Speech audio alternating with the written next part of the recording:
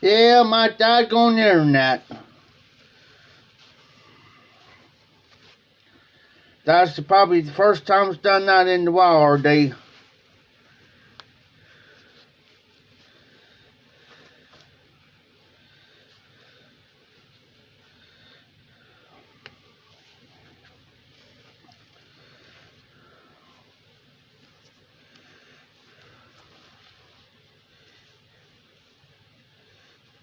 Yeah, it'll do that, but it'll automatically stop me.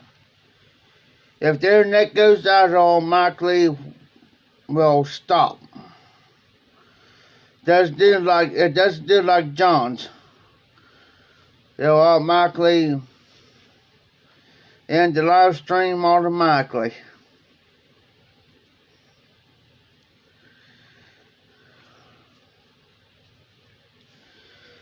No, IRD.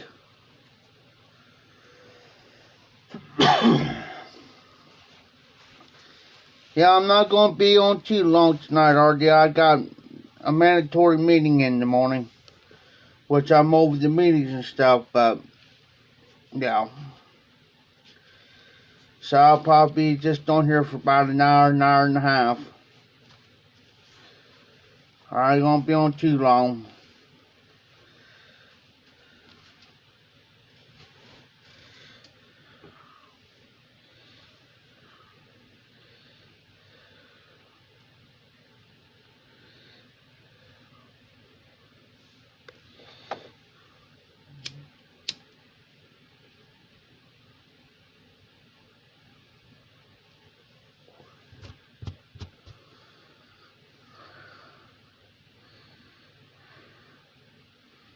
Yes. Well, they had to be at this one. It's mandatory. If they're not there, and they don't reschedule and give a reason why, they're getting right up. So, hey Morgan. So, they don't show up. So,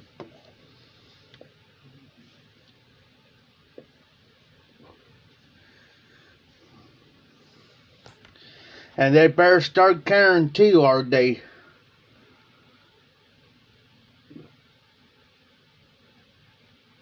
Because there's going to be a lot of more changes coming around here, and they ain't liking them.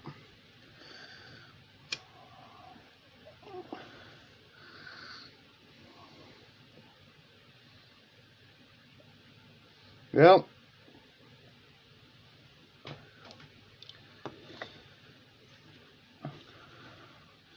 Because used to, we have half of them, there's 17 people out here, and half of them show up at the meeting. And now, I'm getting sick and tired of doing these meetings, and when only half of them wants to show up and don't care. Because, see, here's how it works. Everybody's got to be there. It's all because about the funding. If half the people doesn't show up to these meetings, they'll cut the funding for everything, for a big part of what they get. And they don't understand that.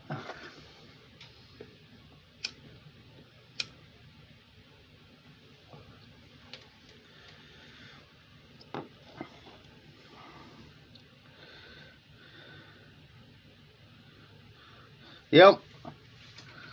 And now they put me in the position to where one guy quit, and they voted me in as the coordinator.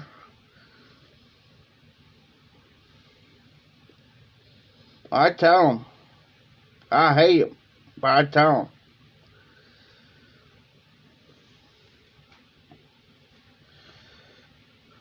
I don't care. That's what I tell them most of the time. I don't care if you like me or not.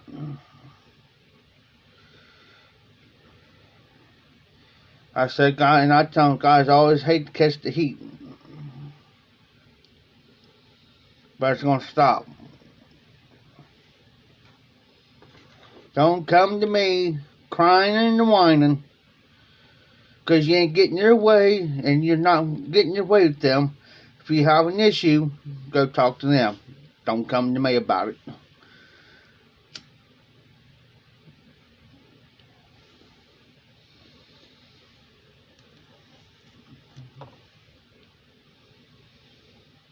Because it's not me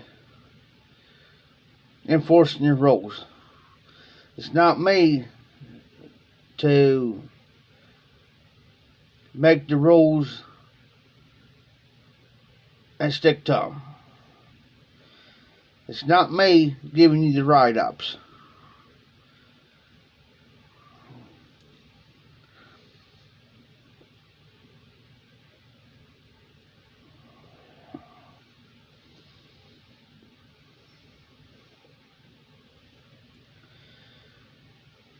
So, I mean, that's just... But anyways, guys, I'm smoking my Molina with some Missouri Immersion, some country gentleman in it.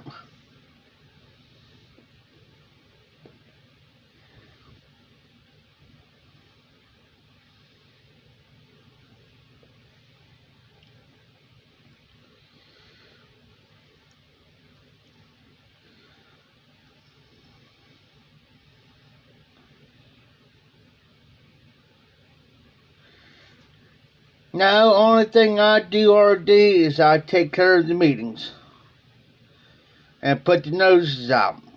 That's it. That's the only thing I do. As far as forcing the rules or anything out here, I cannot do that job. It's their job, but I get the heat over it.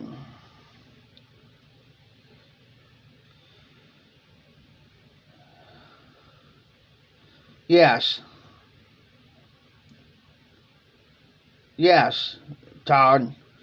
It's one word at gmail.com. Do it just the way John put it in there. That's the only thing I do, RD. Then it's up to me. And now if I want corporate to come up in here, I can have them come up in here. I can request that. And it's going to happen.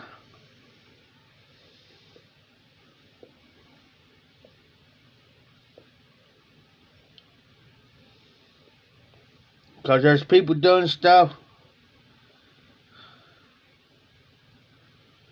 Did you do exactly the way it was written?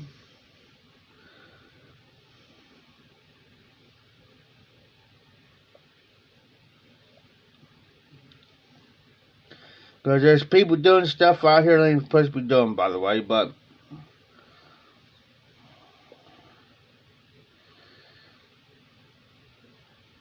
Oh, I've the meeting tomorrow. I got a job I got a package company I'm going to do tomorrow for my channel. Regular video tomorrow. Since I get it, I got another package coming in. It's supposed to be delivered at the same time. As soon as I get done with that meeting. Just lowercase, sir, Todd, lowercase. Hey, Nelly, what's up? So as soon as I get... How are you, Nelly? Long time, well, glad to see you earlier. Yeah, so since I get that y'all boat done tomorrow.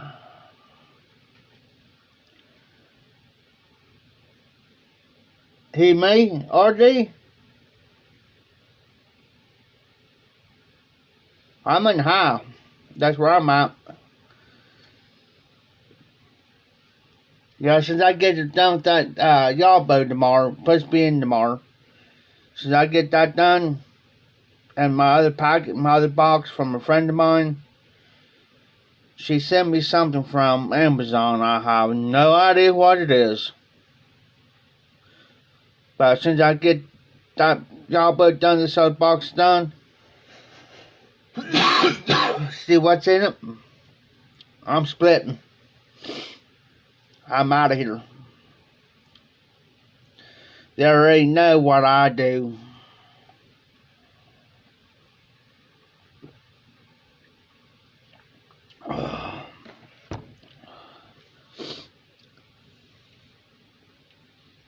I told her, I said, that's the reason why I'm not sticking around here. Because something happens, Jeffrey ain't going to be involved.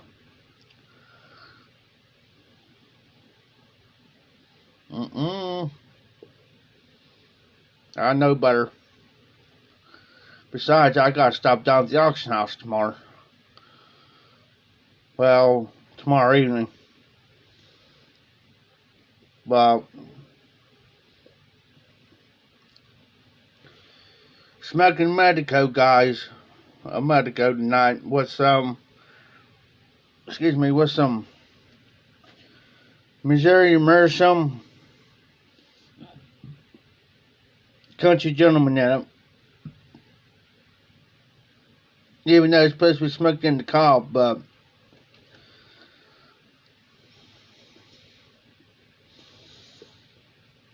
how are you tonight, Nellie?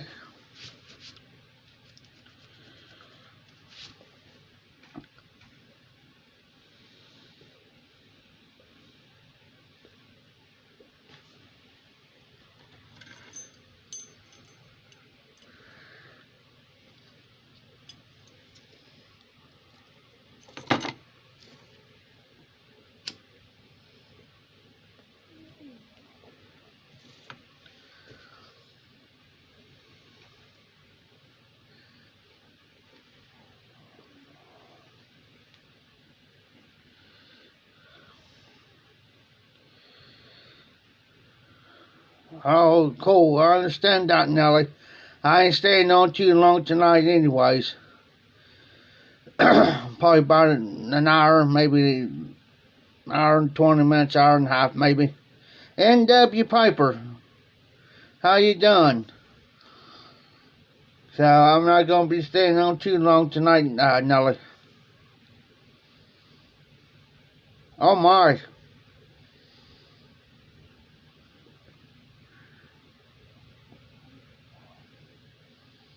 That's a good blend right there. No, never had it, but I've heard a lot of things about that one.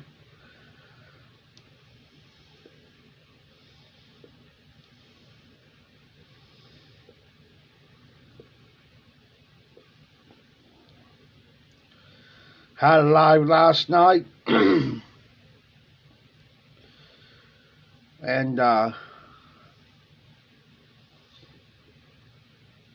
had a troll. Got rid of them before they even started. Only thing they said hi.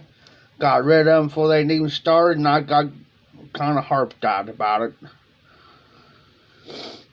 And then I put a stop to that real quick.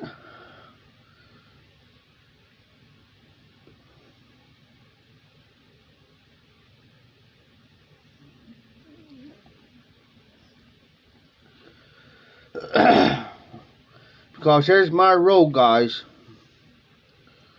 And a lot of you guys know I don't use vulgar on my channel, on my regular videos, nor my lives. I will not use vulgar or anything like that in that nature. And I will have no trolls coming here disrespecting anybody or disrespecting me. Because they will start out saying hi to you, being not friendly, then that's when they'll get you.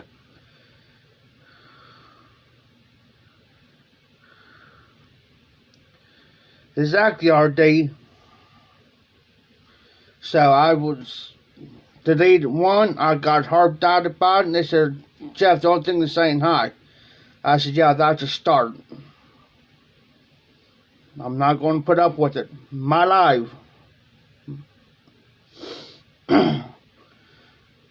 I'll get rid of him before you know.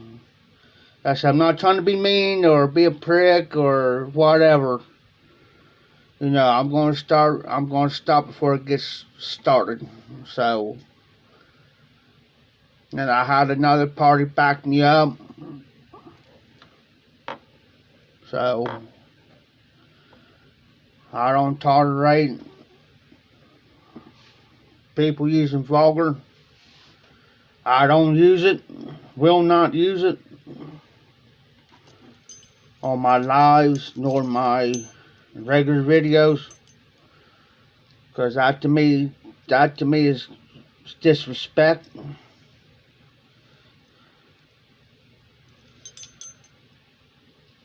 NW, I ain't gonna mention no names, but I took care of the situation. I took care of the problem, solved the problem. Yeah, RD, I hate to be one.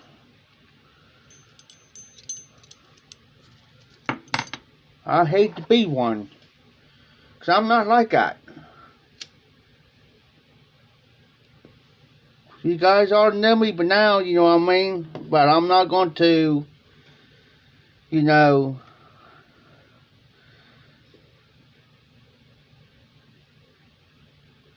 have somebody try to tell you how to run your life.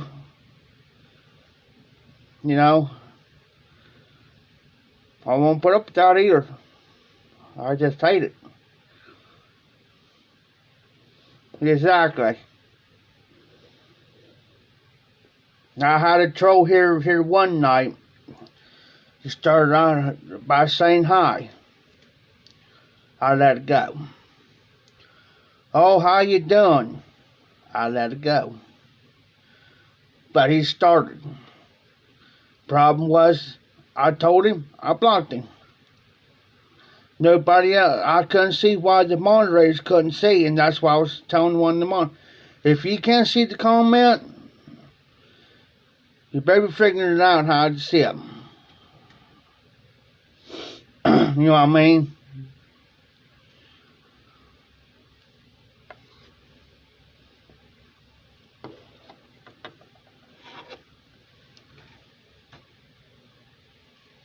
But I got it taken care of. I took care of the situation.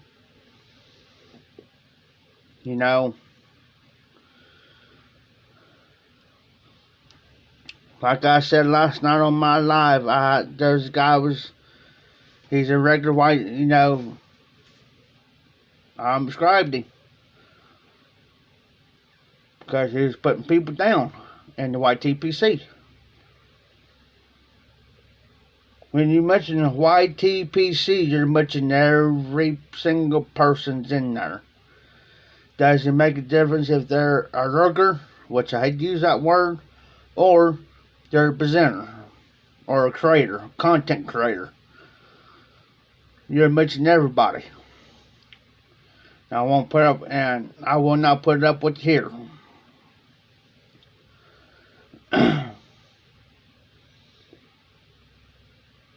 That's always been my philosophy, my number one rule. And I'm sticking to it. I mean, I don't care if they attack me. You know.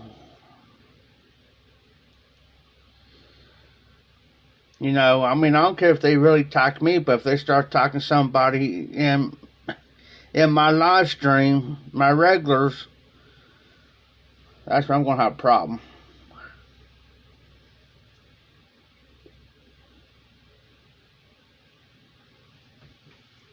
And I've been telling everybody this too.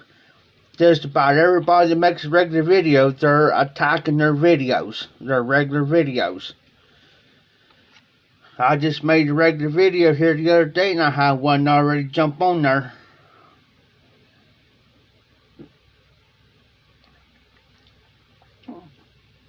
I see where Tobacco Pipe International is no longer on YouTube. Mark. Hey, Patch. You're good, buddy. TPI Mark. He's no longer on YouTube. The Awful Codger. He took all his videos down also. I checked today.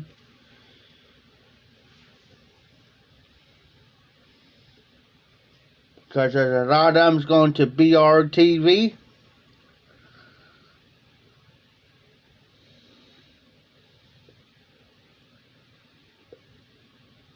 But Mark, Tobacco Pipe International, Mark's got his other channel, Creative Merits. So he's not channel.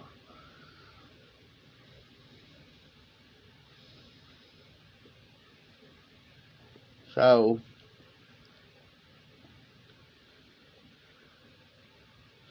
yeah, Nelly. That's sad.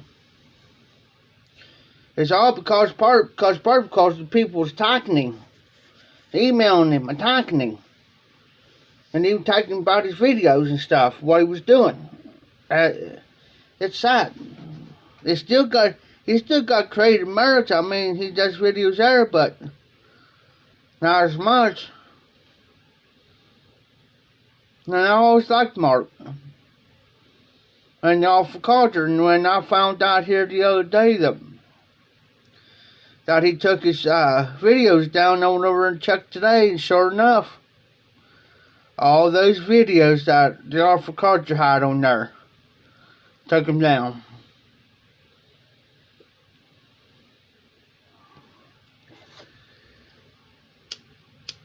But I ain't gonna go nowhere.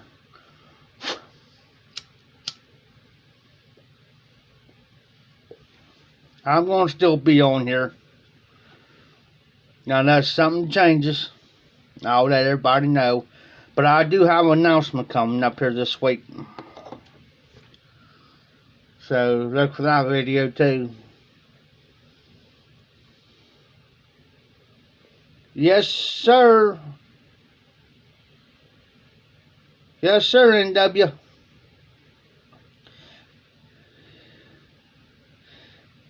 Yes, ma'am.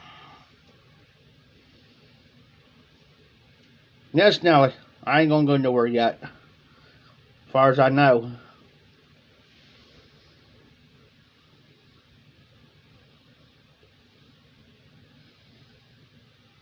Well, he did mention here a long time ago, Arthur Carter did, Ben, says something about going over to BRTV. So, he knows. There's a lot of them leaving. And there's been a lot of quit.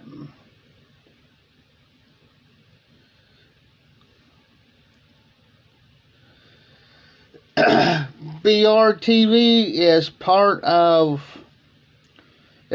Briar Report. There's BriarReport.org. There's Briar Report magazine, and then you got to Briar Report TV. And like Nelly said, it's an app.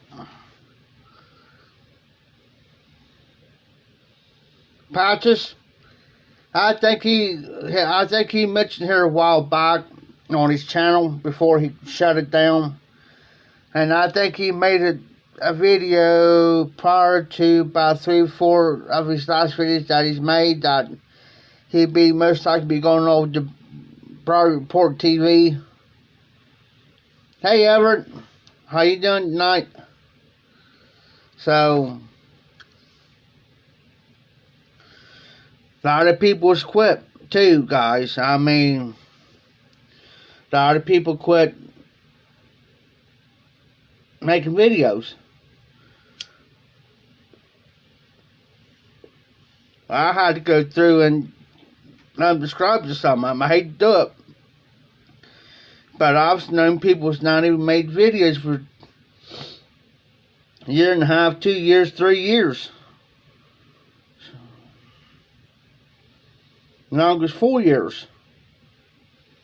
I'm subscribed.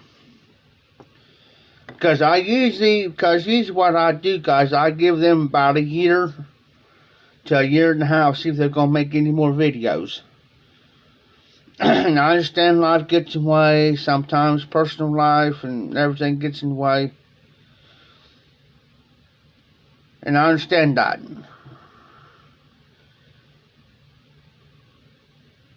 But there's some too. Oh wow, Nelly. Yeah, I'm thinking about too, guys.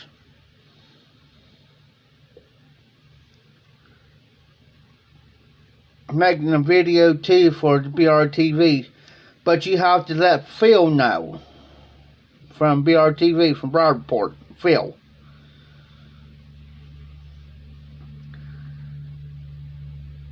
And then you have to let him know ahead of time. Say like you're going to make a video on Wednesday, or say like Thursday this coming week. Gotta let him know tomorrow that you got a video for him. Then you gotta send that video to him for him to put it up.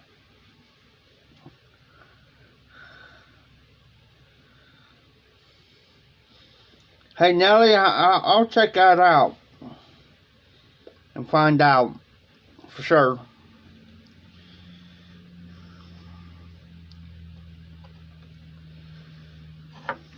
To see.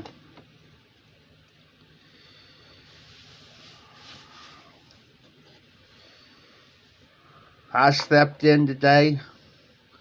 Today's one of the longest days I ever slept. Hey Sasquatch, hey Jesse. How you doing, my brother?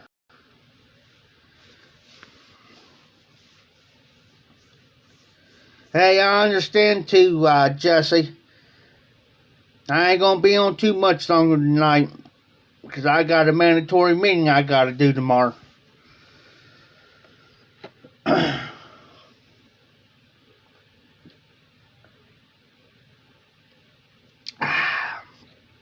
Hey guys, I'll be right back. You guys can talk. I'll be right back. I'm gonna get me a cup of coffee with caramel latte creamer in it. It's pretty good. Oh.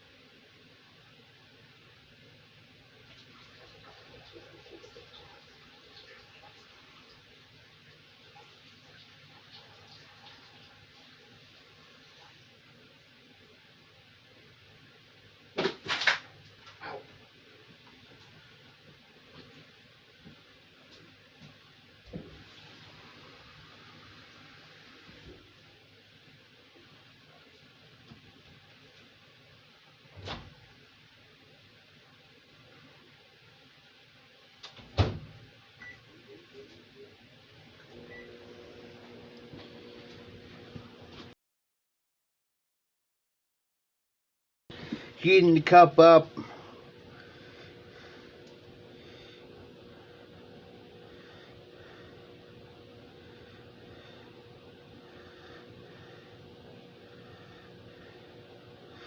Alright, NW brother, I'm glad you stopped in.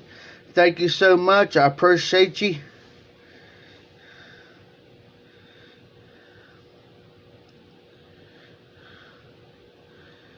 What is Sassy Squash?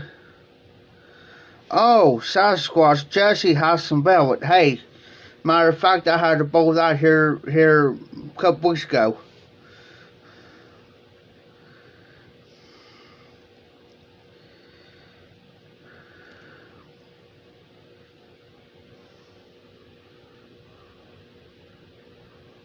I'm waiting for my microwave to get done with my water.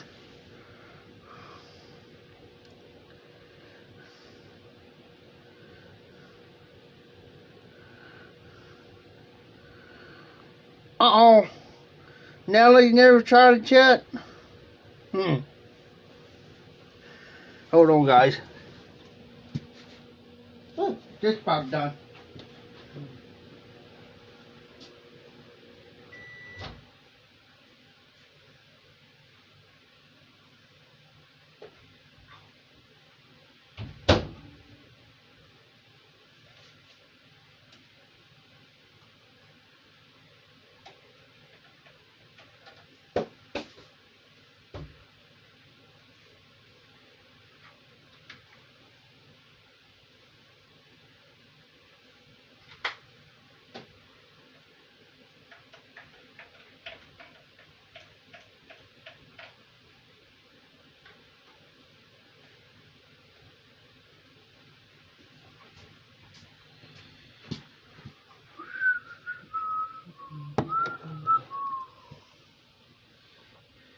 Yeah, TV there, TV over there.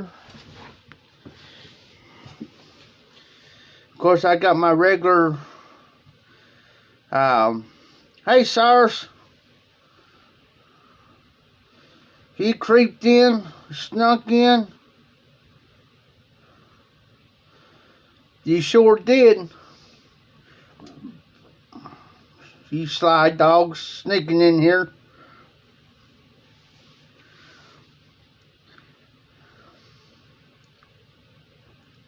Oh. Hey, Nellie. Since you've been in my previous live streams, it's all good here in just a minute. You see the rest of those guys there with wrenches beside their name?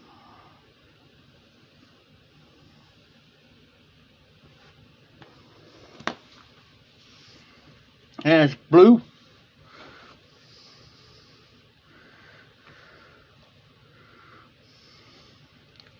Alright, Jesse, you have a good night, brother. Glad you could stop in. Thank you for stopping by and supporting my channel. Well, Nellie, I got a little surprise for you. Yes, Patches. Just don't get mad at me, Nellie. I'm going to use the old magic finger here.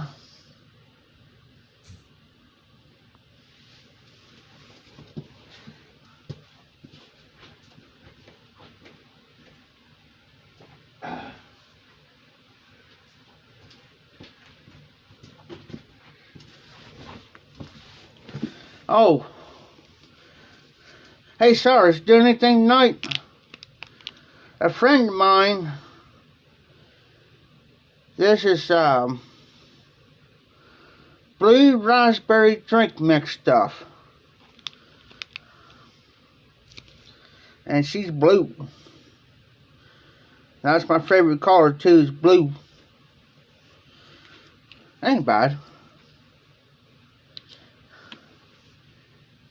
Good night, RD. Get you on the next one.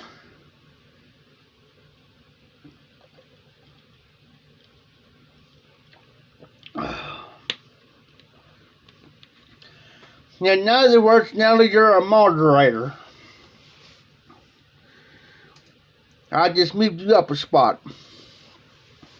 So now you are a moderator. That means anybody, any type of troll comes into my live stream,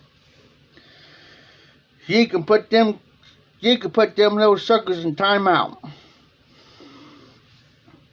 And you have the right to do it.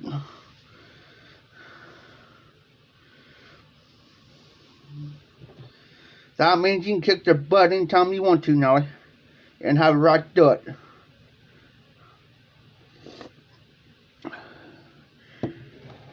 It really ain't that big. It's just the only thing you do is just watch for it. Just the only thing you got to do, make sure nowadays that you can see all the comments.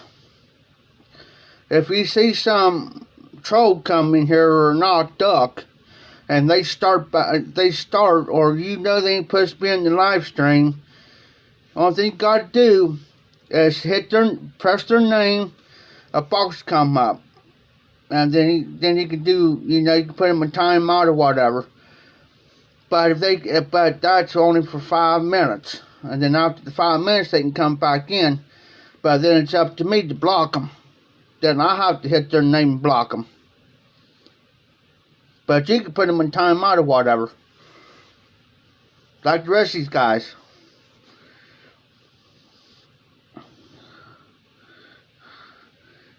Put the RD says put them in their place inside.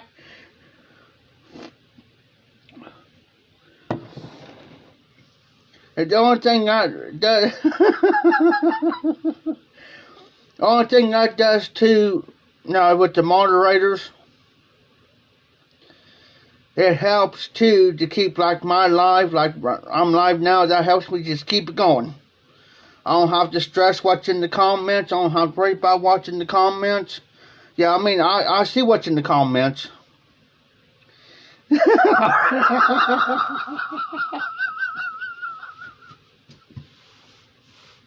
Oh, my side.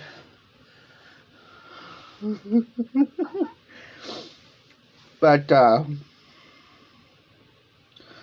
and let me tell you now, they've been coming in. You'll probably see maybe 4, anywhere. It just depends on what night it is. They come in about, you'll see anywhere from 4 to 10 trolls. And here's the little thing I'll tell you about the troll deal. They could be the same troll, but they can have 2 or 3 different accounts. Say,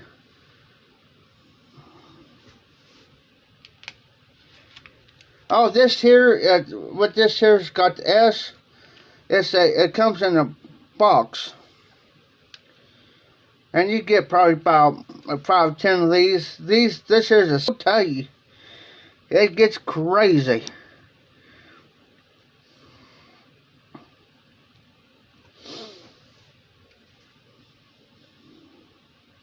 They get crazy in my live stream sometimes.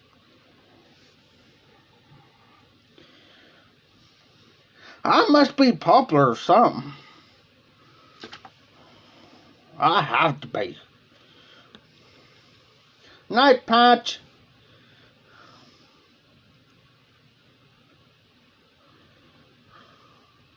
Yeah, and the Patch, like he said.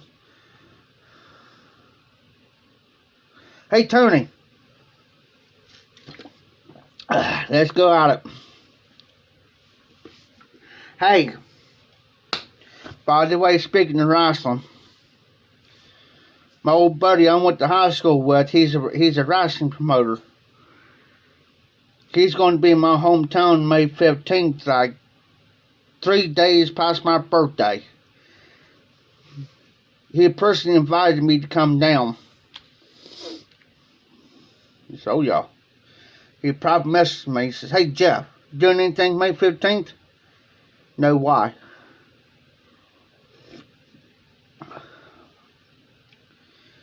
He says, well, I want you to come down. Oh.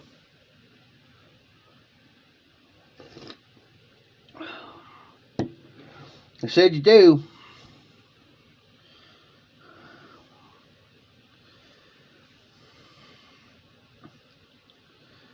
Hey, Nellie. Tony has been taking care of his dad because his dad was sick. And that's the reason why nobody hasn't seen Tony. His dad's been sick and stuff. He's been taking care of his daddy.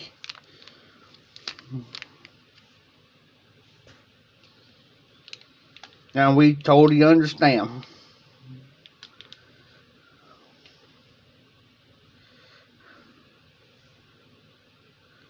Yeah, well. Alright, Tony. You're the second person said that's what Jeff said tonight.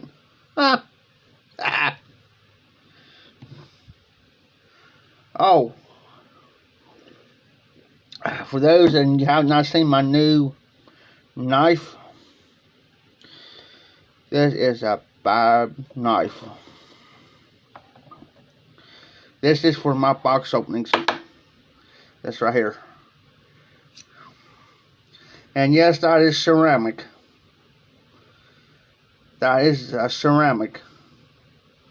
Oh, cool, Tony. That's good to hear. I'm glad he's doing better.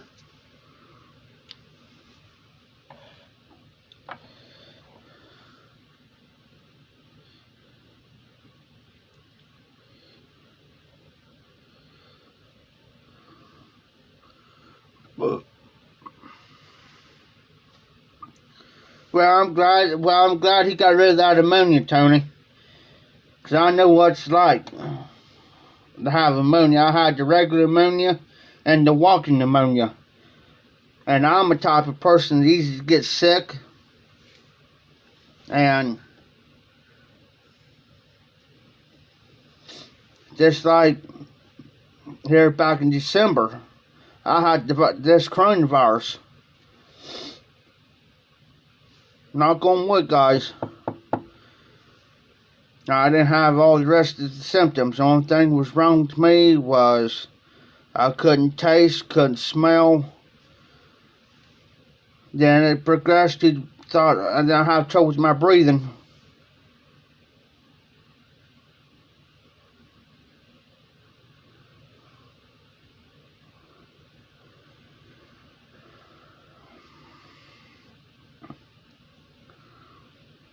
I couldn't eat nothing there for a while, or anything. The only thing I could drink is water.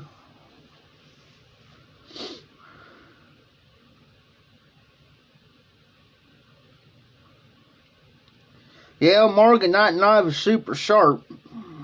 Super sharp.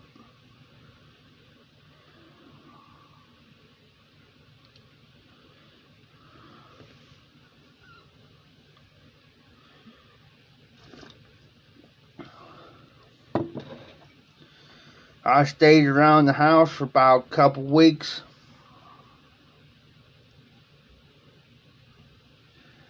Then the year before that, I had the pneumonia and laryngitis on top of the pneumonia. Oh, I thought I was going to die.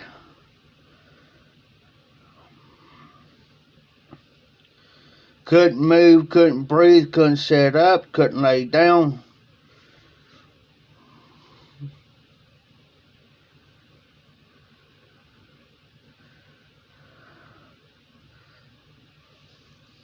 Went and got a bunch of chicken noodle soup and a bunch of orange juice.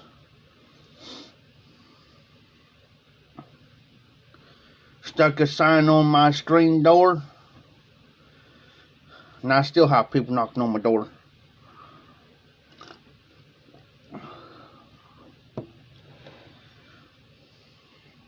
Couldn't talk. Every time I get laryngitis, I always get laryngitis every year. Knock on wood, I hadn't had laryngitis in this past year, matter of fact. I don't think I have it's coronavirus.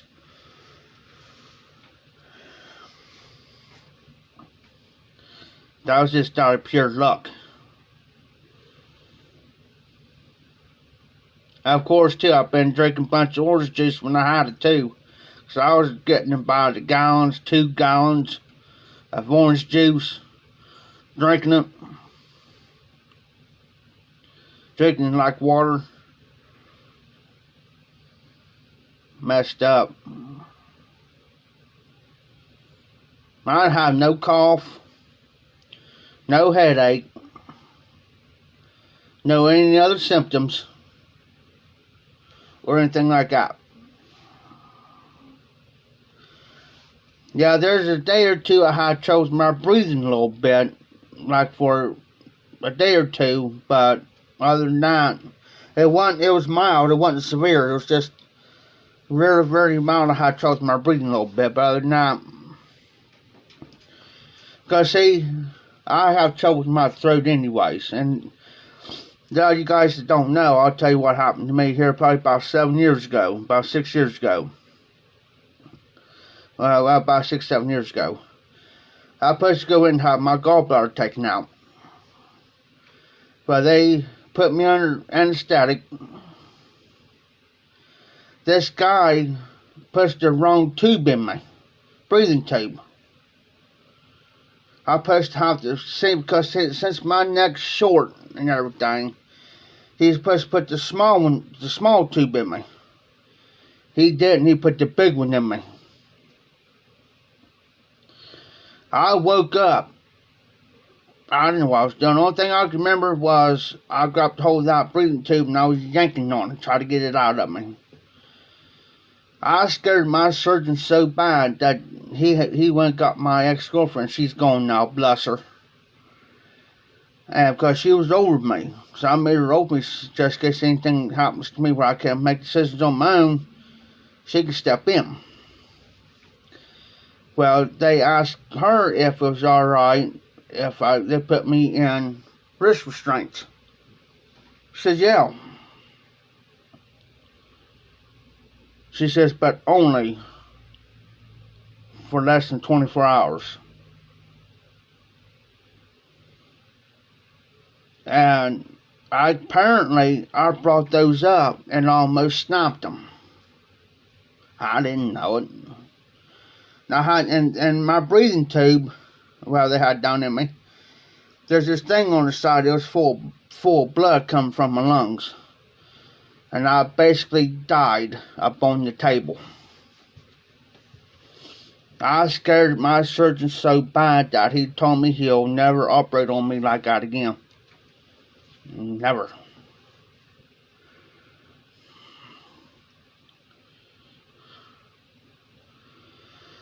At that time, I was so out of it, RD. Now, I think they gave me too much of the anesthetic too. Because when I came home from the hospital, man, I was still out there. I had the nurses laughing though. That was a plus. I had this gown on. I was going around telling them, well, look at this dress. I said, and then I guess I was going around telling them how sexy my legs were and how pretty my legs were, how pretty the dress was, and yeah, I was out there in that field.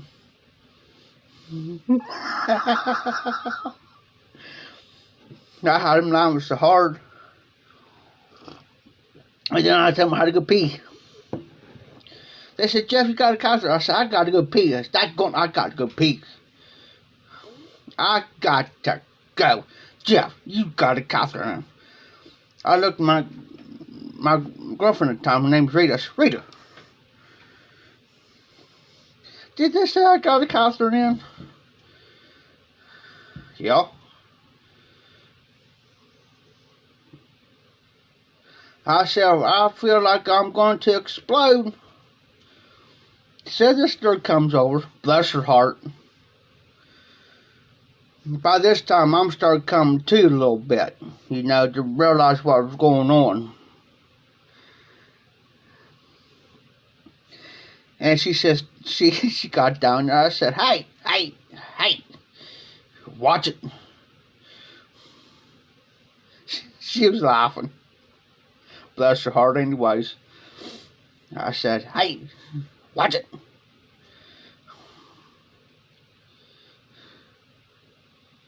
I will, RD. And she says, I said, what are you doing? I was laughing. She says, well, she said, you think you can go to the bathroom on your own? I said, yeah, why? Hope so. I said, yeah, I can go to the bathroom on my own. Yeah. She says, all right. She says, I'm going to pull that out. I said, you going to do what? Pull what out? What are you talking about? She says, the catheter. I said, okay. Rita's over here. She's dying, busting out laughing.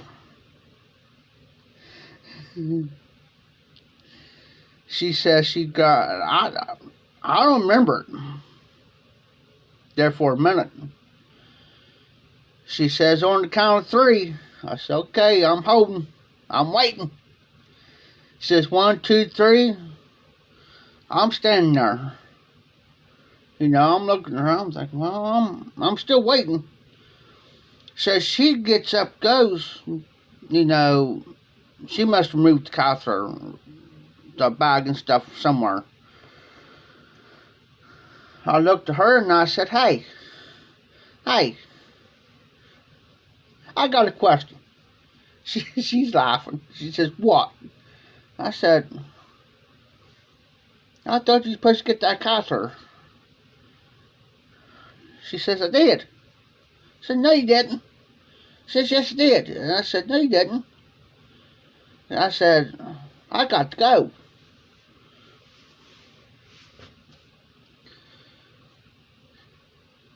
I said, well,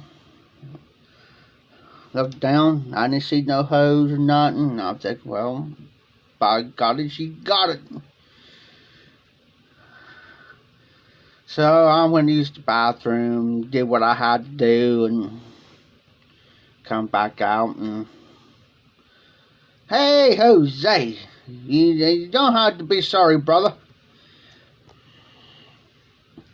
So here I am, strutting through there with this. I said, oh, this dress. I said, I gotta watch it. I just don't want to get it all dirty. They're out there just laughing.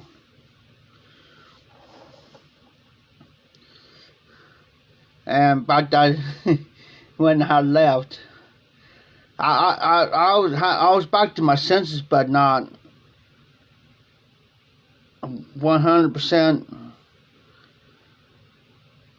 there. I was there, but I was still floating a little bit. Well, it wasn't even funnier when I tried to get my clothes on. And about this time, man, my whole throat from here down, guys, was so sore. It felt like I had a real bad sore throat. I ate, though. It wasn't even funny to sit there and try to watch me eat.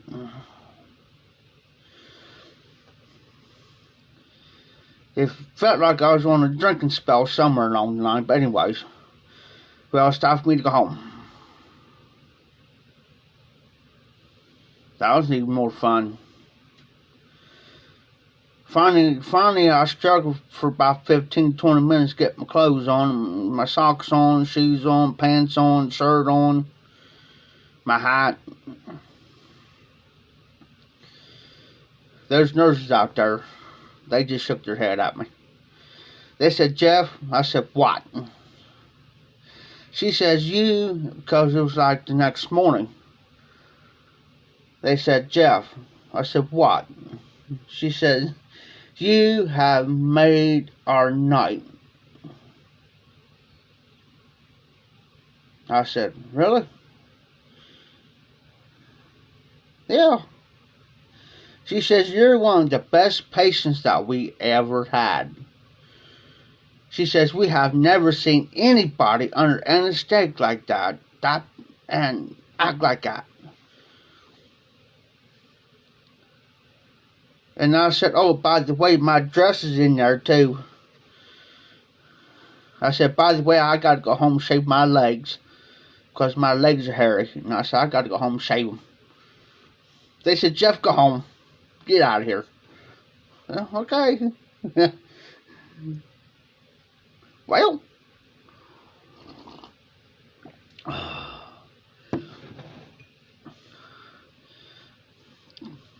And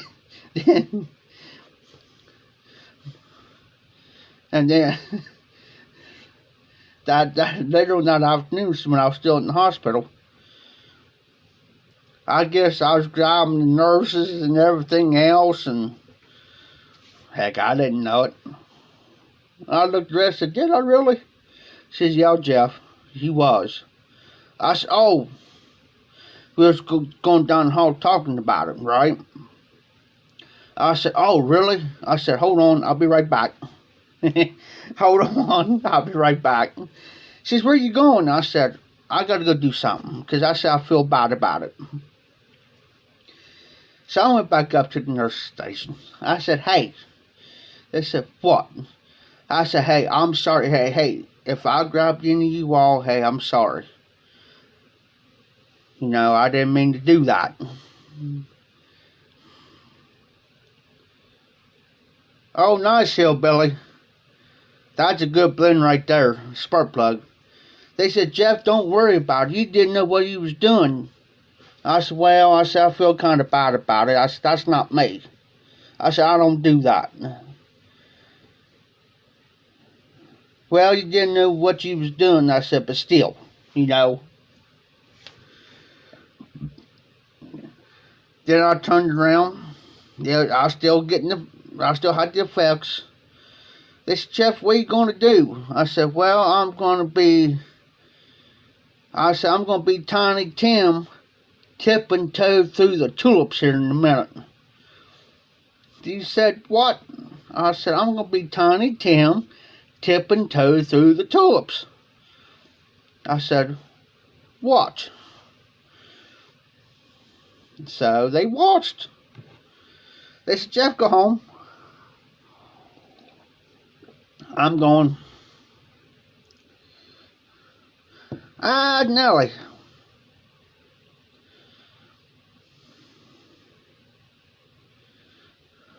Never tried spark plug.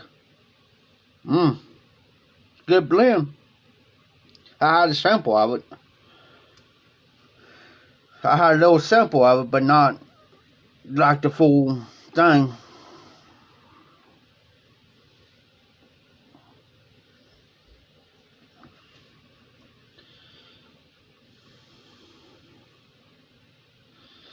It's good, Nelly. Have you ever tried Mississippi River Special Reserve? Carter Hall will no longer be in production. Cane Rod Piper confirmed it here the other day.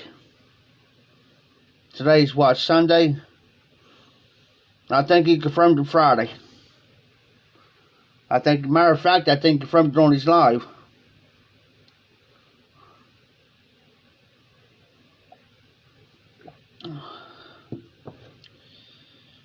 That's what I've always been saying. Yeah, me too, Nelly, because everybody had Carter Hall. There's not one person I know of never, had it. And the way that I understand too, there's going to be a leaf that's going to be discontinued too.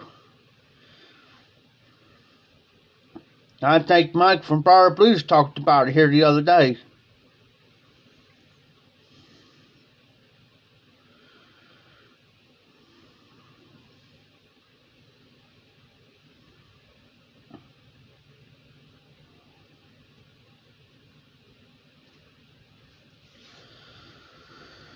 So that's the reason why I've been kind of harping.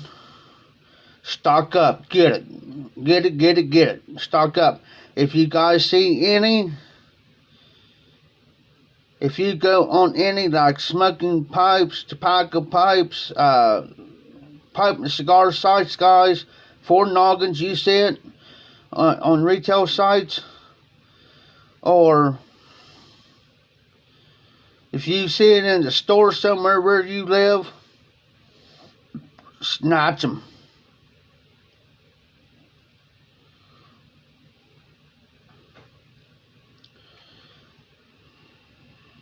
Snatch them.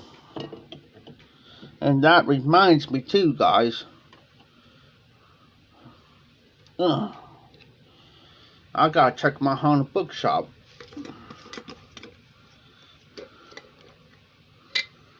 Yeah, I noticed that too, Nelly.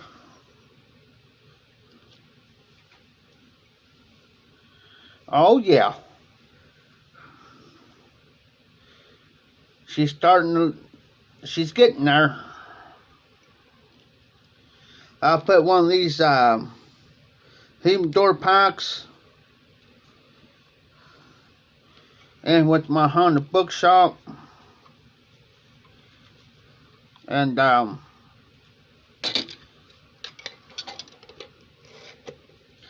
RD, the way I understand it's over the license or something.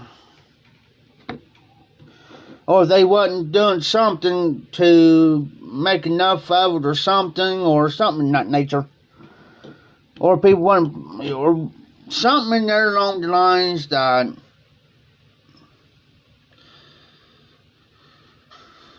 to where it wasn't produced enough, or they wasn't producing enough of it, or something along the lines, and something about the license agreement switching hands or renewing it or something.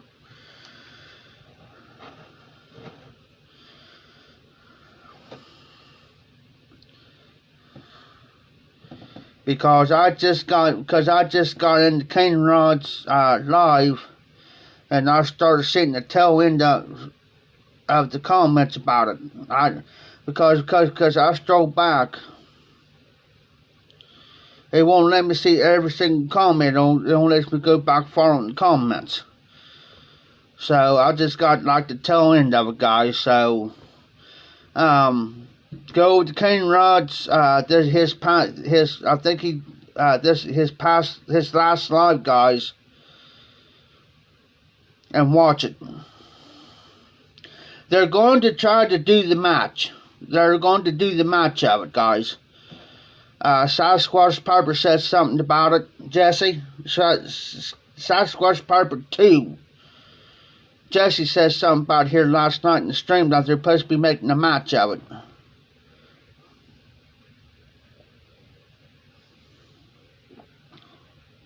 Oh, that's another thing too, guys. Prince Albert.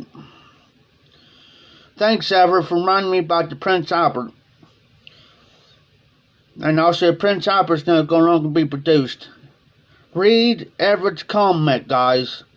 He says that RD, the company that bought Carter Hall, and Prince Albert said they weren't going to produce those blends anymore. I tell you right now, guys, if I was financially stable right now, money-wise, financially stable, I'll go right in town right now and buy it all up right now, because I know where to get it.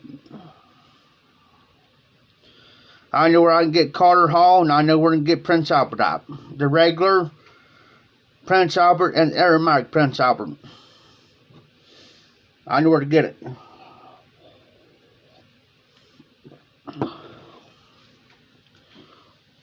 As of right now.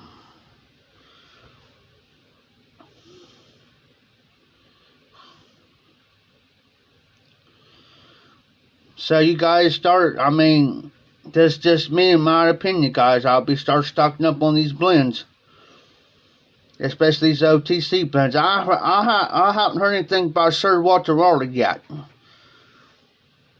The regular Sir Walter Raleigh and the aromatic.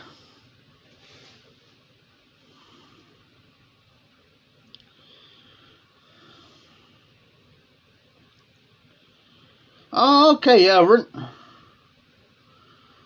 I got you on that. Chatham Manor is a Carter Hall match. Matter of fact, let me get my book. Yeah, it is, RD. I tell you what, when I found out, man, my face. Hey, WK. Hey, Odie. I'm doing just fine, brother. I'll be right back, guys.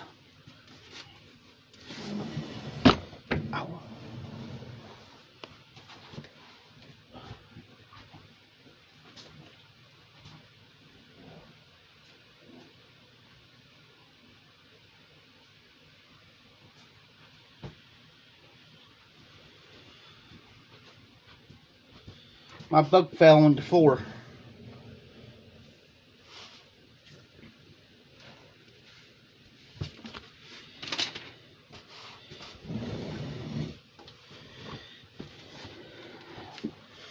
Oh, and here's one root. Hey guys, now I changed subject real quick. But reason why I don't smoke this kind of late night. I just got done smoking my pipe, but the reason why I don't smoke too late nights, guys, because every time I lay down, I have trouble breathing through my nose real bad. So, but this is my April book of Pipe and Scars, guys.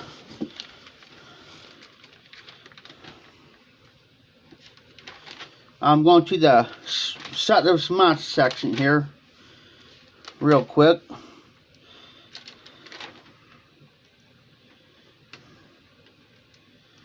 That's Lane Limited. Yeah, this is my this month's book.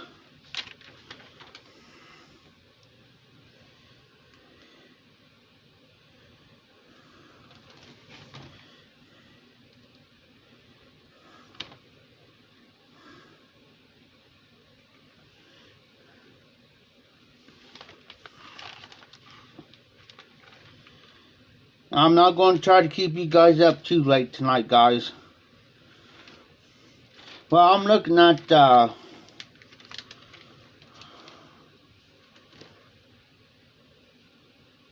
bulk.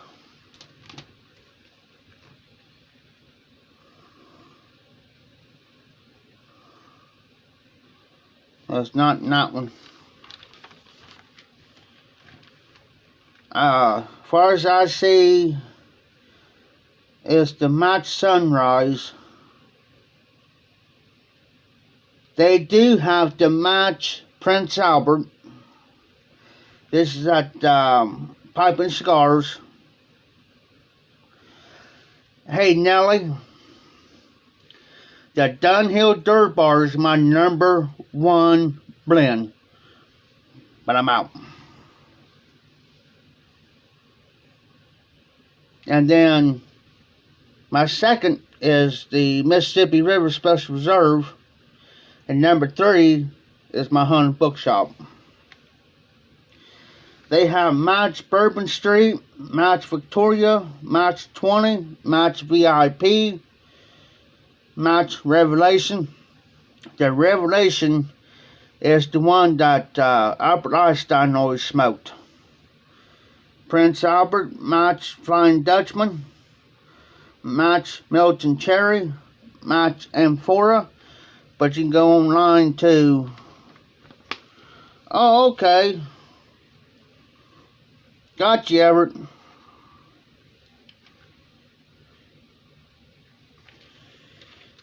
Hearth and Home.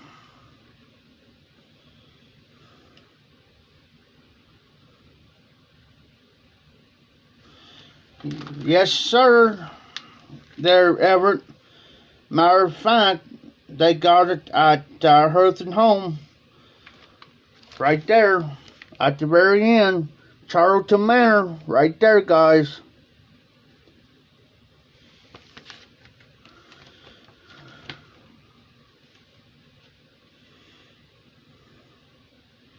And I could tell you another good blend too is called Black House. That's a good blend.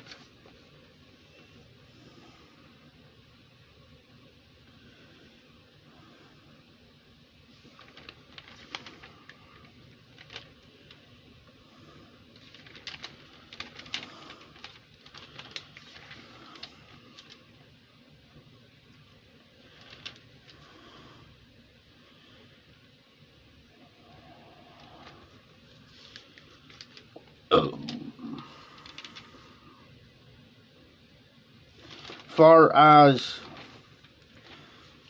Peterson's, they got the Nightcap Balkan Mixture and the Standard Mixture. I had the original Dunhill Standard Mixture. I haven't had the Peterson Standard Mixture yet, guys. This is what I'm talking about. I had the original Dunhill.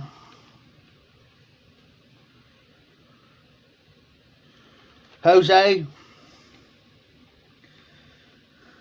Captain Black Grape, Jose. I won't touch it. Because the only one I'll touch of the Captain Black is the Captain Black Royal. And I also had the original Captain Black White, which is the vanilla flavor.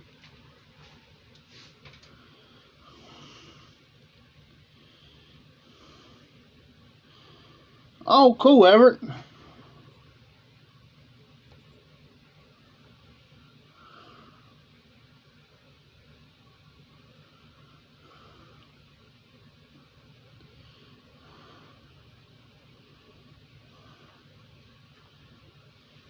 Hey, Nelly.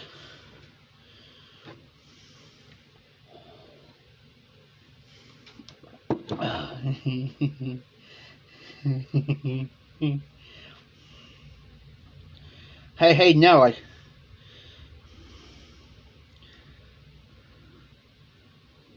You slid me an email, didn't you?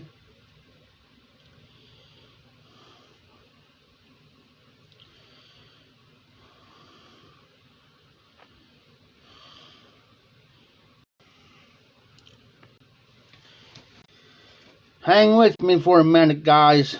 I gotta do something here.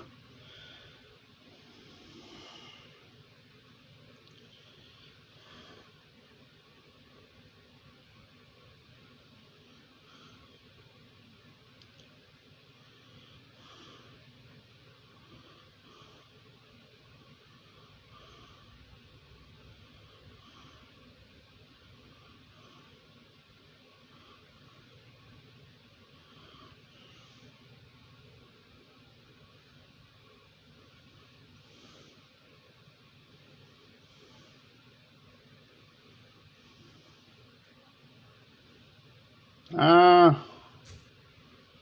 uh,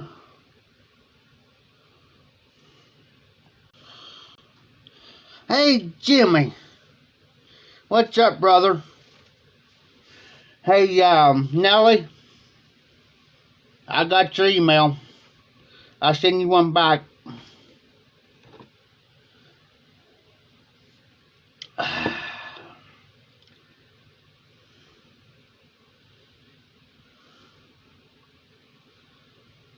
I will let you know on that, Nellie.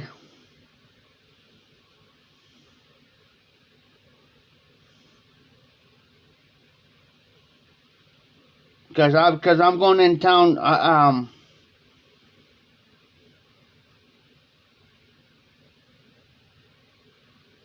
I'll let you know on that.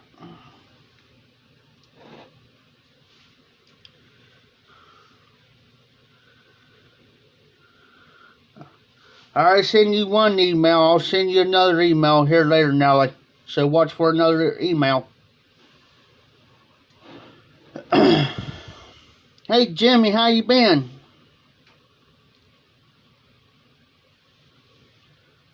I'll let you know on that, and I'll send you another email with some personal info.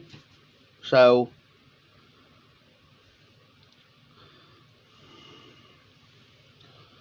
I done checked it. I send you an email. I'll send you another one here later.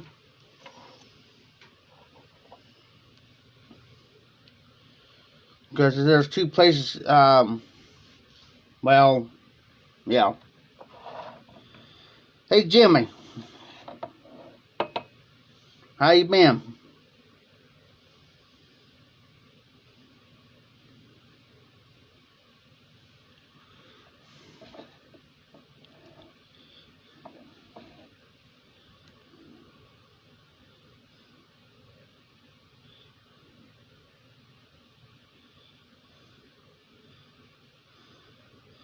I just can't do the grape or the cherry, guys, from Captain Black.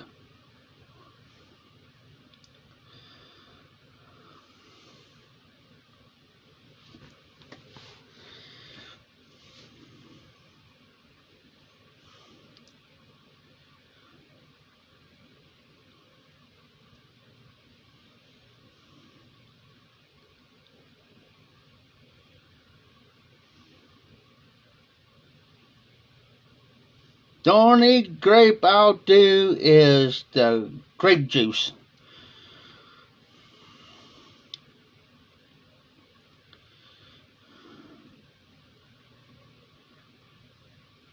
Grape Tales from the Crypt.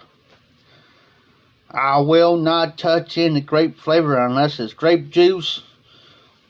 That's the only thing I'll do as far as grape goes, and I'm not, or regular grapes, I'll eat grapes.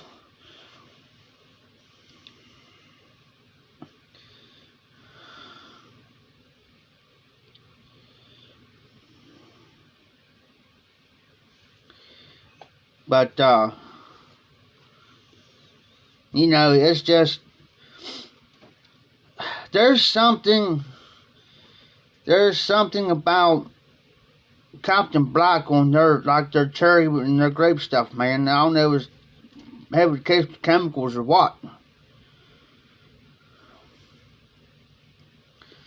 I think Jose is from Chile, South America.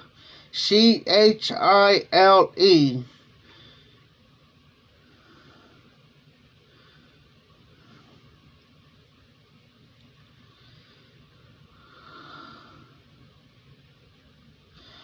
Hey Jimmy, by the way, how's Dexter? By the way.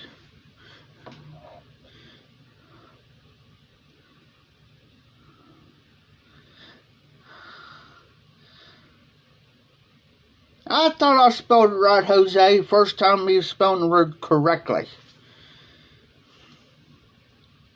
And that's in South America, I do believe.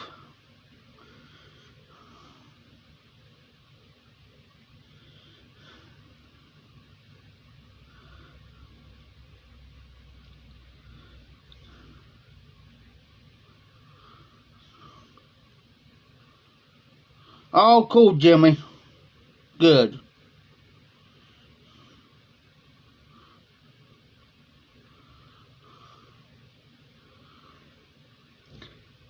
Charlie, I had something out here a couple weeks ago there, RD.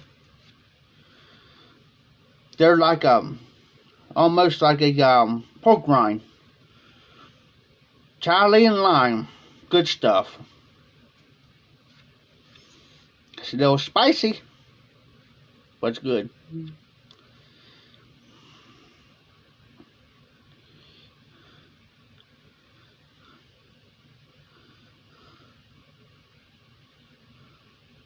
There you go, Odie. Exactly.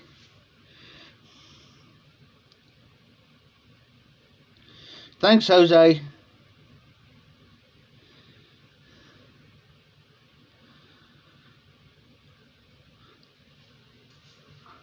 Oh, Nelly, I didn't know you had an Instagram. I think I'm hooked up to you. I think I'm following you. I think.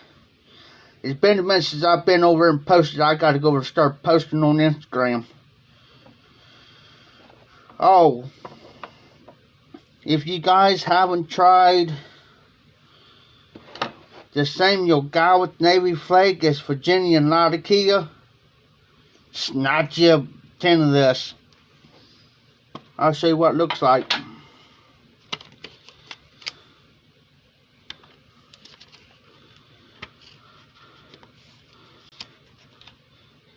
Hey Nelly, I got this thing on my phone to where I can speak and it'll type it out. It puts out some weird word crop stuff, and I'm thinking, huh? Let me fit my big light on here. Whoop! Here's the flake, guys.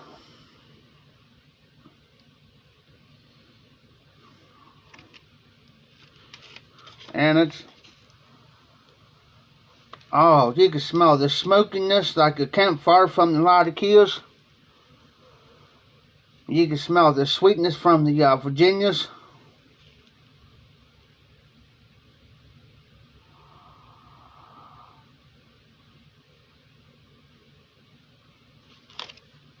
And every once in a while, guys, I gotta be careful when I'm talking, because my Google thing will pop up and it'll pop up on me and it'll say, well, what you looking for, you know.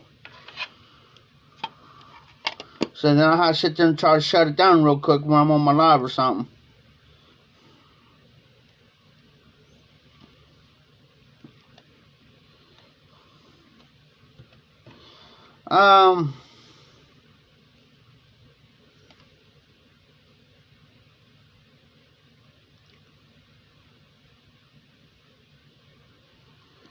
This one right here,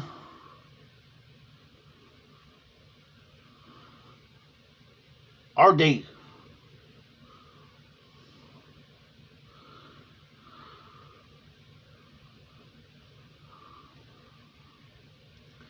Only thing it says on the side of the tin here, it looks like a 10-25B. That's the only thing that's on this tin here.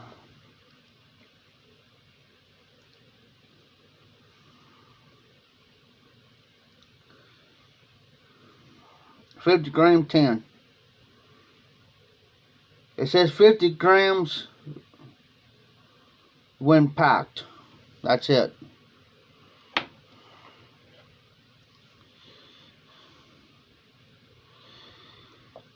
Cyrus, I do believe Cyrus sent me this, Tim.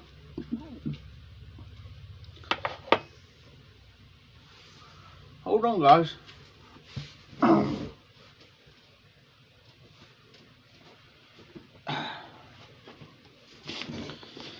My itty bitty packing from all my tobaccos, guys.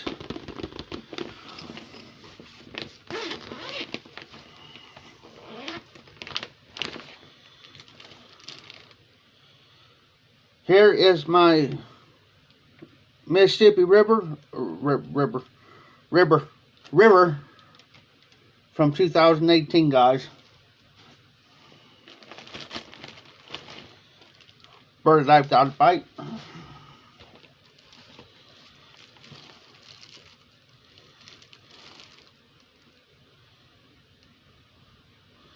Have any of you guys tried the Sutliff Maduro Cavendish?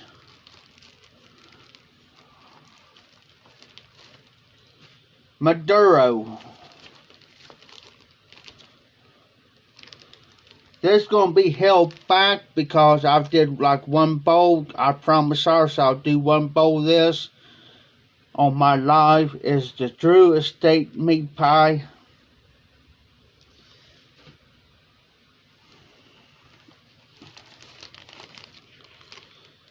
Samuel Gallett and Company Broken Scottish Cake.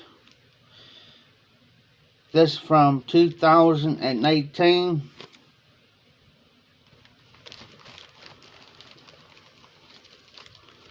And of course my Peter Stoker buys Navy Flake.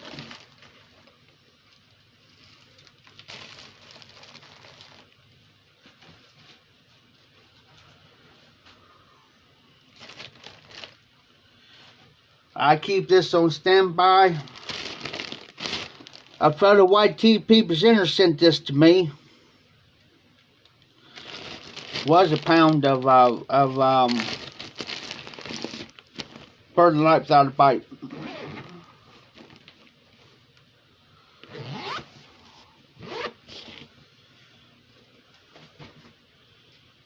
And then, I don't know if Nelly or any of you guys seen this, but there's a gentleman here in the house. He goes by Ash Hole Cigar Club Ohio. And I got a few hillbilly cigars mixed in this too. And he's on Instagram, guys.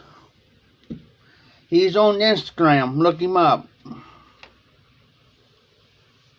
Ash Hole Cigar Club, Ohio.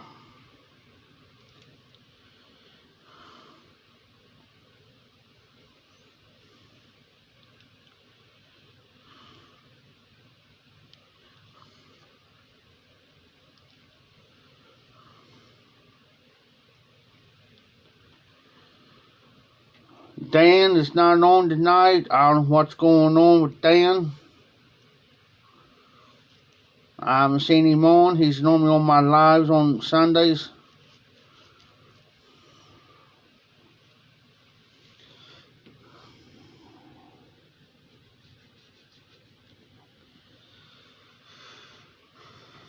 I am on Instagram. You can look me up.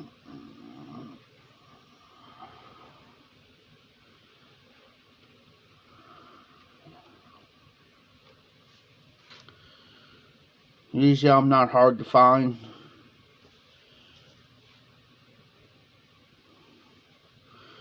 So I'll be posting tomorrow. I'll be making a video tomorrow and yep.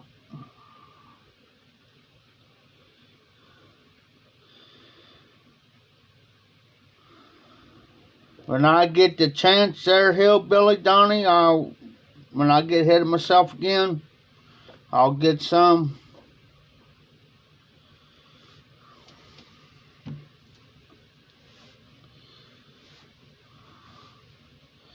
So guys, I'm watching the time. It's 12:47 here.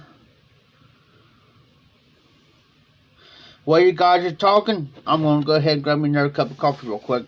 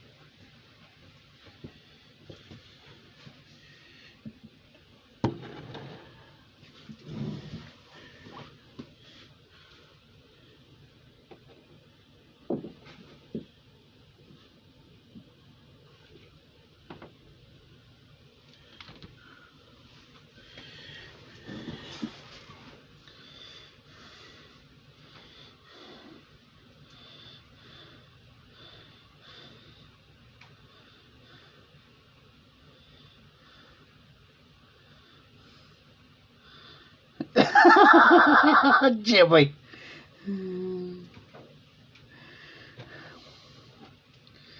Hey Jimmy, I've ate a lot of ribs in my day, and I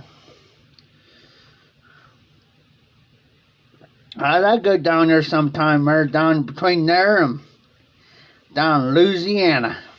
Give me some crawfish.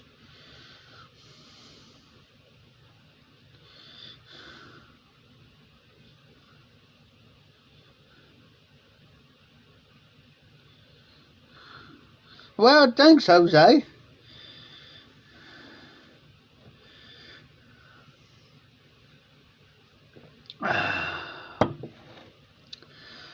But I have to go through, get the visa and all that.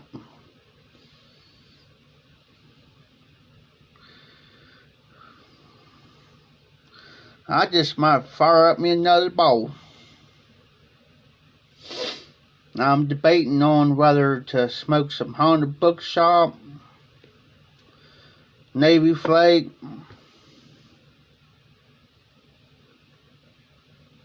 Mississippi River, which is the English blend.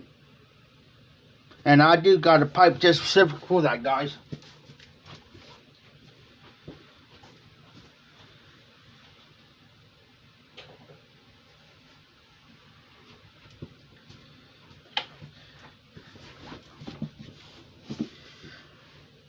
I don't know, there's some of you heard me tell this story, and there's some of you haven't.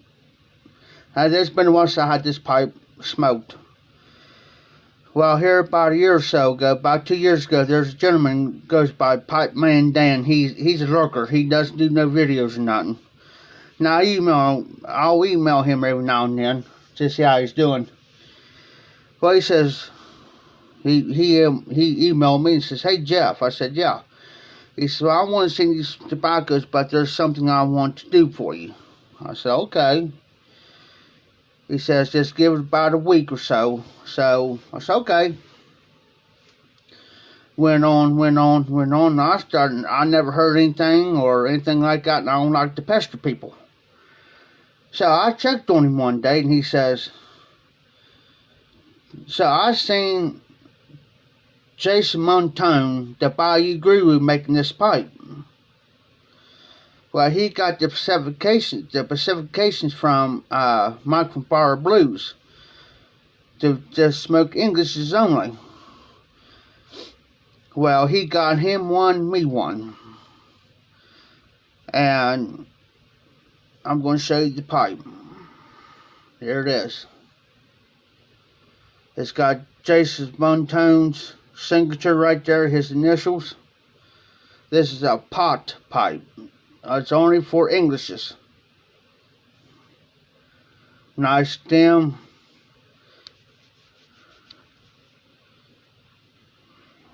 It's non-filtered, which I do not take this pipe apart.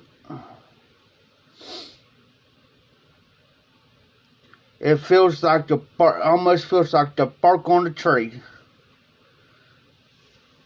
Now I had this pipe for about 2 years now. Perfect draw, so I can smoke my Mississippi River Special Reserve, any English blends in this pipe. Perfect draw, so if you guys, there's a lot of guys makes pipes. See Smoke Pipes, Eric, Philip Rivera, the Bayou Guru. That is the first stem I ever had like that color. And I'll show you another pipe there. Thanks guys, I'll show you another pipe.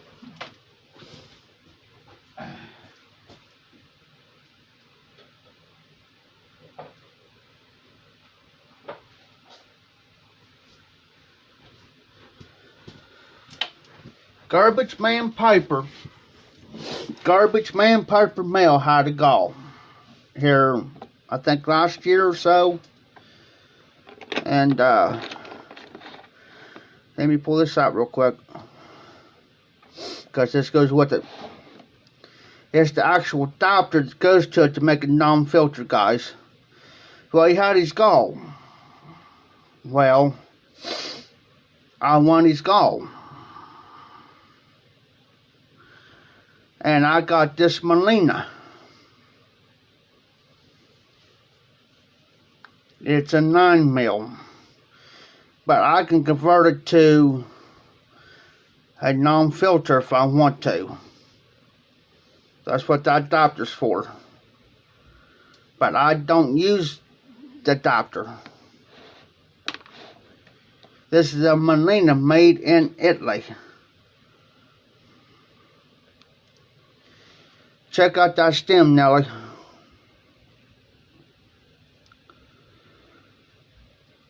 And it's a Molina made in Italy. This is practically a brand new pipe that I won. And he was so tickled to death. And I was sitting there watching it. Yeah, it's prettyful. I was sitting there watching it. I'm thinking, I ain't going to win. I'm not going to win it because I always go in these galls. And I'm thinking, nah, I'm not going to win it. Well, he mentioned my name on. Huh? So I rewinded back just to make sure I heard how I pipe it right. Sure enough. But I do galls. I mean, I'll enter galls now, but it's very slim anymore. I'll enter galls anymore, guys. Because for one, I'm not good at them. Now, if it says I'm in, then I'll put I'm in. But as far as doing the video, guys, I'm not good at them. And that's why I don't do so many galls. Because I'm not good at them. I mean, I'll support them. I mean, I'll support that person's channel. Don't get me wrong. And if you guys ever know what's on the end of my pipes, it's vinyl tubing. Vinyl tubing. That's what I use on my pipes, guys. And trust me, they last longer than the bits, the softy bits. Thanks, Everett. Oh, I've smoked this pipe. I've smoked this pipe several times. And it's got the red, white, and blue on there. If you look, I'm pretty sure no, it's black. Red, white, and black.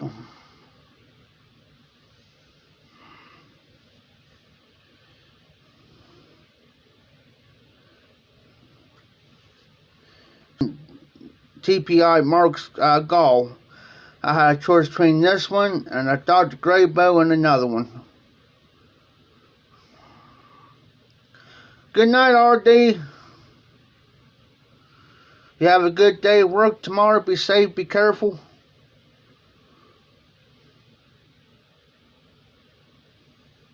I hope you have a good work week. But I've always reached for this pipe, guys. This is a Medico Crest. Shape number 11.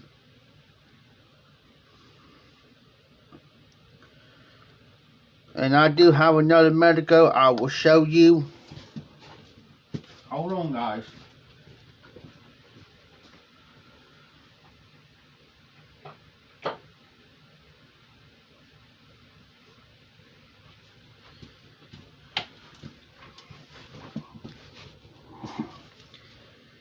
Here's another Medico. It's hard to see the name on it. See what? It's a Medico magnetic. There's the magnetic, guys. Now I'm trying to see if I got something here that's magnetic real close.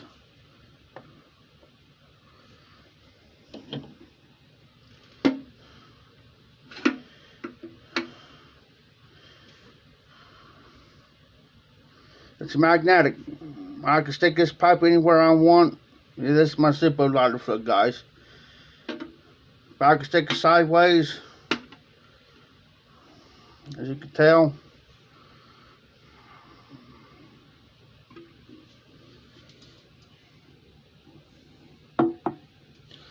this one right here, this pipe here, and my Dr. Graybow Grand Duke was the first two pipes I got from Mark from TPI, and it is a 6 mil. It's lightweight, easy to clench.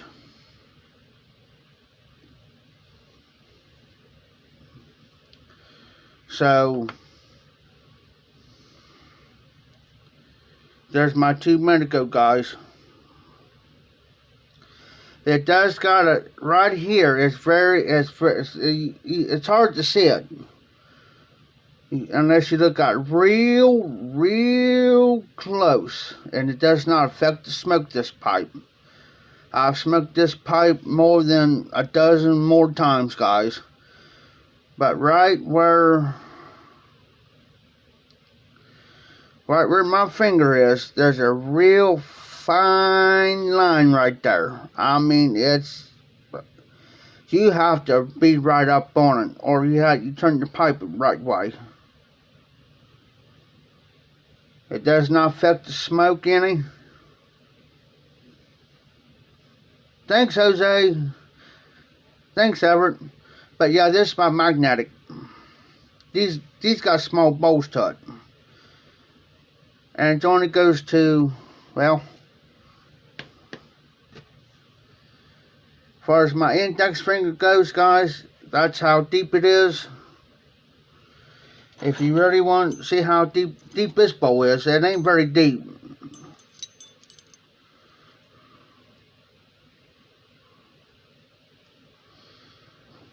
From there to my fingers.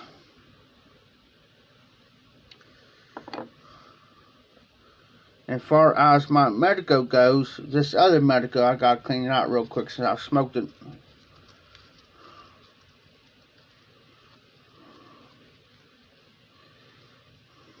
And plus I got to start reaming my pipes out the old-fashioned way.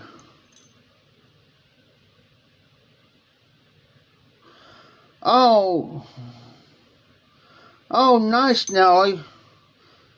Cool. I got a friend of mine's autistic. He's I think he's 15, 16, or 17. He's up there. He's close to 18. Every time he sees me, he's just like sticks to me like glue. His grandma tells him, you know, you just leave Jeff alone. And I told her, I said, he's alright. Leave him alone. I said, he can hang around with me all he wants. He ain't bothering me none.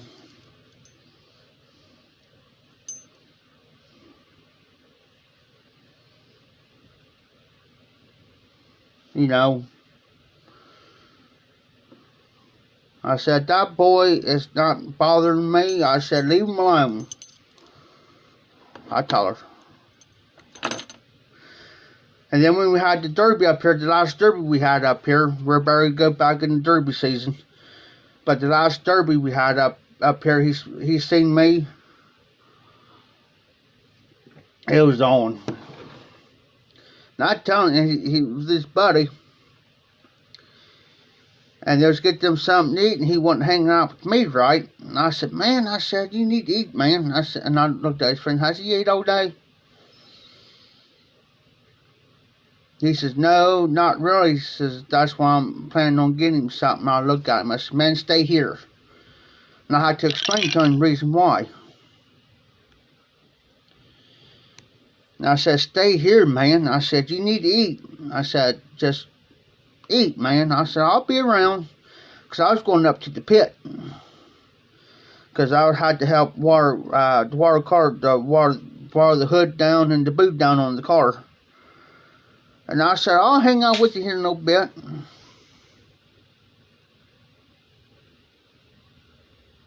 Hold on, guys.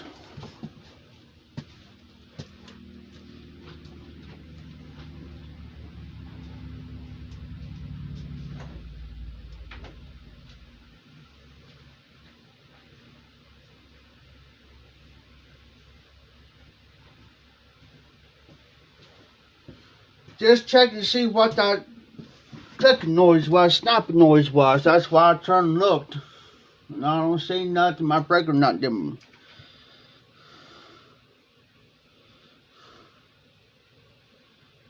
Yes. That's the best thing you can see is smile on them babies' faces, man. So I go up there and rile the car up. Well, he spotted me. He just got done eating, so he spotted me and Tim. Well, of course, at the last trip, you can walk around and drink beer, and you won't get in trouble for it. So me and Tim was standing there drinking the beer we was going through, and he spotted us. I said, Tim, I said, well, there's our buddy. He says, yeah. Tim says, he's alright. And I said, yeah, he is. So he hung out with us for about like 10 to 15 minutes. So what I did was I let his, because he was his friend of his, and I let him know that, hey, he's going to be with me and Tim. He's going to be alright. We ain't going to let nobody mess with him. I said, we'll hurt somebody over him real quick. So I said, you don't got nothing to worry about. I said, as long as he with us, he's alright. I said, we ain't going to let nobody mess with him.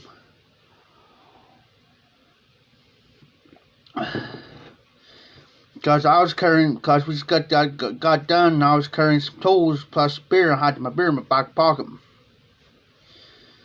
And I was carrying the wire and bolt cutters and a few other things. I looked at him and said, hey, you want to help me?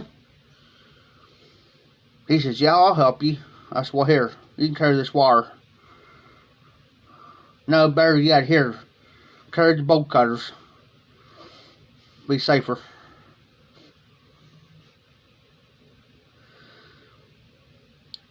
So I let him help carry stuff back up to the truck and put it back in the truck. I showed him where to put it.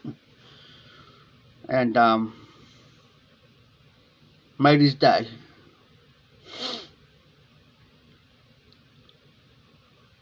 So, I mean, those, you know, people that's autistic and stuff like that, man, it bothers me when people picks on them. You know what I'm saying? I don't like that.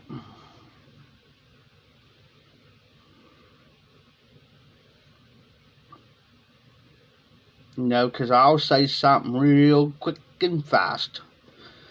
And I will not hesitate.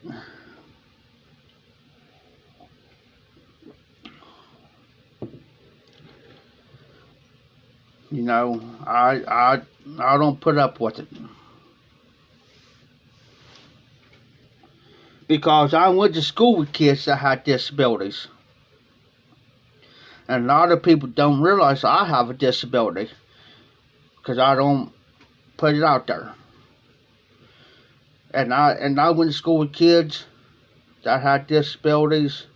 And they're slow learners. And, you know, it's like they have trouble with their spelling. And I'll look down and they'll say something, spell this out, and they'll spell it, and I'll look down and say, well, they didn't spell that right. I didn't say nothing out loud. So I'll go over there and I'll take another piece of paper and I'll spell it out. Spell it out for them. Then I tell them, I said, you just take each letter, I said, you copy it. But I said, you take each letter like that and you write it.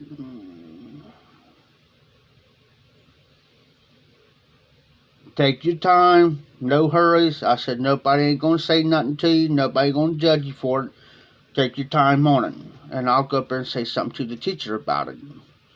I said, hey, I said, so-and-so's how, I said, they kind of spelled it wrong. I said, you know, I said, I spelled it out right. And they knew, the teacher knew. And I said, I spelled it out on another piece of paper. And I told them, you know, just take the time with each letter, writing it out.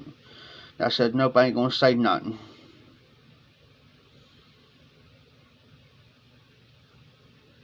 And she says, oh, I understand that. You're just helping him, helping that party out. I said, well, I'd rather do that than just sit there and let them get all frustrated and upset and mad over something they can't help doing, you know what I'm saying? They can't help it, and I don't want them to get all frustrated and mad about it and upset about it because they can't do it. Yes, they are. Yes, they are, Nelly. Be surprised. Be surprised what they can do.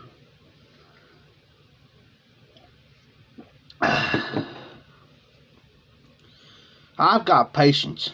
When it comes down to people, kids and stuff, I've got more patience than anything in this world for that. Anything else I really don't got patience on, but out there I do. I just can't figure it out. I guess the way my mom and dad raised me.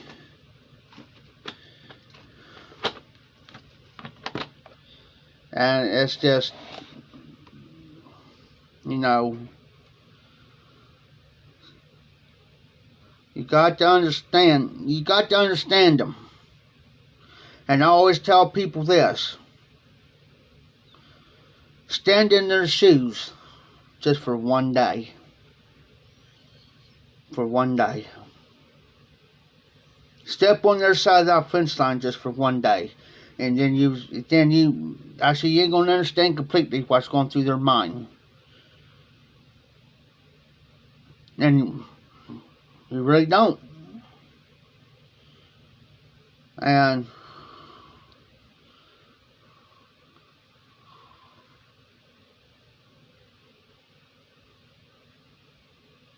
she's like me.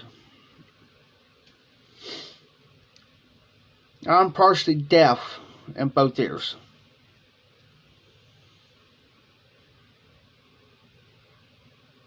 And I'm on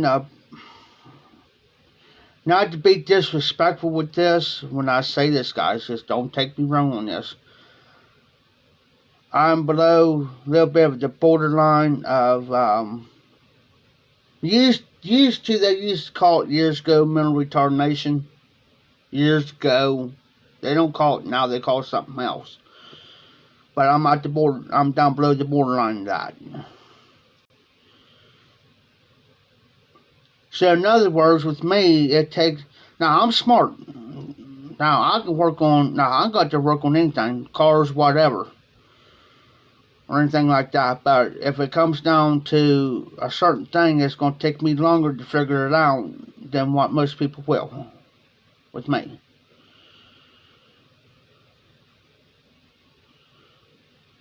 And now I can do my math. Now math ain't no problem to me, but you start getting these big fractions and stuff like that. Now it's going to take me long to sit down and figure out what it is than anybody else.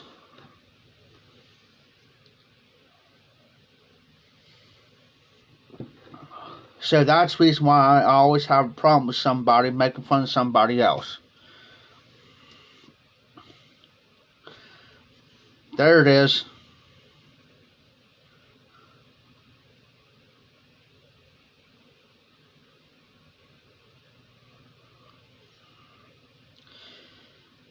Exactly, Nelly.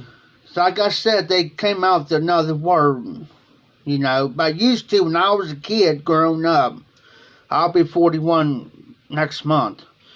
But when I went to school, that's what they used. And it bothered a lot of people. And now they've changed the whole spectrum of that word.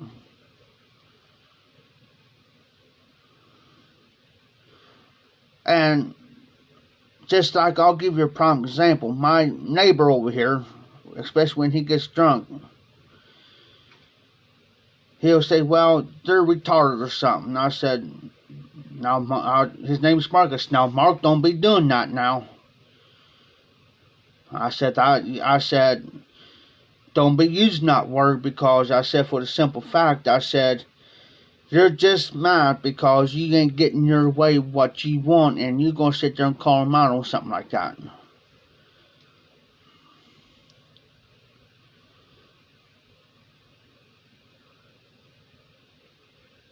Yes, I yeah, no, they used to use that in the past. Yeah, RD, I know I'm weird.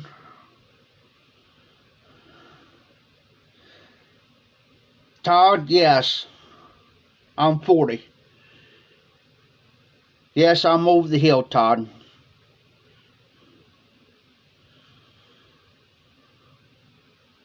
And yes, I'm a knucklehead. I'm real weird. Especially if you give me an anesthetic.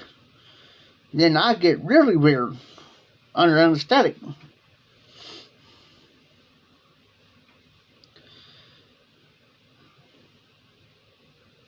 I wish Rita was still around, because she'll tell you.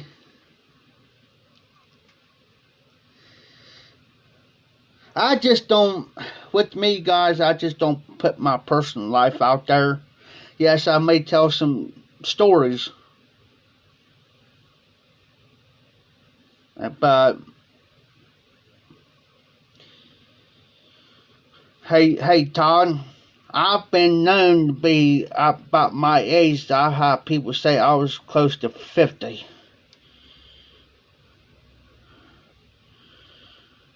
That means I'll have one foot in the grave and the other one on the banana peel. Uh-oh, Nellie's getting tired. She's winding down, y'all.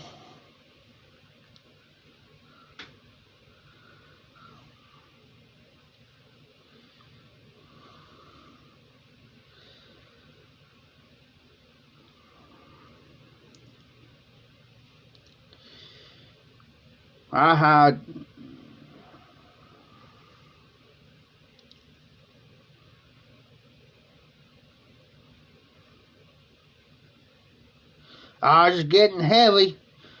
Uh-oh. Sandman is stopping by. He put some sandbags on the eyes. Uh-oh.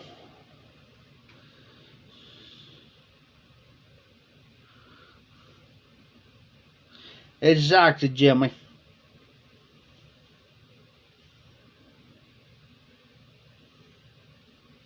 Exactly.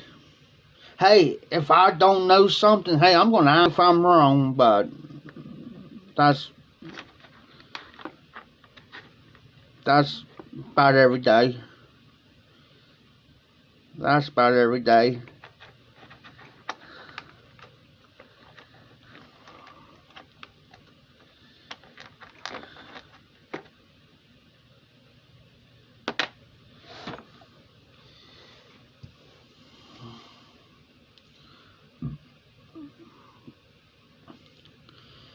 Especially with me, I got severe anxiety, severe depression. On one hand, I care. Yes, sir, Odie.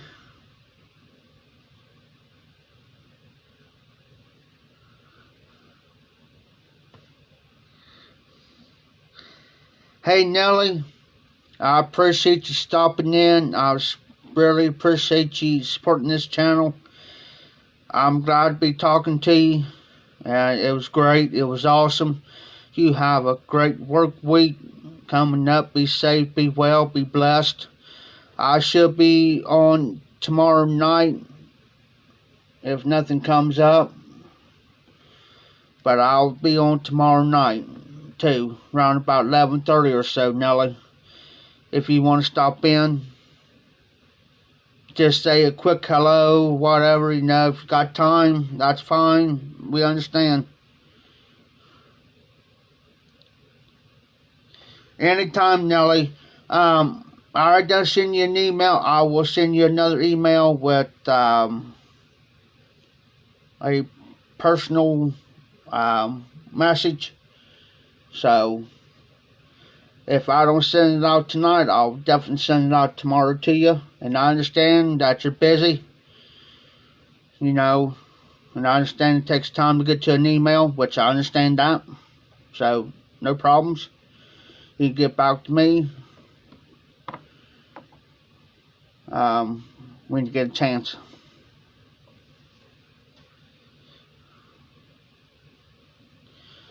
Oh, for some of you, I forgot to tell you real quick.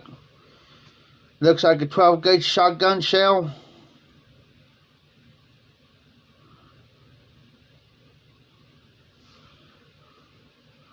But, guess what?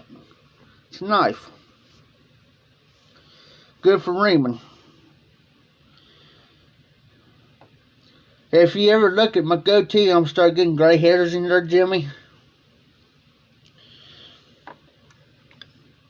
I should not be getting gray hairs. That's all from stress.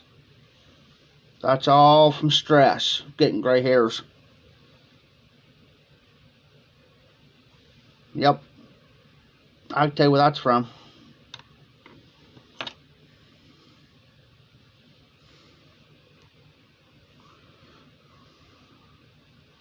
Alright, Morgan, you have a good night too, brother.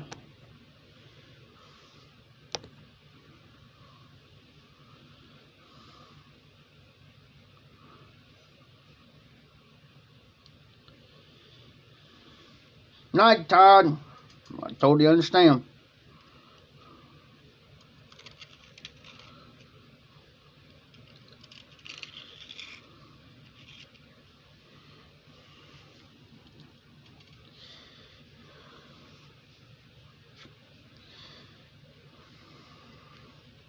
This is what I use to read my pipes out with, guys.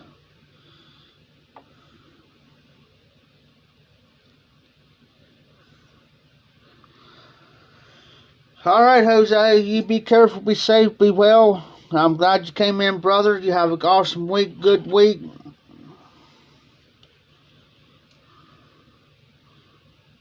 Alrighty, brother. I will, when I get this, after I get this Yabo tomorrow, this box supposed to be coming in. I traded with Dan Lopez, a Dublin, for a 7 Nelly Trevi. So it should be here tomorrow. And matter of fact, I'll find out real quick, guys. Just bear with me.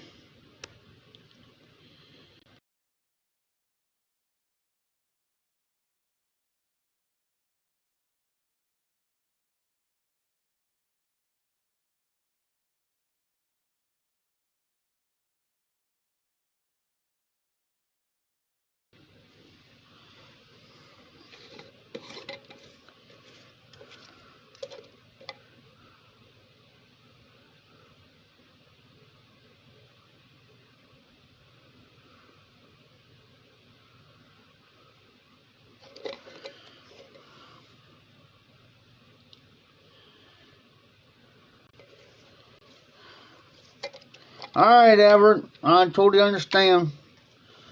You have a good night. Glad you get to join.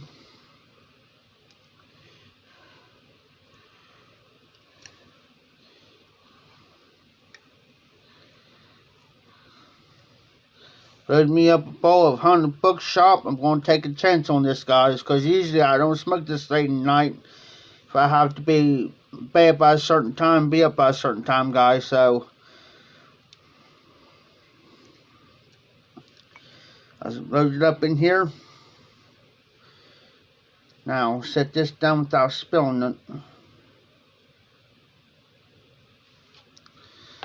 Try to hold on to the thing here because I got it on my lap. I don't want to spill all this 100 Bookshop on the floor. I'll cry. I will cry, guys. Hey, Hillbilly taught me something, guys. Donnie, if you got these little pockets, these are the humidor pockets. If you got a jar that's starting to dry out, just stick it in there right along with it. I'm always learning something new, guys. Always learning something new. That's the way I like it. Always learn something new. And I've been smoking pipes off and on for 10 years and been regularly smoking the pipe steady for the last 6 years on here on YouTube. I'm going to grab me another cup of coffee real quick, guys.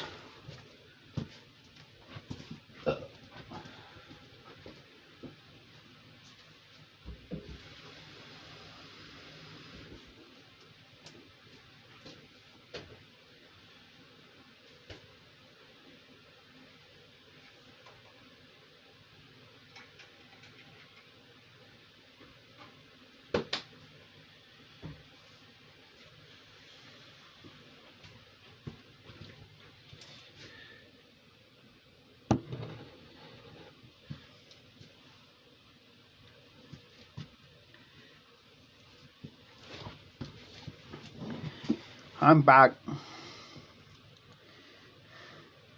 Hey, Every, don't have to apologize, brother. We totally understand, brother.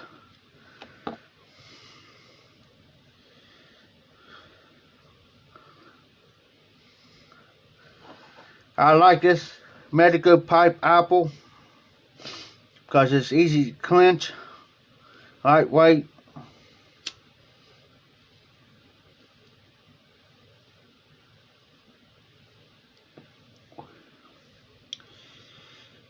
I've ate earlier. I was given the small ham. I cut it up, put it in a Ziploc bag. So I cut it in chunks. If I just want a piece, I can cut it up for myself how much I want of it. I had some that with instant mashed potatoes earlier for supper tonight, so I'm good to go in the Hunting Bookshop.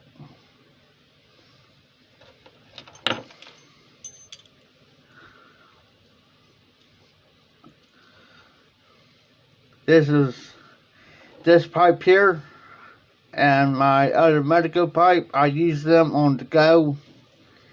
If I'm outside going to the mailbox, because I'm afraid, because the last pipe I had, this been like 10 years ago, guys. I was with this girl, with this woman, and she had this pipe and a pouch thing, pipe pouch. Well, she says, here, she says, check this out, see if you want it. I said, okay. And I knew what it was. Well, I had the pipe in there.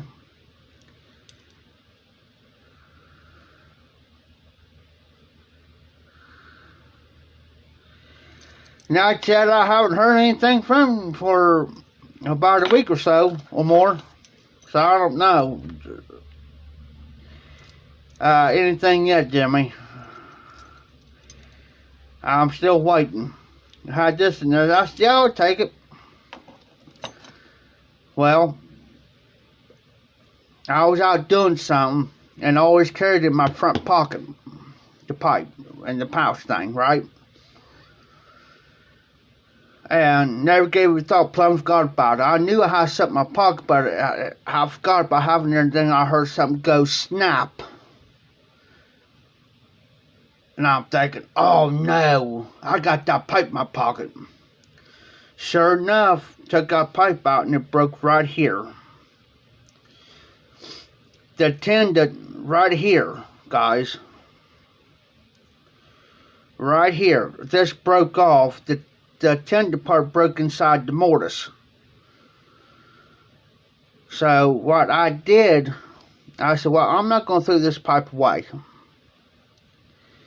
So what I did was I went back to my niece's. And I said, you got any electrical tape? She says, yeah. Why? I said, can I borrow some of it? She says, yeah. So I took it, put it together like this, and I'm holding it against me, and I'm putting tape around it, as tight as I can get it. And I took out halfway down the stem, halfway all the way up. It's still smokable. But she liked the black cherry.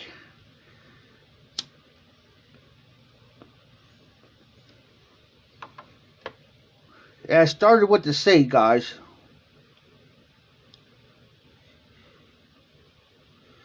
Hey, John. No. I didn't even know I was going to bury any of it effort.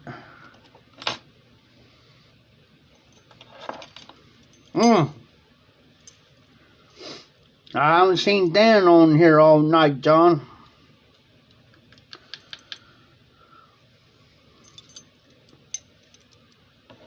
No. I don't got none here.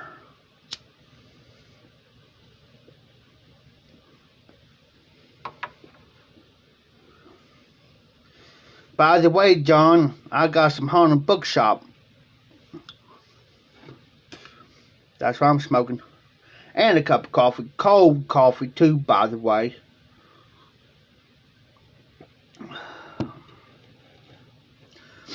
You're not late. We've been on here for 2 hours. 2 hours and 11 minutes. No, actually 12 minutes, by the way.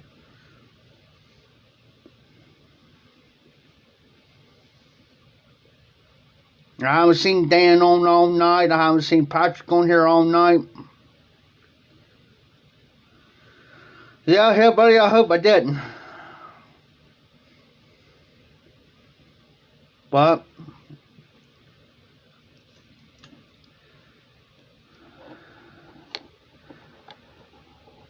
like I said, everybody's got their own opinions and stuff, and I don't want to offend anybody or make anybody mad at me, but I got my own opinions on certain things, and I don't want to brush any feathers.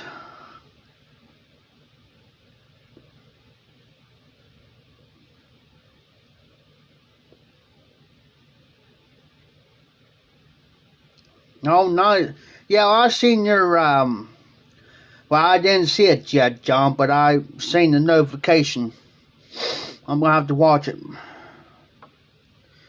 I'll probably do it tomorrow after, when I do my regular video.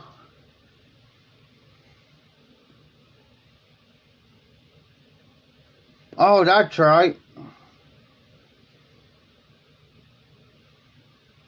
I keep forgetting about that. That's why I've always said, guys, don't take me, every time I said, don't take me wrong, I'm not here to offend nobody or hurt anybody's feelings.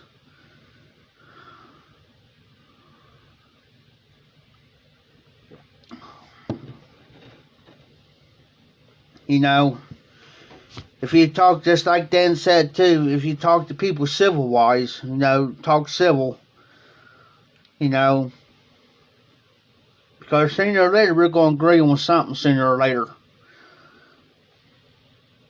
I may disagree with you on something, you might disagree with me on something. You know, everybody does, you know.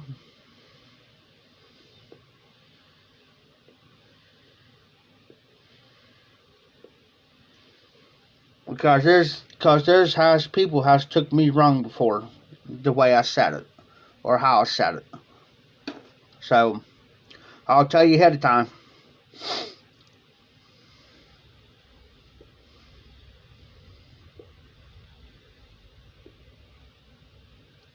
Because I'll give you guys the guys that does lives. Hey, Scotty. How you doing? That's how on the trolls, guys. The ones that does lives, like John and Hillbilly. Sometimes Hillbilly does it. Watch with the troll. They'll start out saying hi. They'll be real nice at first. They'll say, hi, how you doing? How things going? Then they'll wait. See if you'll respond to them. I don't respond to them. I just keep on talking like I'll say, oh, hey, well, John, that was nice. Or Hillbilly, that was good. You know, I'll let it go on.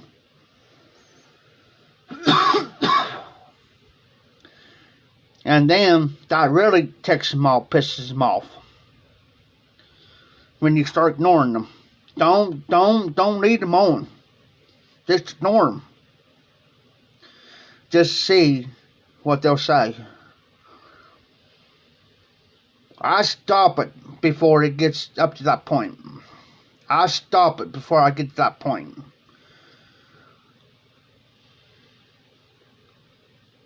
Because the way I look at it, you know who your regulars are in your live streams.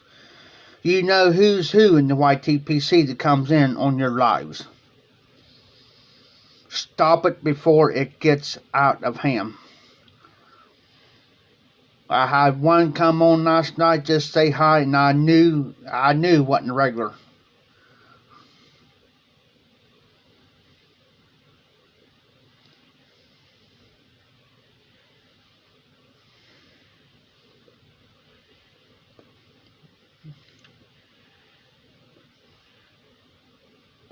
Oh, hillbilly. I've skinned so many deer in my lifetime that I could do a blindfolding.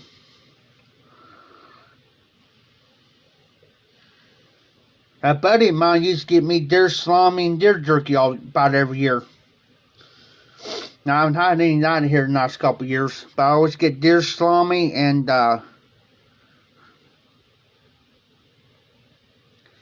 exactly. And they don't got nothing better to do, Scotty.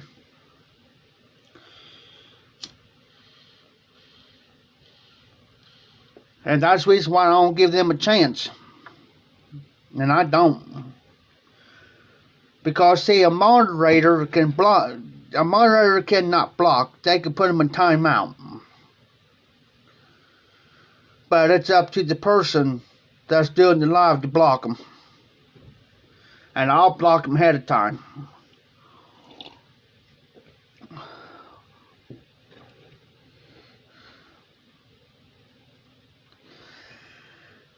Scotty, that's the reason why it not only doesn't happen on people's lives, but it's been happening on people's regular videos here lately. Real bad, they'll be commenting on their videos. I made a video, prime example, I made my Friday Bulldog edition here Friday, and I already had 2 people. Trolls. 2 of them, I had to take them off. But see here, see here's the thing. This is how you catch them.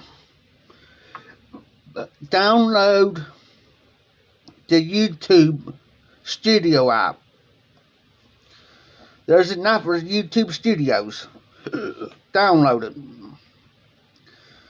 The comment, because you'll get notifications. If somebody comments on your video, you'll go through the YouTube Studio first, and I'll get a notification on see who commented, and I'll get the trolls. I'll go ahead and get them off before it actually goes, before it goes to my channel, to that video on my channel.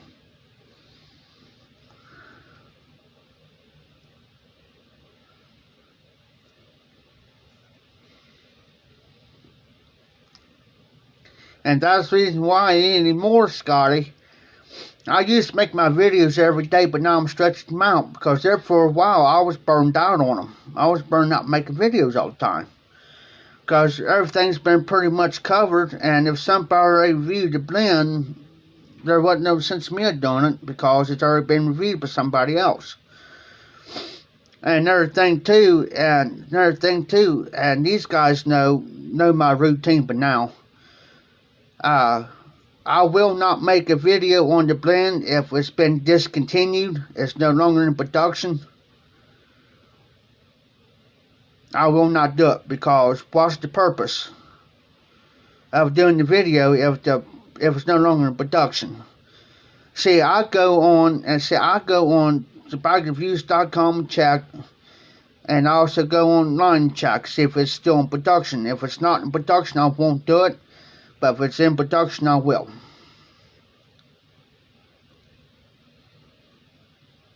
Yes.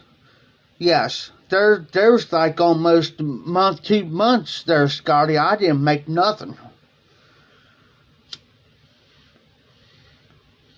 And here I am. I'm getting emails and I'm getting text messages saying, Jeff, you alright? Where you been? You know. I said, I'm just not in the mood to make any videos.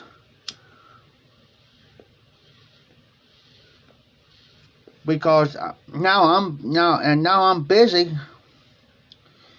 So now it's going to be, I may have enough time to sit down and make the Friday Bulldog edition. I'm planning on doing the video here later on today, guys. But I have a meeting at 11 o'clock, a mandatory meeting at 11 o'clock I got to take care of. Because I'm over the meetings. I'm the attendance coordinator. So I'm over these meetings, so it's mandatory that everybody's got to be at this meeting.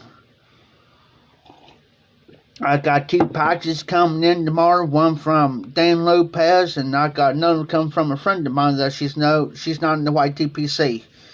She's just sending me some stuff. I have no clue what's in the box, so she says it's coming from Amazon. It's going to be delivered through the regular mail. So, we'll find out. As far as the fencing goes, I haven't heard anything from him. He has not contacted me. It works 2 ways. And I'm a type of person that I will not beg. I will not beg for a job. I'm not going to beg him, bug him.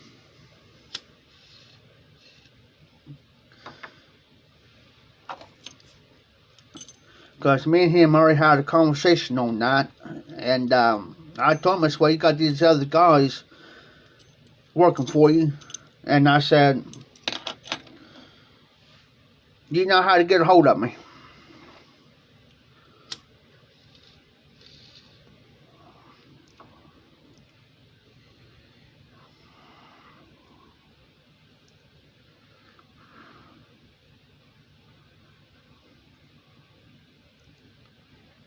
Hey, John. You better watch those coyotes. You better watch them. Especially at night, if they come close around where you live.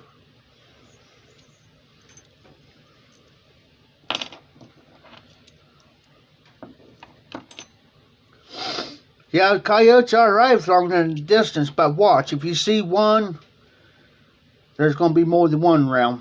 If you see a pack of them, keep your distance. Because a friend of mine's got a farm.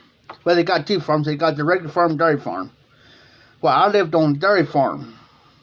Because I took care of things around there and helped them, whatever. And she told me, she warned me. She says, Joe, she says, there's coyotes around here. She says, you hear them. Especially at night, she says, if you happen to go, because sometimes I'll go outside and sit at nighttime. Peaceful, quiet, nobody around you. You can sit out, yeah, it'll be so dark out there, I can actually stand on the front porch and take a leak, take a pee.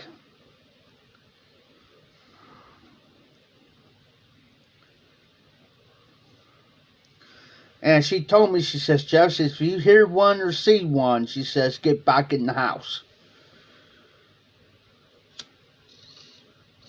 So one night I was sitting out there. I hear him in the distance. I think, nah, they ain't that close. Well, just for luck, they kept the spotlight over, and she told me I can use the spotlight if somebody's messing around or something. Use that spotlight. If you think somebody's messing around, you hear something, she says, use that spotlight, Jeff. It's alright. Well, they have 2 speakers where you have to lift up and you get water coming out. Well, they have one up close to the house, and they have one way over yonder, I say about 200 or 300 yards. I say about the length of a football field. Well, I was sitting out there one night. Took a chew. At the time I wasn't smoking the pipe at the time.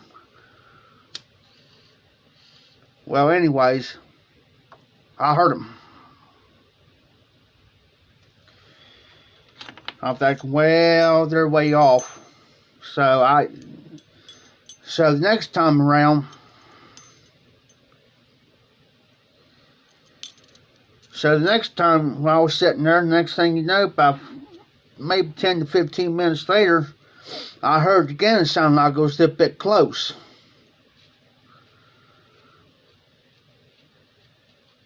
Well,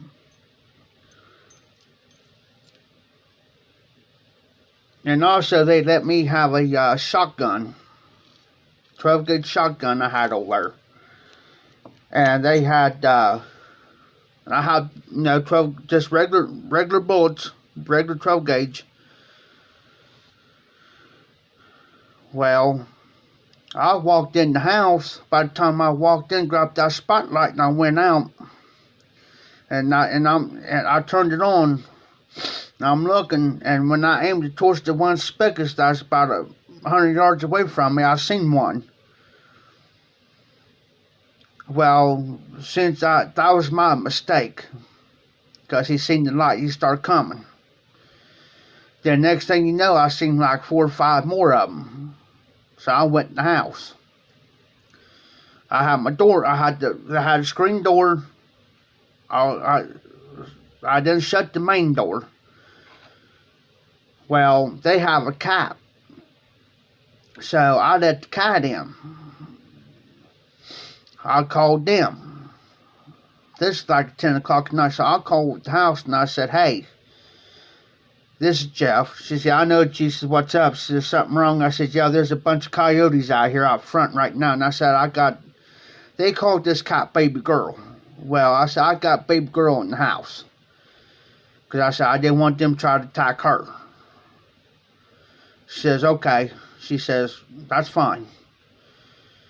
She says, "Where are they at now?" I said, "They're out here in the front yard." She says, "Jeff," she says, "do you have the front door opened up?" I said, "Yeah." She says, "Well, how close are they to the porch?" I said, "They're probably about 10 to 15 feet away from the porch right now." She said, "That's fine." She says, "Now," she says, "listen," she says, "if they come up to that porch," she says, "you shut that door." She says, "Did you cook anything or anything?" I said, "Yeah." I said, "I fixed me a couple of hamburgers and stuff." Why? She said, "That's probably what they're smelling. They're looking for food." She says, "If they get close to that porch, you shut that door automatically." She says, "You got the shotgun ready?" I said, "I got to put it kind of close." But hey, I was out there here one day and I heard a deer within 10 feet from me. I heard a deer. But them coyotes got to watch them, guys.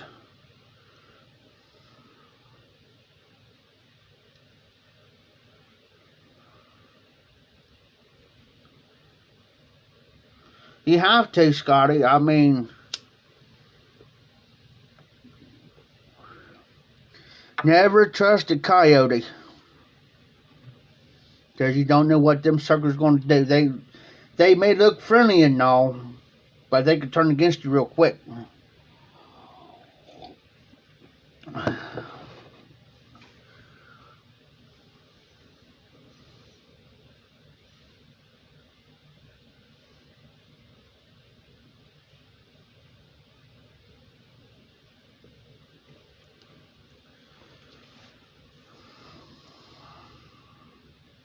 Yep. They'll get bold on you, trust me. Don't ever put if you got leftover food or something, don't throw it out in your yard or anything like that, or put it in the trash to get rid of it. Because you start putting kind of out there in your yard and stuff, they're going to start coming around, guys. And then they're going to respect that every time you do it. That's why she even told me, she says, "Jeff, if you got leftover food or it gets bad on you or something," she says, "just put it in the garbage bag and go out there and burn it." Oh, I've seen all kinds of animals. Skunks, possums, snakes, cottonmouths. There's one day I was out in the yard, and I seen something moving probably about 5 feet away from me. Well, first I didn't pay attention to it. Well, I was doing something. I was helping clean up around the property. And they had this one right where the fire pit is. That's where this cottonmouth was. And I happened to look again, and I seen him, and he opened his mouth up. I said, "Oh, crap, that's a cottonmouth." So I went up to the house.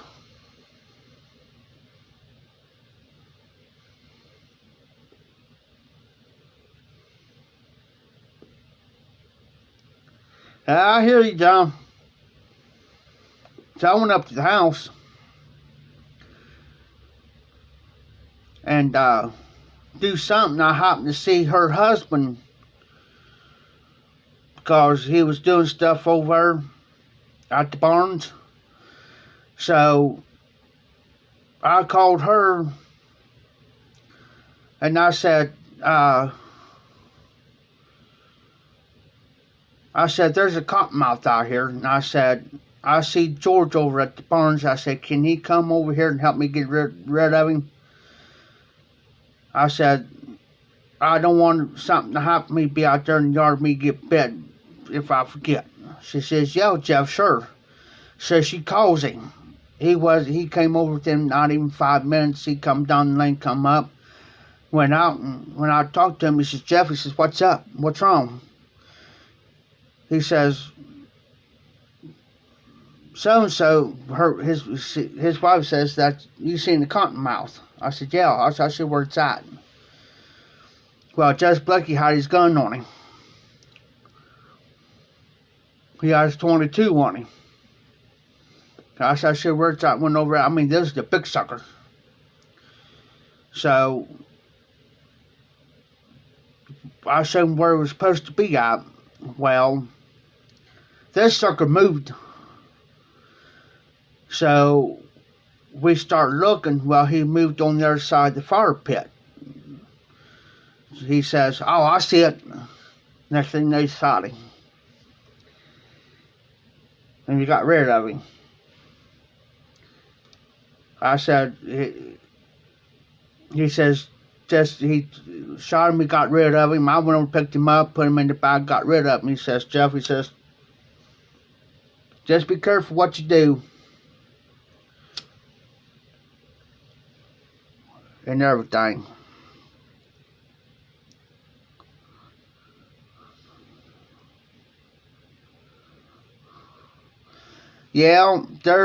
Yeah, owls do come in handy. They're afraid of certain, there's some animals afraid of owls.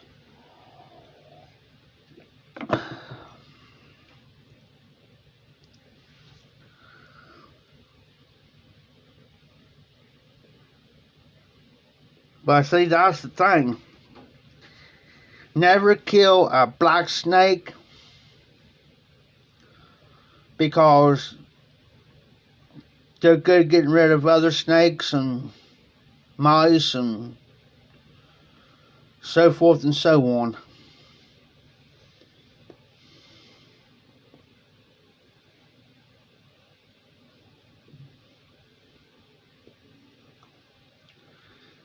I never heard of any owls around here where I live. Rabbits, yes.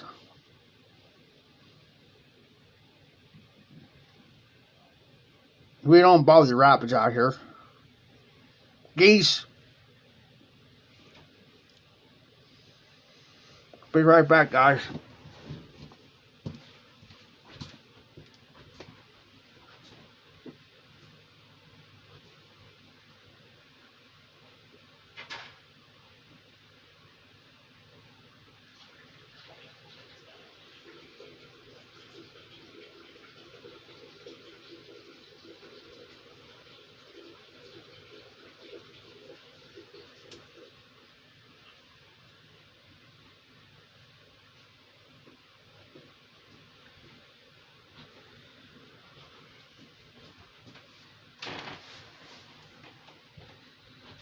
I'm going to grab my charger real quick, guys.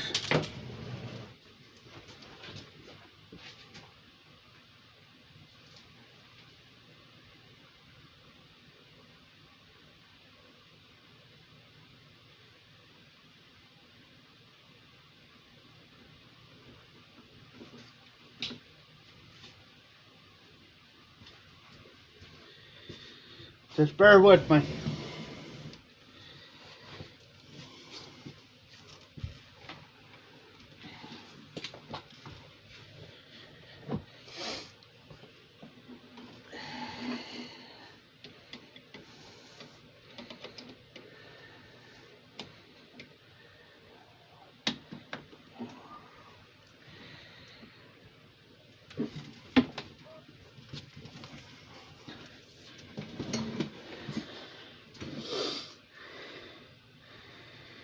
I am Scotty. I am from Southwest Ohio.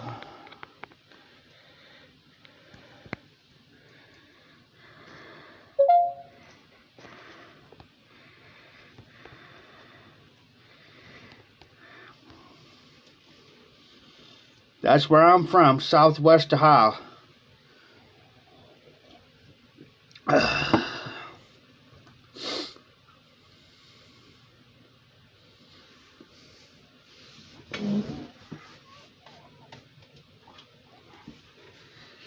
Had to grab my lighter.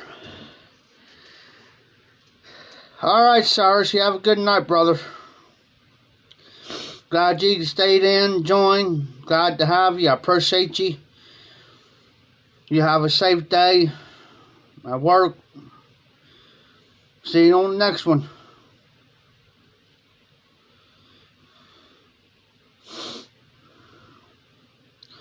Oh, nice, Sir John.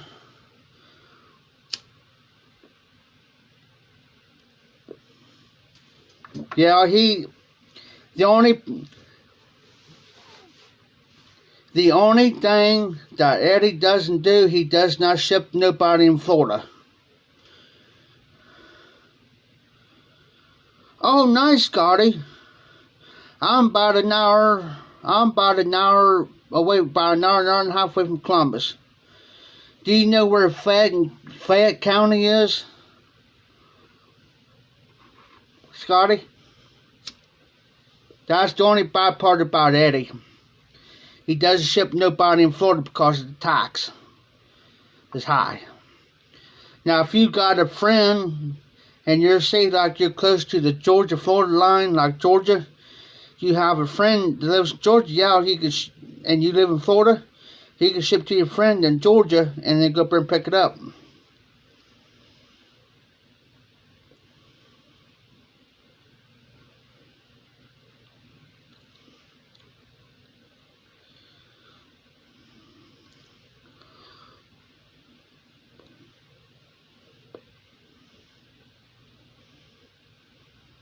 Yeah, Scotty, I'm about an hour and a half away from Columbus.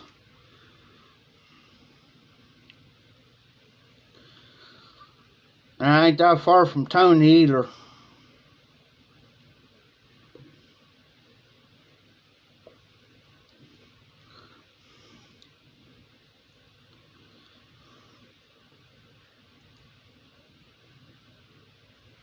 Oh, okay, Jimmy. I got you. I was wondering if you were still on.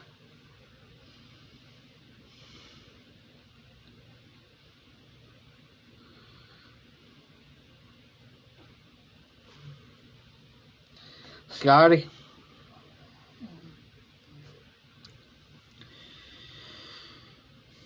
I've been wanting to get some stuff off with the pipe nook, but right now I just can't.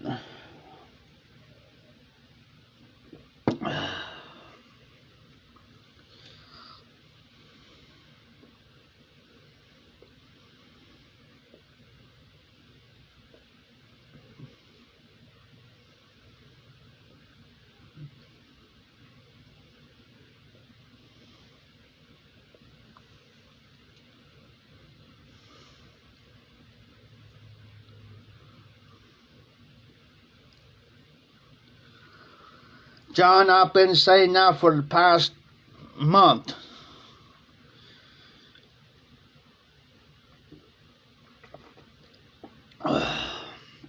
Stock up, stock up, stock up if you got a chance to do it.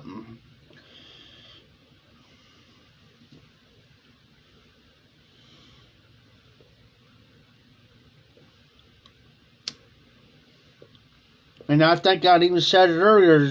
I think I even said it last night.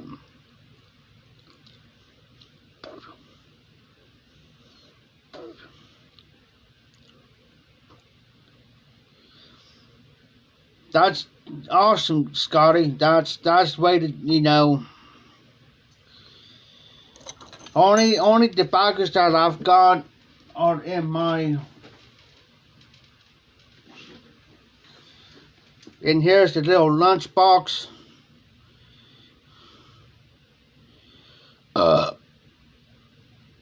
You know what I'm saying? It's just a little lunchbox deal. This is all tobacco I've got. Besides, I got two put up. One I will not smoke on special occasions, that is Finnish Syrian. I will smoke a bowl of that on my birthday. The other one's the LJ Parade Thanksgiving Day that won't get smoked until Thanksgiving. I got them in jars in my wardrobe. But if I was financially stable right now, I got two. Let's see how many. 1, 2, 3, 4. I got 4 things in there, like shelves. There's 2 of them I like to just fill up with nothing but tobaccos, solid. My hometown is Greenfield, Ohio, where I'm originally from, Greenfield. But I live in Washington Courthouse right now. Later on down the road, I might, if everything falls through, here in the next several months, if everything falls through, I might be moving back to my hometown, guys.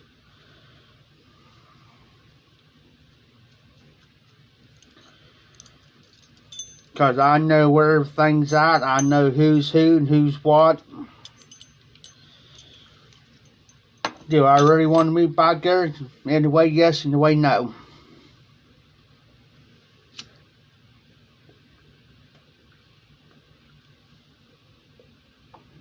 But that's what I like to do, guys.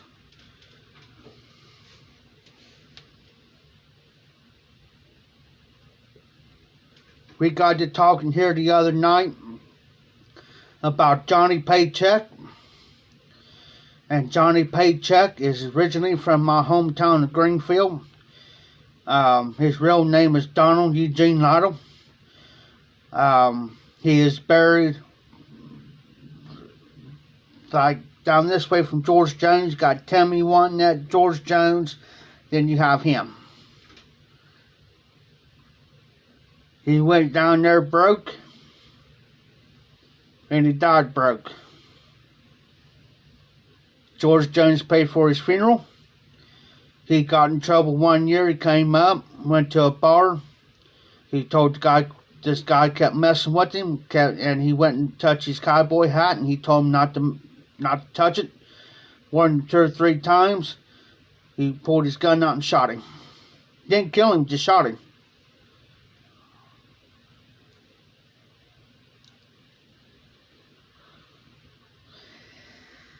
I knew you're right, Scotty. And yes, it's hard. Because everything's going up. The economy's going up. These people's wanting 15. These kids want 15 an hour. But here's the catch. If they want 15 an hour, that means the food, your food stuff, milk and stuff's going shooting through the roof. It's going to be high. There's a guy that lived in Hawaii. I forget what island he lived on, but I know him. And he says, well, do you think milk's high here? He says, it's $10 a gallon where I used to live in Hawaii. $10 a gallon for a gallon of milk, guys.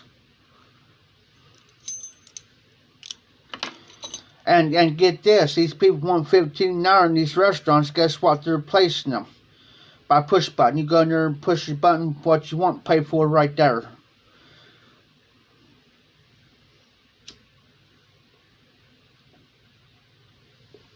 It's the state of California.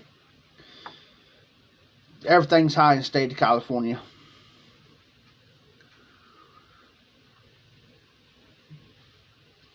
There's a case manager. There's a case manager that used to be out here. She's originally from California. And well, she said one day I want to move back to California. Guess what she did? She moved back to the state of California. Why would you move back to the state when everything's sky high? It's coming. Last time I paid for a gallon of milk, it was high.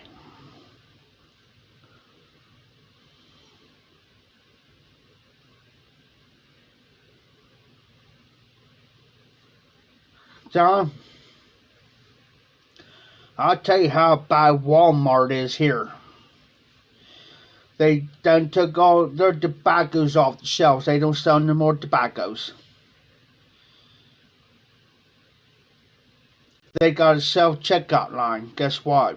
Everybody has these self-checkout line because they got maybe one. Now, the only time they'll open up any of those lanes is if it's jam-packed. They cannot pay me. Yes, don't get me wrong. Yes, I'll go through the self-checkout line. If not like Kroger's. Now, Kroger's got 2 or 3 lanes opened up. Okay, they got a self-checkout line. But I use the checkout line so I can get in there and out. I don't want to stand around the store all day. I want to get what I need to get now.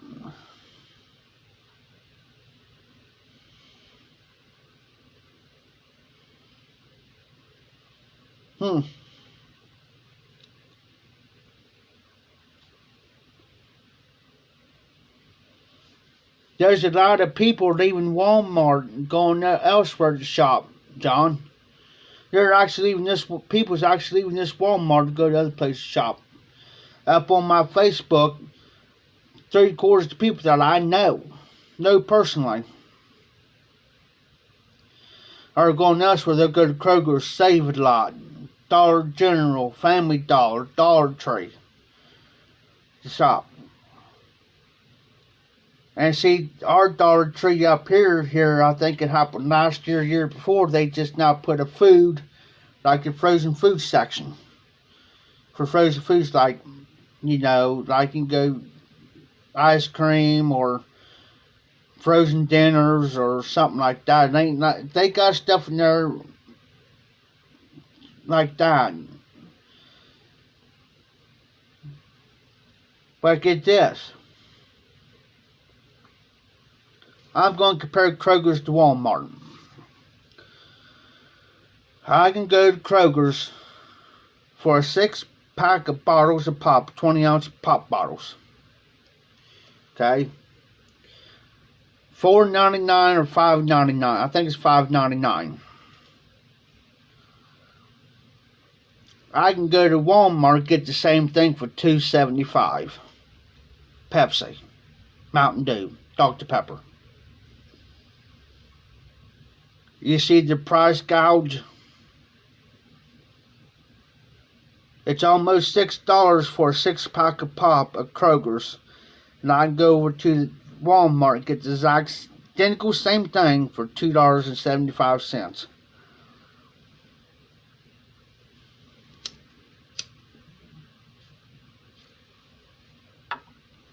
Anymore, I go to places like, I'll go to Kroger's get a cheap bottle, 2.5 liters of cheap pop for like 75, about 84 cents. 84 cents.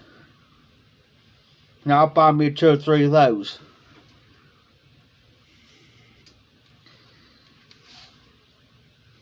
I'm going to use this pop bottle. This is 1.25 liters. Kroger's. Almost $2 for this. I can go to Kroger's get it for $1 a bottle.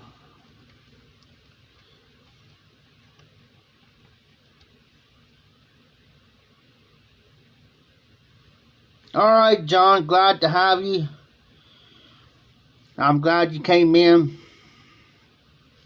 Appreciate you. I might go live again tomorrow night. We'll see. I gotta be down at the auction house tomorrow, so I probably won't be back here till after 11 o'clock tomorrow. Then I have to see how much battery level I got, and charge the phone up, and we'll go from there.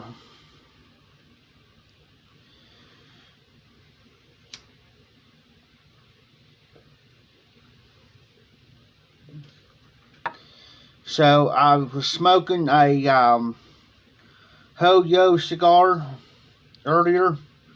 I'm going to finish this off tomorrow. I'll light it, then I'll take off. Oh.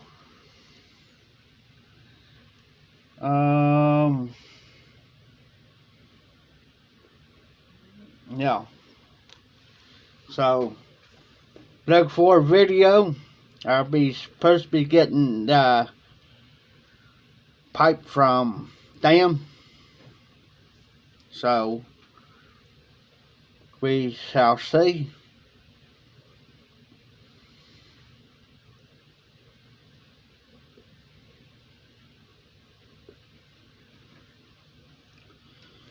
So, watch for that video, John.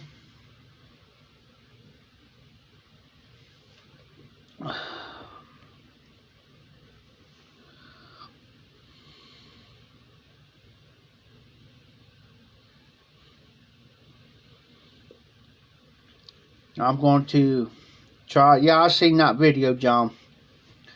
So I'm going to try to start making my regular videos. If I ain't, I'm going to be kind of busy this week. You're very welcome, John. So I'm going to try to squeeze several videos in this week. I'm going to try. There's no guarantee. But I know I'll definitely have my Friday Bulldog edition. I'm going to review the guy, same with Guy with David Flake. I'm going to give you my final thoughts on Friday. Exactly, Jimmy. Exactly. Just like McDonald's over here. We got 2 McDonald's here in town. I could walk to this one within, I could walk to this McDonald's over here within probably about 20-25 minutes. They got a thing in there where you just go walk up to it, punch in what you want and pay for it right there. Or you can go up to the counter.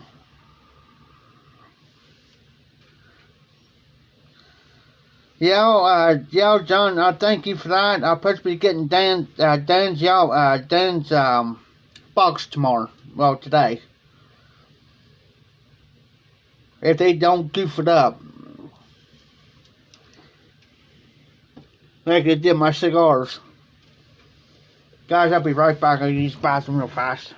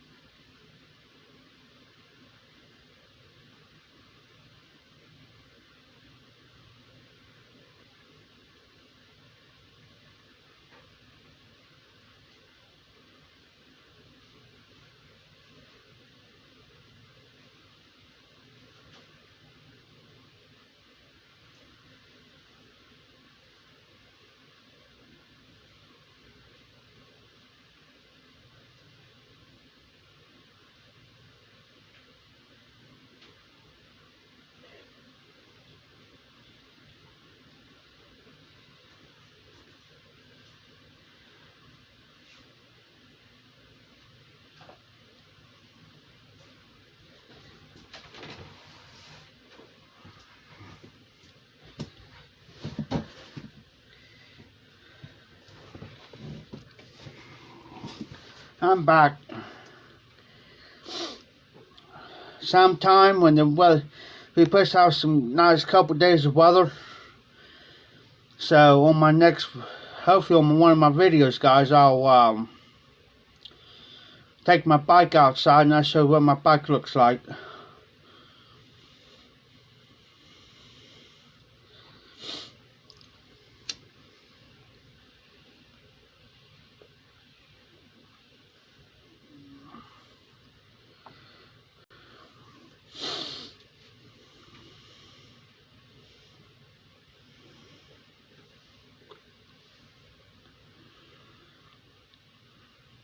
Hey Jimmy, how's them cigars?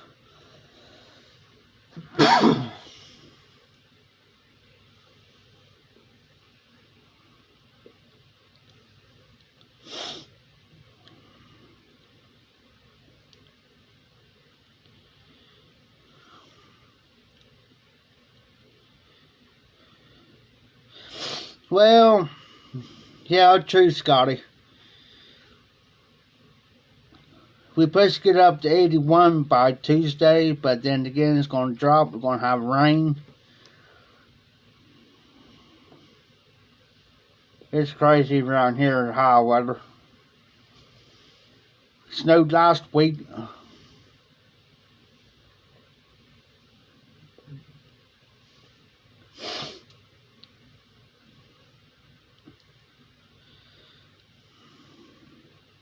It's crazy weather around here. Never know what's going to happen. One day it's going to be 80 something, next day we're getting snow.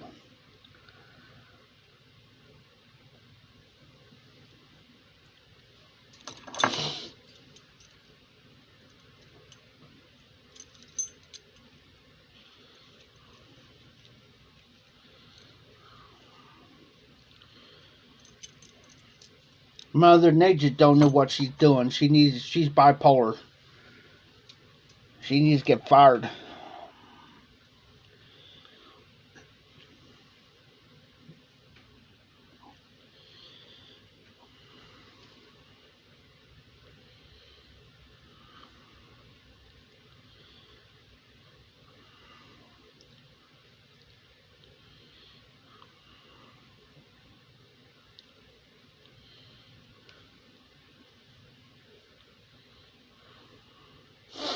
Just got done with some haunted bookshop.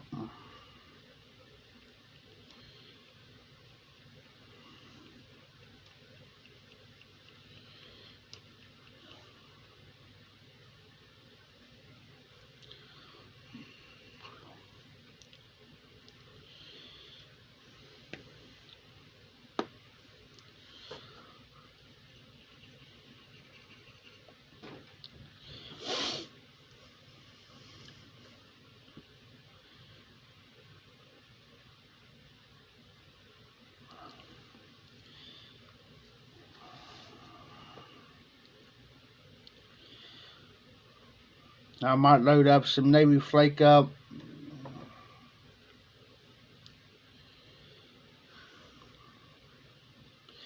Yeah, it's real nice. I'm probably got another maybe 4 or 5 bowls left, and I'm trying to stretch that out.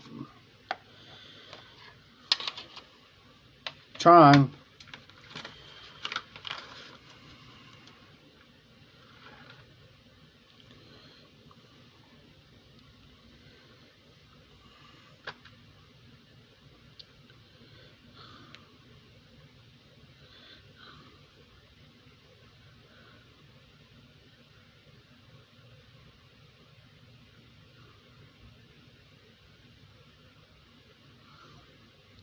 Oh, you're talking to me there, hillbilly? I wish right now I'm going to wait and see if one comes to the auction house. I don't know if one comes to the auction house. I doubt that, but we'll see. Because right now it's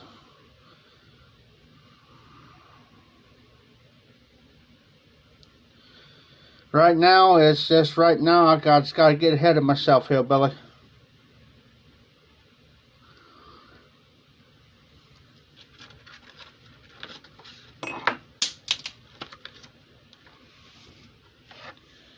lighter fell.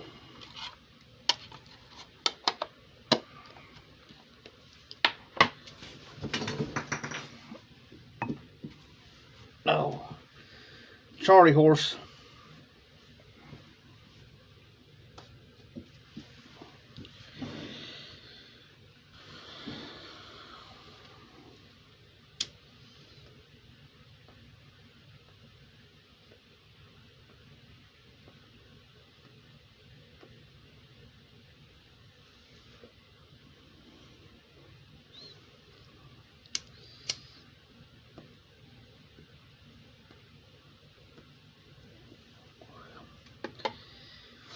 This pipe here is my ND2 pipe.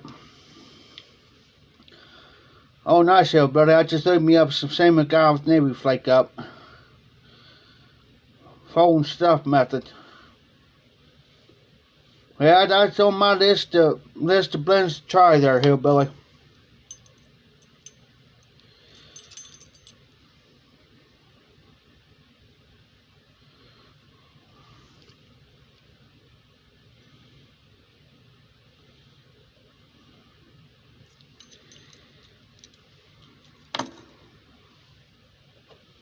That's on my list to try.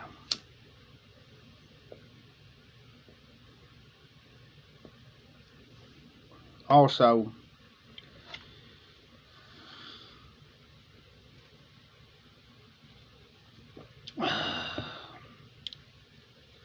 but that's later on down the road.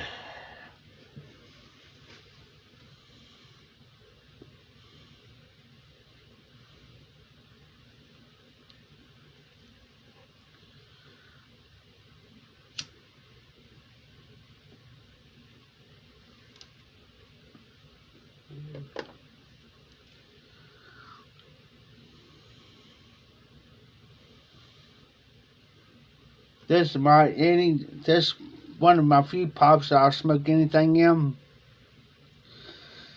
It was shiny, guys. It was shiny, so because it wasn't breathing right. So what I did was I took me a little bit of sandpaper and very lightly went around there, got some not lacquer stuff off of it. Now it smokes just right. It doesn't get hot. Oh, nice, Jimmy.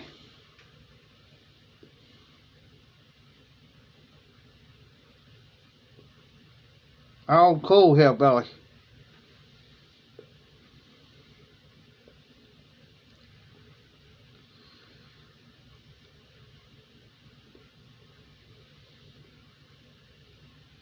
Yeah, I smoked a cigar a day, and I still got this one. I smoked just half of this one, Jimmy.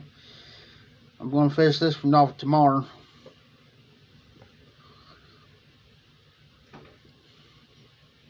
But I'll wait till I get down to the auction house before I fire that one out. Because other times I'll be walking into town, somebody will pick me up. But if I'm smoking a cigar in my pipe, they won't stop. So, which the auction house ain't that far from me anyways.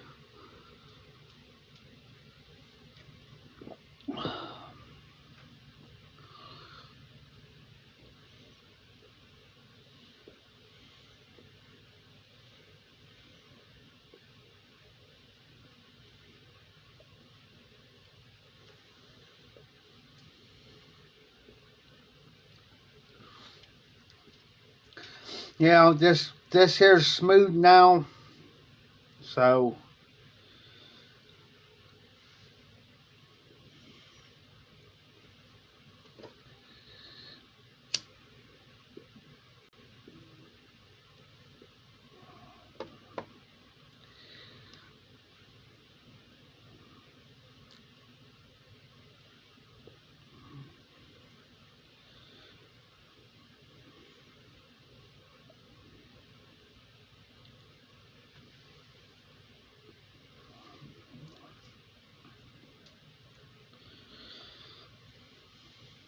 yeah, hey Jimmy. What type of cigars did you get there, brother?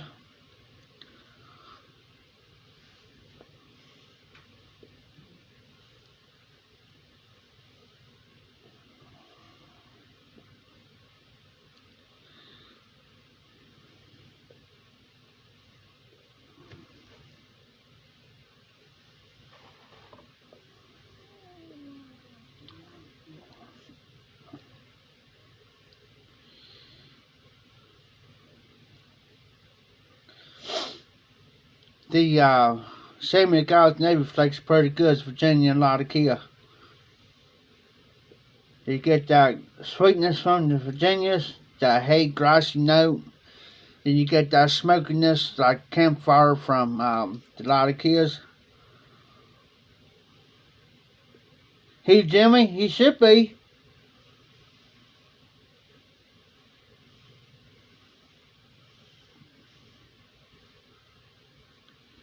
Alright, Scotty. I appreciate you coming in. Be safe, be well. Have a good rest of the night.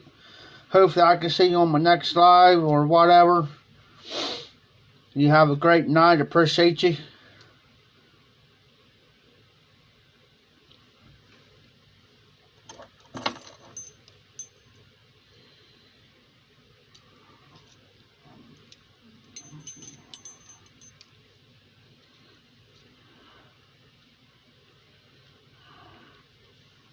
Alrighty, Scotty.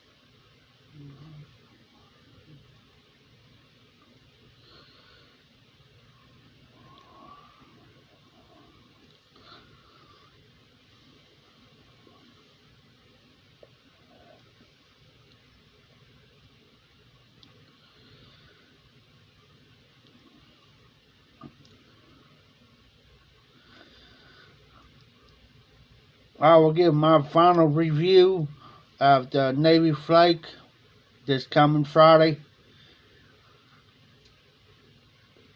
And I'll give you my honest review on it again. Let's see if it stays in my rotation.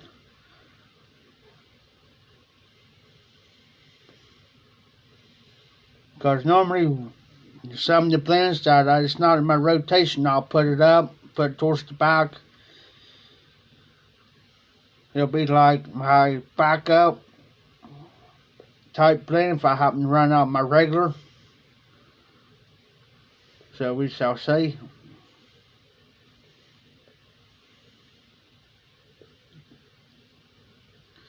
But no, this bowl here you skip because it had that lacquer stuff in there. Like this one, you can see the shininess, that's all shininess lacquer. And like I said, I took some sandpaper to it, get that off her. I didn't gouge into it. I just took a piece of sandpaper, like real light sand, and real lightly sand all the way around the bowl. Now I can kind of push it up a bit hard.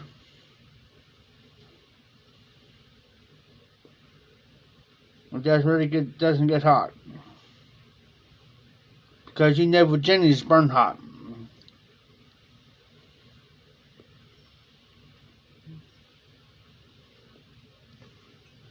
I tell you what, guys, I'll smoke this bowl, drink one more cup of coffee, then I gotta be getting my butt off here.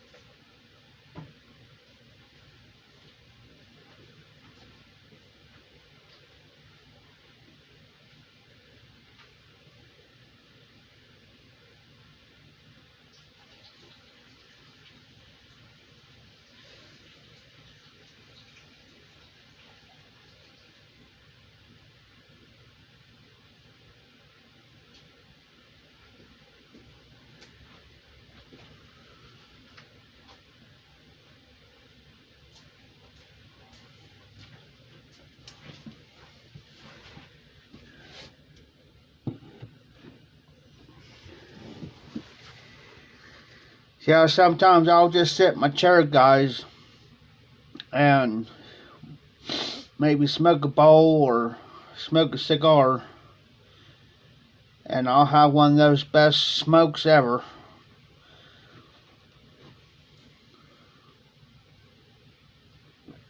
Watch a movie or something, watch TV.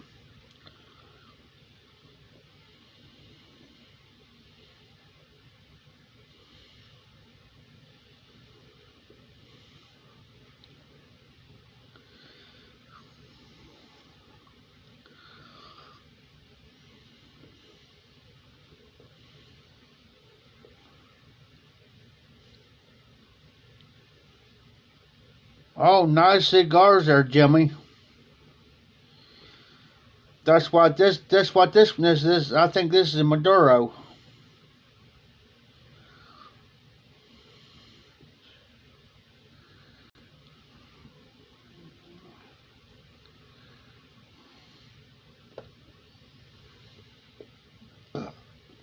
I think it was last night. I was sitting here. I got to listen to some blues and smoking a cigar. That was one of the this night. That was one of the best smokes I had in a long time.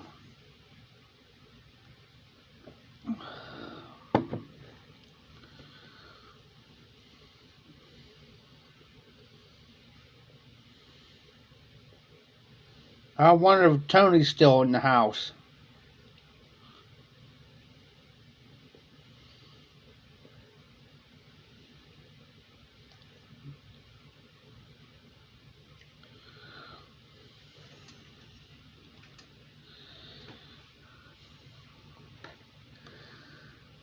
I'm going to put this pipe up so I don't forget, guys.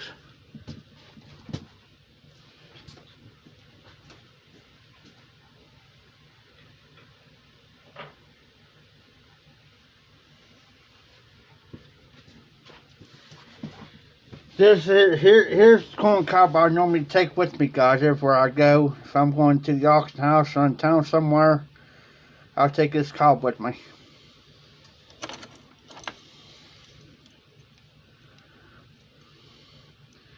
I think Tony was in the house earlier.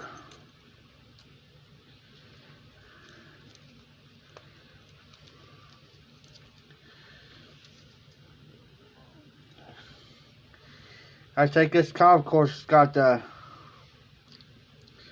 clear vinyl tubing on this one. And this, I got like 2-3 other cobs, but this is my go-to cob. It just fits perfect.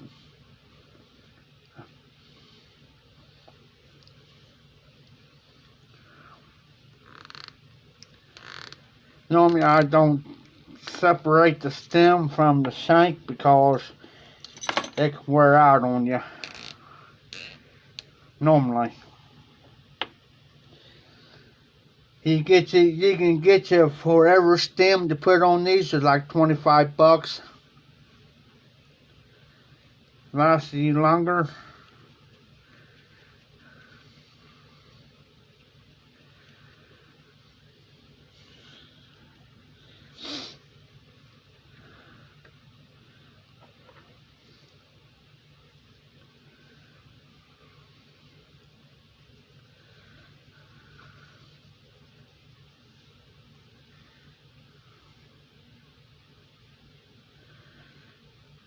I'll take this in here, and it starts getting that color, I normally fold them. And now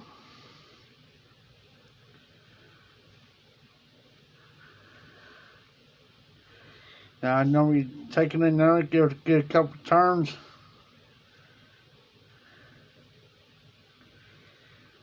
If it bends, I straighten it back out. Then I just take it inside my cob, and I'll clean that draft hole pretty good. Cause trust me,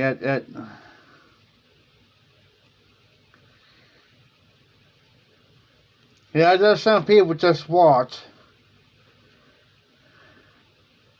Hey Morgan, hey Todd. Now I always fold these and I take it to my draft hole real good. Because the reason why I do that is because it makes tobacco taste pretty good.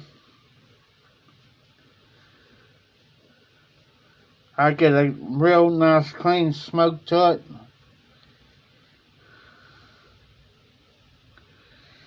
That's how black comes out, guys.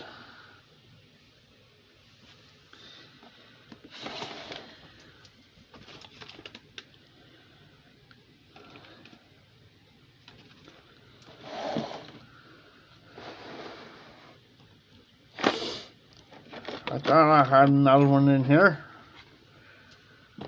So I'll need to do the same thing again.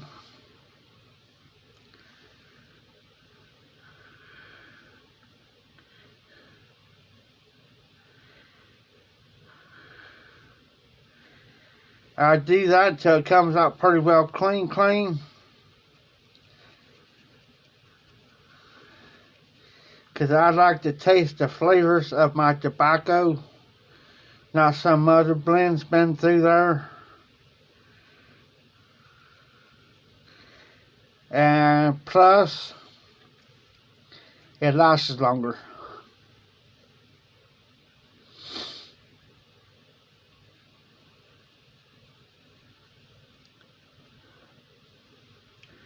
Now, since it's pretty well clean, I'll take my other end down through there and do the same thing again.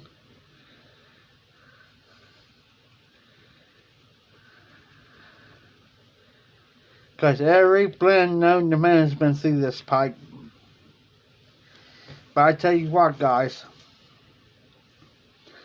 The reason why I like the vinyl tubing. Don't get the big thick ones. This is a thin one. This is about almost the same size of a softy pep. It lasts longer. You don't have to worry about biting a hole through it. I had this one on here for I don't know how long.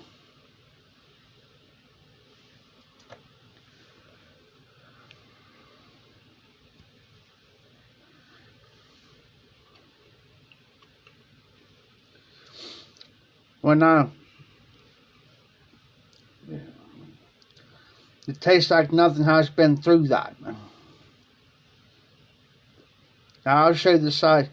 There's a difference between this one and this vinyl tube, and I'll show you. But let me get my pipe breather up.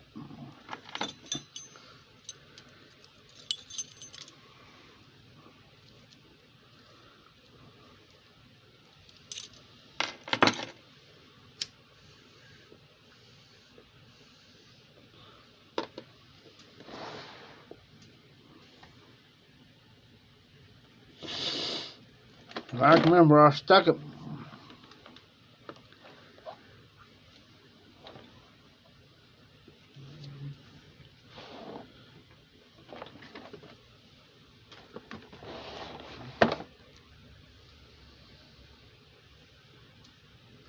There's the thickness of this one, guys. And they're supposed to give me the right one so I could put one on my other pipes. But they gave me the wrong one. So it fits perfect on this one. So I got another piece in here too. I just cut them in half.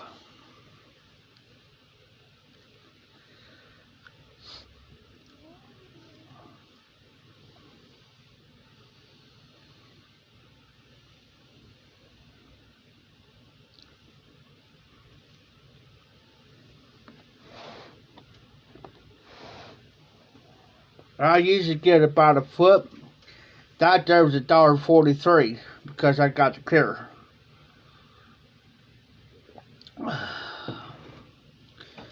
But the last one I got was usually about 73, 74 cents a foot. If I'm just going to go there and come back home, I get about 2 feet of it. And then I cut it in half. I fold them, cut in half, Then I'll cut a section off about that far to fit a pipe, and then I cut that off, even it up, and I keep doing my other pipes I got.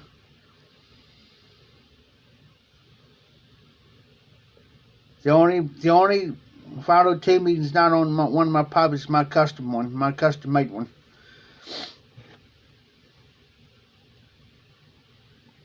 But my other ones do got it.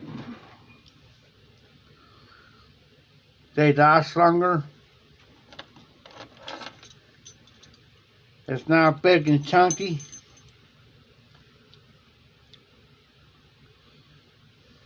And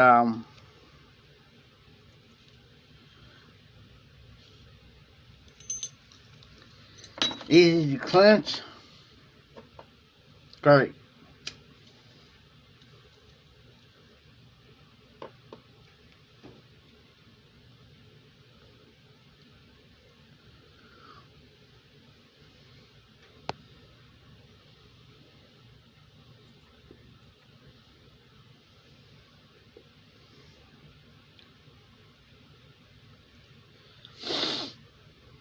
It is 34 degrees right now where I'm at. It supposed to get up to 64 by evening.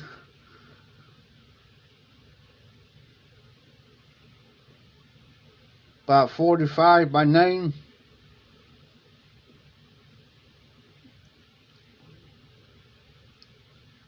So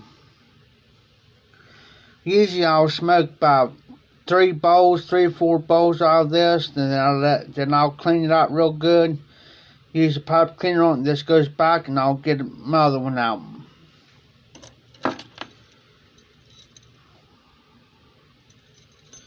So I could pretty much tell because if it starts clogging up in the bottom, I can tell it's pretty well wet. And I'm a drawer.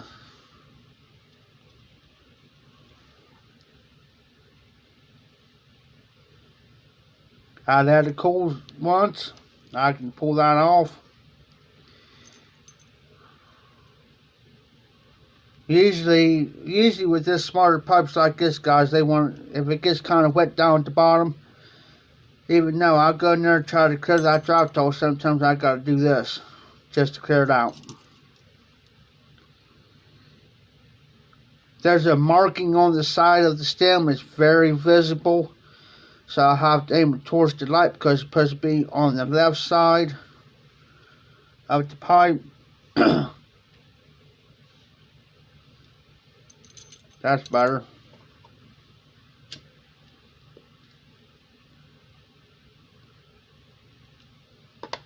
Much better.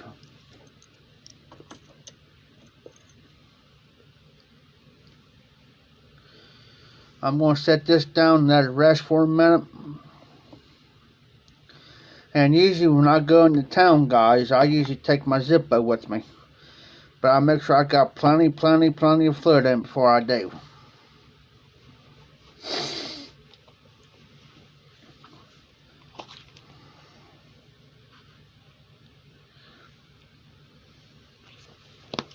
Take me a small chew. I gotta stretch this out until I get some more money coming in. So after the auction tonight, guys, I'll probably won't be home till a little bit after 11 o'clock. So that there. Normally I will have this phone. What I normally do before I leave, I'll charge this phone up to 100%, and then after I do that, then I can unplug it. As long as I don't use it, it'll stay really pretty good charged. So I'll charge it before I leave, and that's why I know it's charged. So when I get home, I might have to charge for about 5 minutes. Just give me time, and then I'll be on, hopefully. I can go about 2 hours and about 2.5 hours or so before I have to start putting on charge, guys. So we are 3 hours and 20. It'll be 3 hours and 27 minutes. Is anybody on still on?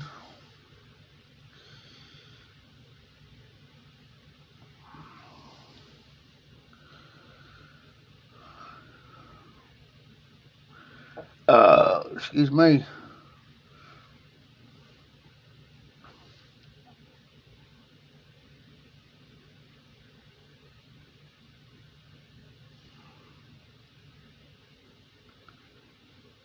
Okay, because sometimes I won't receive all comments. That's why I kind of ask every now and then. I do like my cobs. Like this one. This is just a medium-sized bowl. As you can tell, it's a small to a medium size. It may look big, but it's not. And then of course I got my smaller one, in which I put the straight stem on there because, oh cool, hillbilly, I took the curved one and put it on my other pipe, and put the straight one on my small one. Hold on. Oh.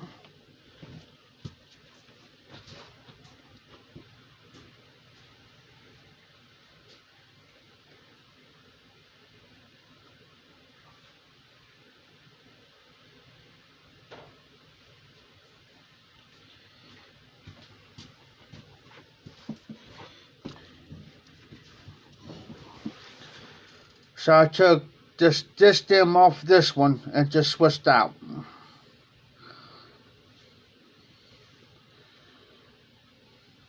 Now what I'll do now, since I got it over here, because reeling's way, if it'll let me, without breaking it.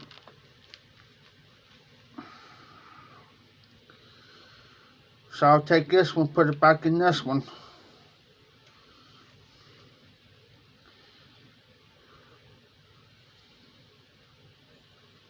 I like it better that way.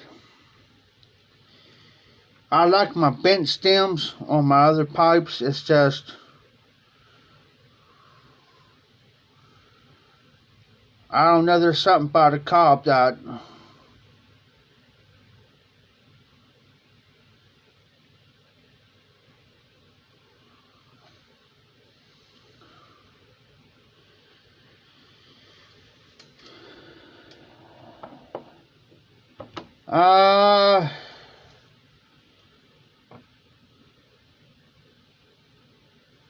we can hillbilly, but it's going to be a while, and I mean a while, before I can ship that pipe out to you.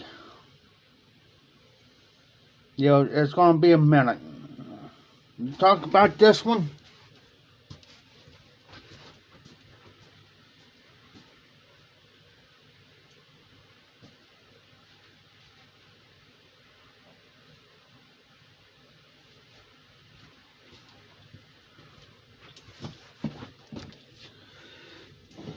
Here's the pipe, hillbilly. That's the one that's got the greenish bluish stem on it. It's a Grand Duke.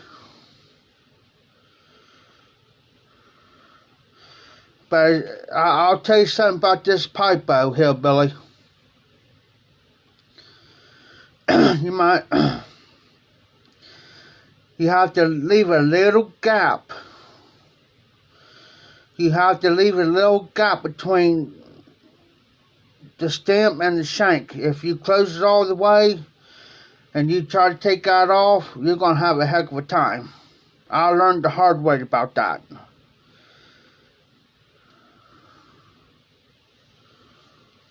But it's going to be a while, hillbilly. I have to let you know when I'll be able to do it. Because right now I don't have the funds right now to actually ship it out.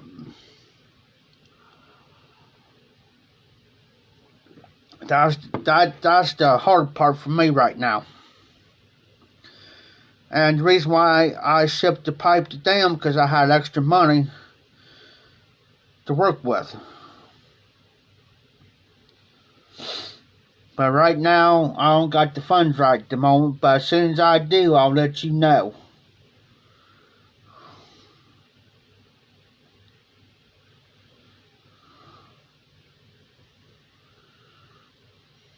Let me put this back over so it don't drop on the floor or nothing, guys.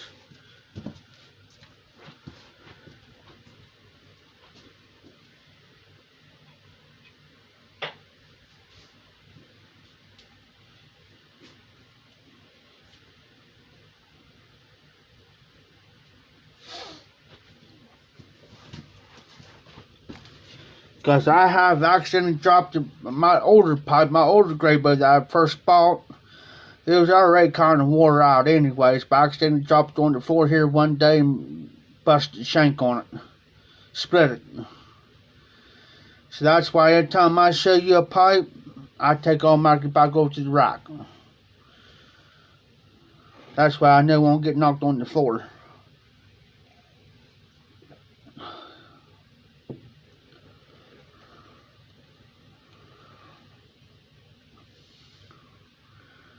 Yeah, we could do that, Hillbilly, but that's going to be up to you if you want to do that. I don't want to take none of your pipes off of you.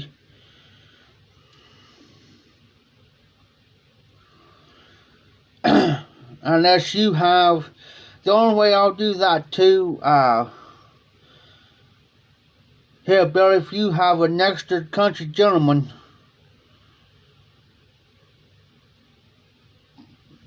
for that, to replace that one. Okay, Jimmy. That's the only way I'll do it, Hillbilly. That's the only way I'll do it. If you got an extra country gentleman for yourself, then yeah.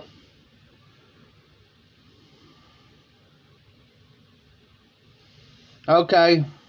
Gotcha. Okay, that's fair.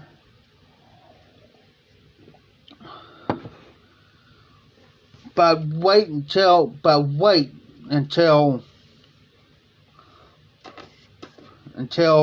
we can do it. Because I don't like somebody to send me something for a trade and go ahead and send me that pipe or whatever to me, and then for me not able to ship out and that, you know what I mean? Because that'll make me feel bad. So kind of wait on it.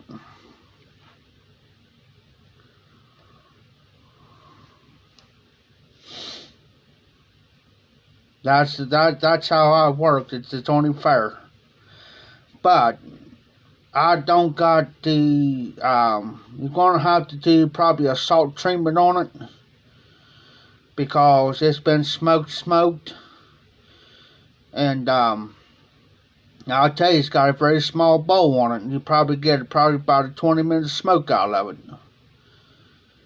But the salt treatment, clean it, whatever that needs to be done.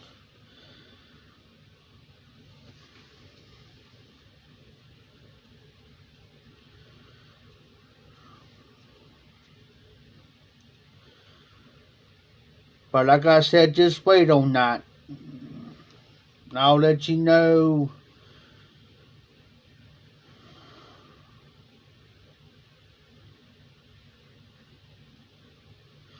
Okay, Hillbilly. I could do that. Because I got to come up with at least, close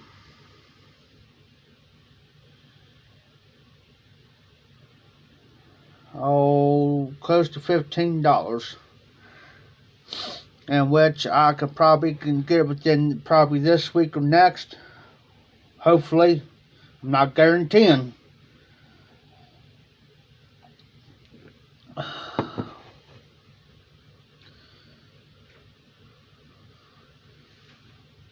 If I can get it by, hopefully by one or 2 days next week, I'll email you, or I'll get you through Facebook, through Messenger, and I'll hit you up, and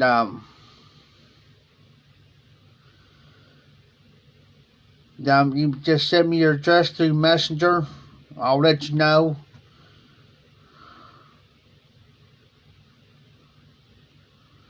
Yeah, what I'll do is I'll let you know that, but plus too, I have to get your address. I got your box put up somewhere. I got you somewhere in here, and I'm not going to try to fist fight, try to find your address.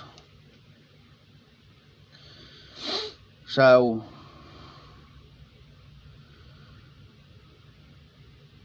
and hopefully they have a regular box this time where I can actually wrap it up in bubble wrap.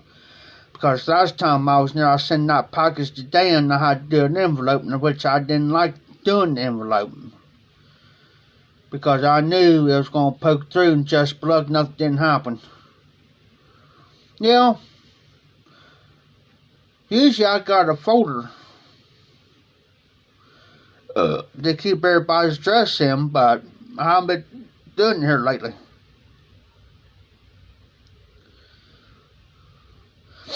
Speaking of folders, I'll show you all the bro notes I got.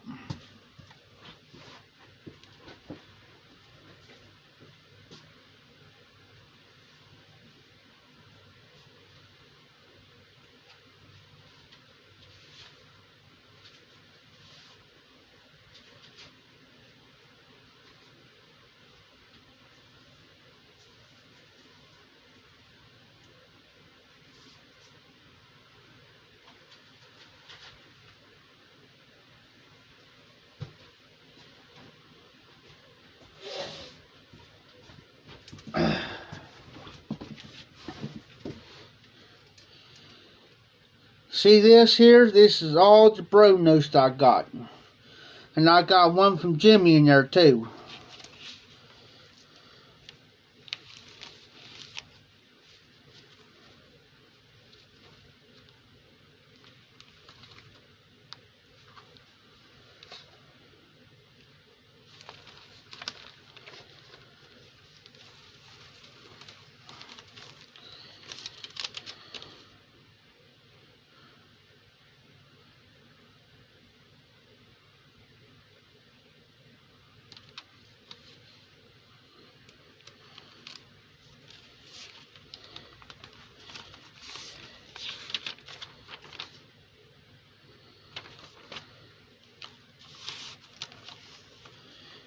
Jimmy?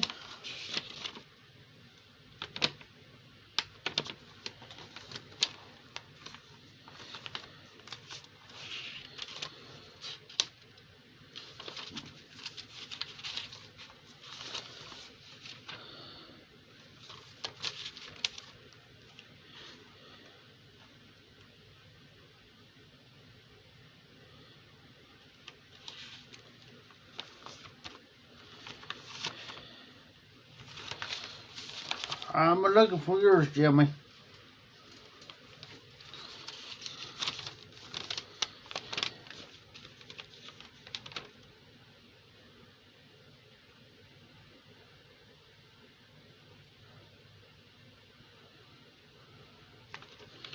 Ain't that one.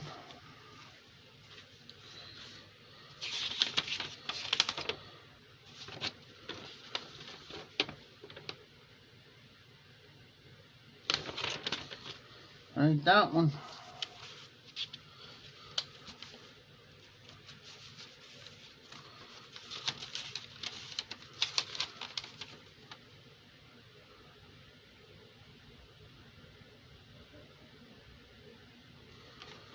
That Grand Duke came from TPI. So, Steve.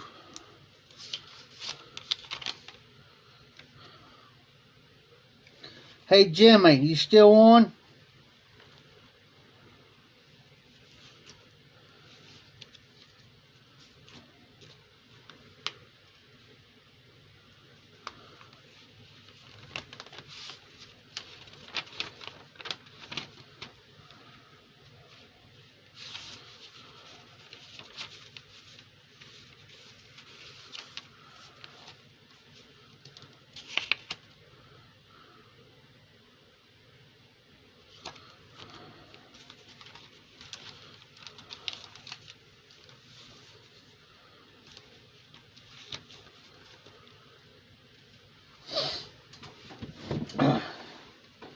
Hey Jimmy Tobacco.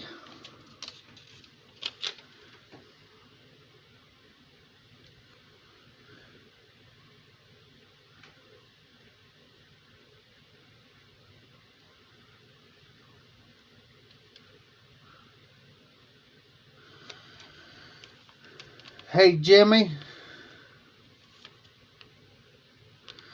I still got your bro note from 3 years ago. From 3 years ago, I still got your bro note. Exactly 3 years.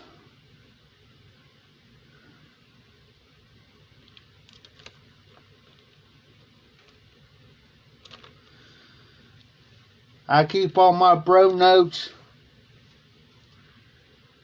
so I can, every once in a while, take them out and sit down, look at them.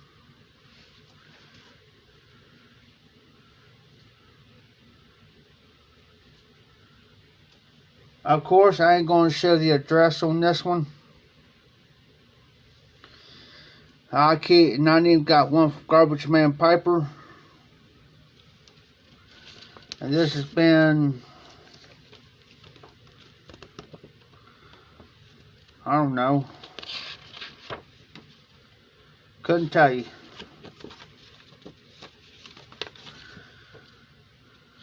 And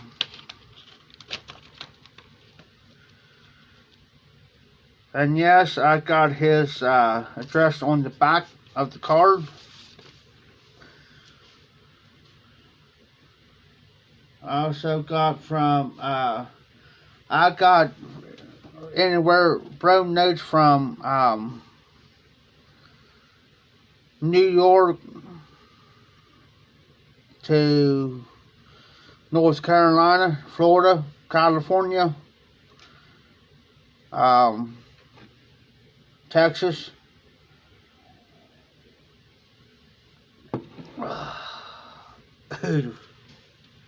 And see where else.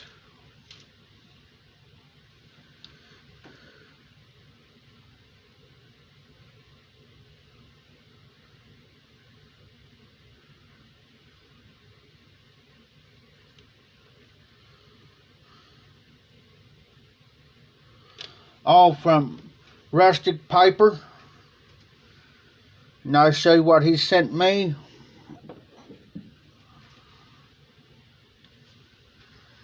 It is a hat pin. I have to be very, very careful with this.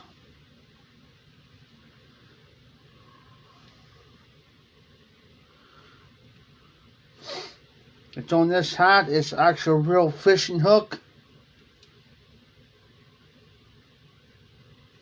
I got that sent to me. And yes, that is real.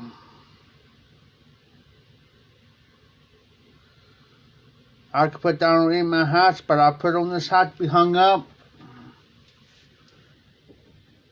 And that came from Wisconsin, I think.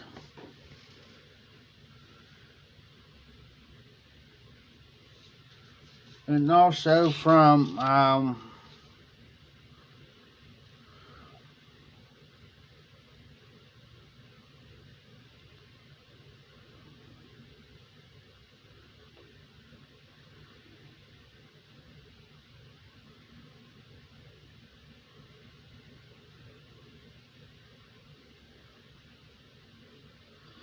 I did have a designer pipe, which I no longer have.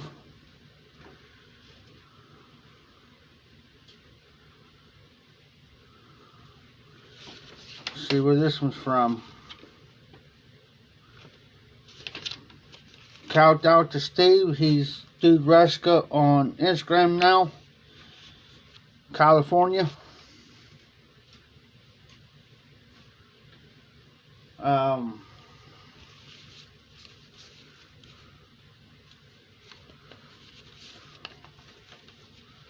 Let me see here.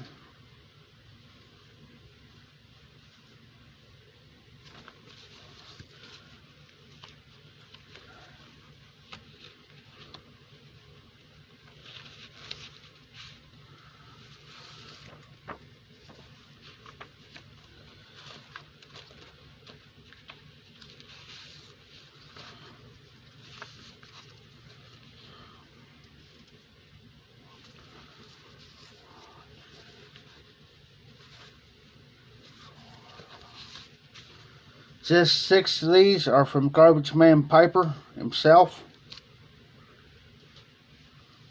So I try to keep all bro notes.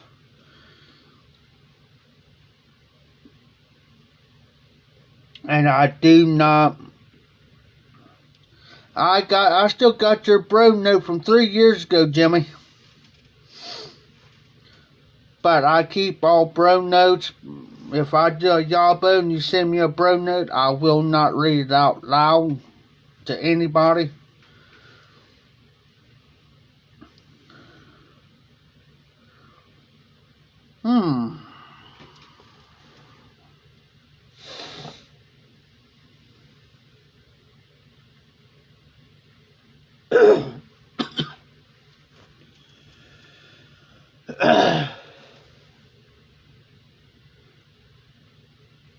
I'm a looking hillbilly. I got 3 pipes sentimental I won't get rid of.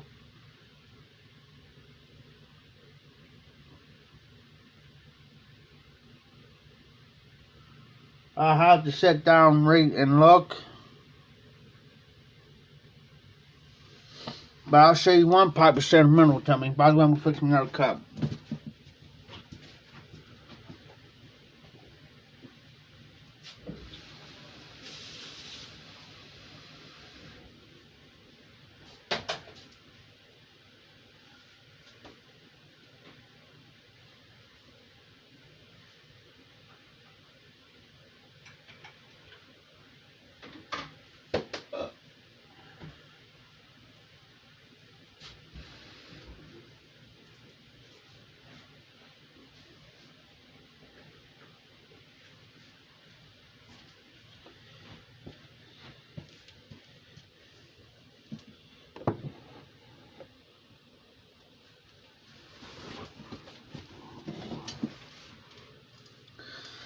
Yeah, that's the pipe that...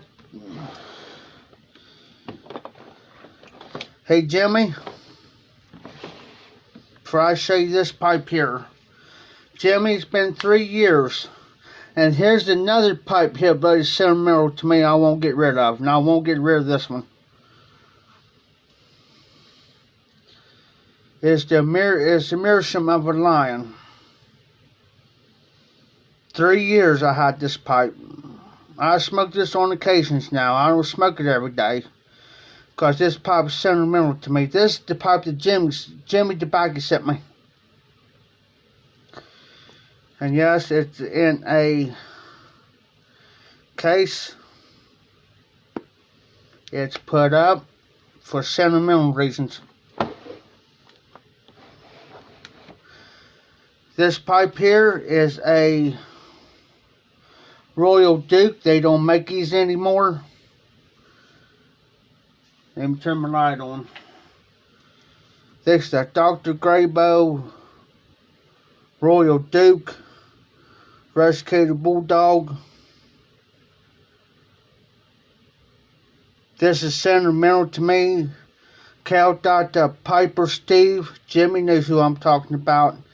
This pipe here belonged to his dad. Yes, I do smoke this on the about when I get down. I smoke this. This pipe here will not leave my collection. It will stay in my collection. Because I made a vow and I made a promise. Yes, I do clean it every now and then. Especially the stem. That's why the stem's kind of in good condition. There is a slight crack right there, but it does not affect the smoke. It is a 6 mil. I do clean these, guys. The tendons I do clean. That's why they're so clean, because I keep them clean. But this pipe will not leave my collection. And the meerschaum, it will not leave my collection. I do got several other pipes will not leave my collection.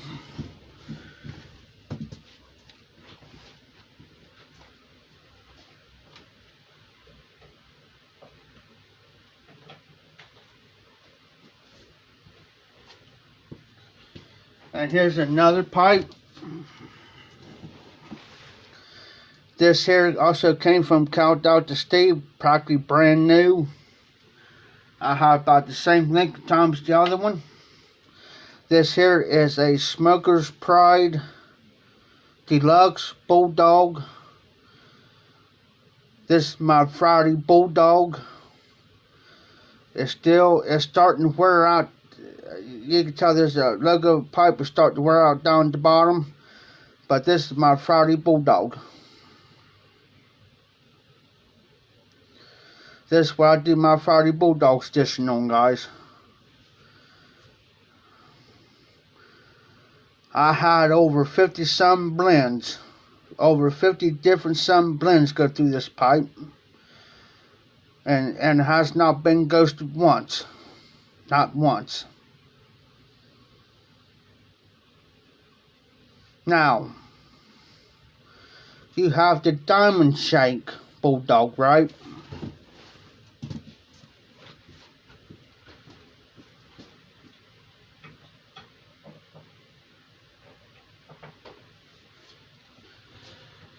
Then you have a Rhodesian pipe. This is my Bulldog Pearson 999. Bulldog. Rhodesian, which means it's round. It's not the shank. It's not the diamond.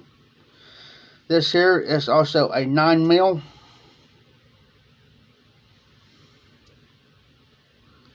Oh, nice. Nice, hillbilly. And it's partially bent. I like that. Tell. So, I will not get rid of this pipe. This is my first 9mm ever sent to me. It was sent to me by Garbage Man Piper. Now I will not depart with this one. It is the Peterson. Yes, this is the Bulldog. It's a 999 Rhodesian Bulldog. It's a Peterson. And yes, it just says Peterson of Dublin right here. So that will not leave my collection.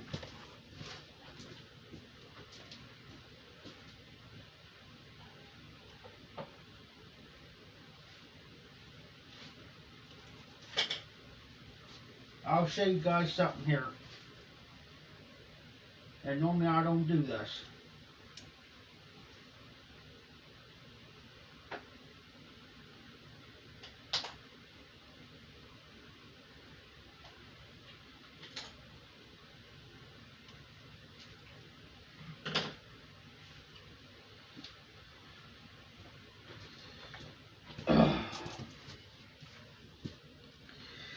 Let me do something here real quick, guys.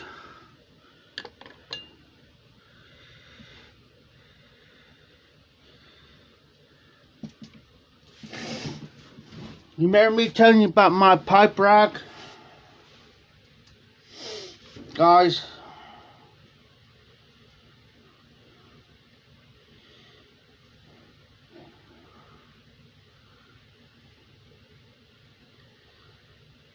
You remember my pipe rack I was telling you about? I only paid $1 for it out the.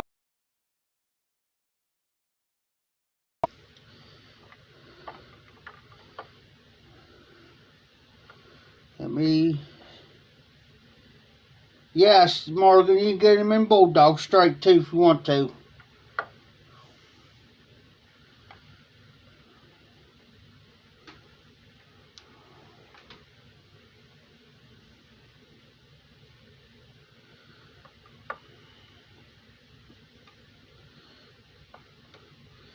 Since I made a video on this about a year ago. But here's my pipe rack, guys. It holds 12 pipes here. If I turn it around, it holds 12 pipes on that side.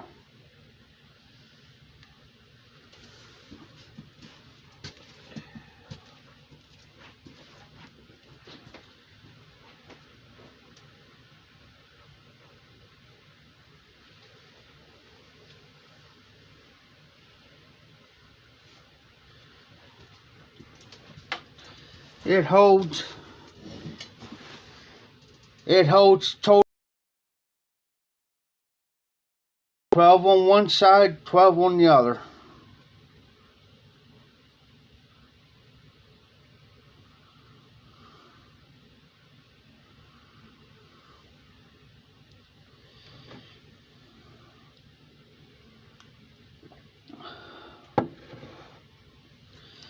Just now, I just got to get the other side filled up.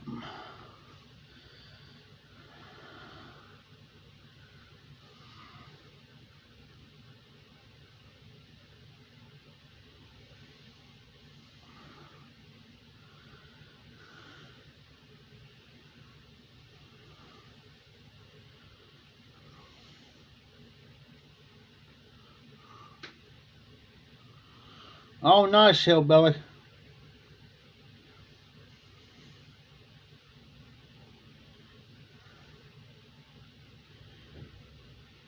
I got that from the auction house. I seen one day he brought that in, and I said, Wilkes-Barre have a regular auction. I looked at him, I said, I need that. He says, what is it? I said, it's a pipe rack. I said, I need it. He said, oh, you got pipes? I said, yeah. And I said, I need something to hold my pipes. So during the auction, I started out $1. Nobody else didn't bid on, and I got it. The only thing's missing on that, there's a metal slot right there to push out a handle to it. That's the only thing's wrong with it. Other than that,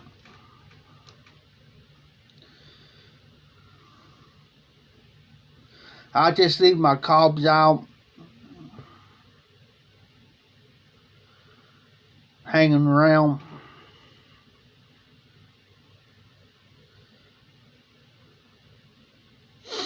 But that's just the only thing too, guys. I mean, stuff like that will come through the auction house or something. Now, if we start these regular auctions back up, if stuff pipes, I've seen pipe rocks come through like that. That's the only one I've seen come through. But if there's more comes through, and pipes comes through there, I'm snatching them. I'm snatching them because, you know, and I'm going to start hitting some auctions here pretty soon. Because I know there's one, they have it every summer out across town. So, see if I get it. So, if, I've been watching these, people's going to start doing these yard sales. If they're kind of close where it's walking distance for me, I'm going to start checking these yard sales out too, because sometimes people will sell pipes and stuff.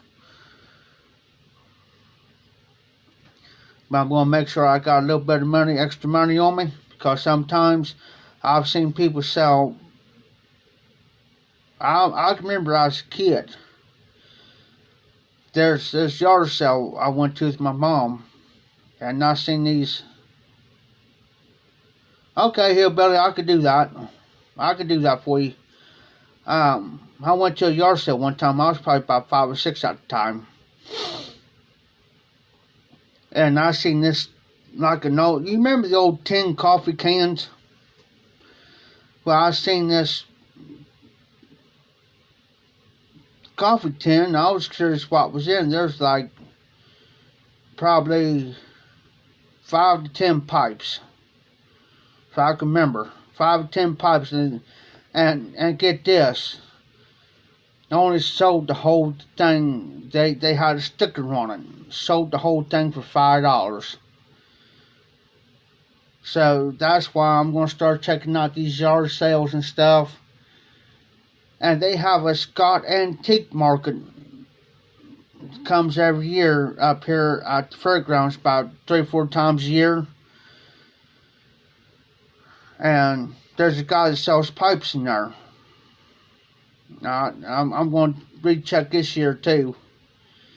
He hasn't come in yet, but when he does, and that guy's there and I got the money, I'm going to start snatching. I've been wanting to go to the flea market over at Wilmington. It's called Caesar's Creek. And there's another one probably about a half an hour to an hour away. It's called Trader's World.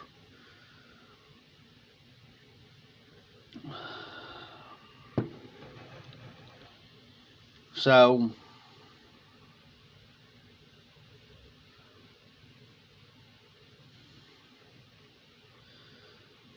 I'm going to try to. I'll be right back.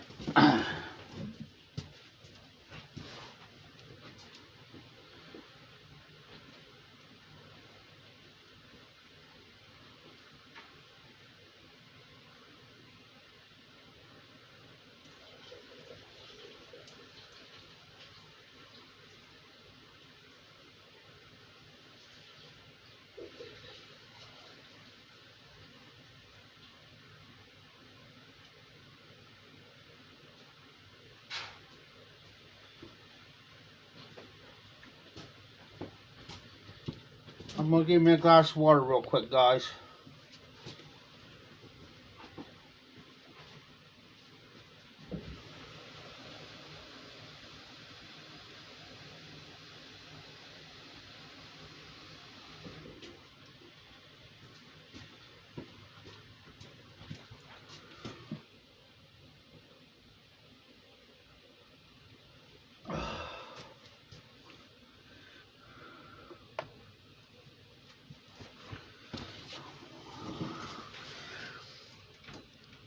Hillbilly, just go to these flea markets and stuff, man. You'll be surprised what you'll find.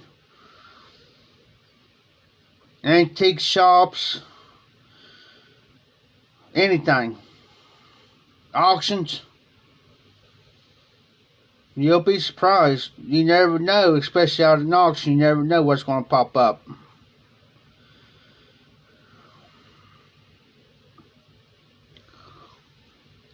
Because you just don't know.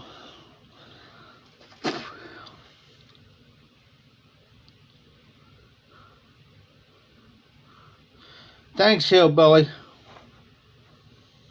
Appreciate that.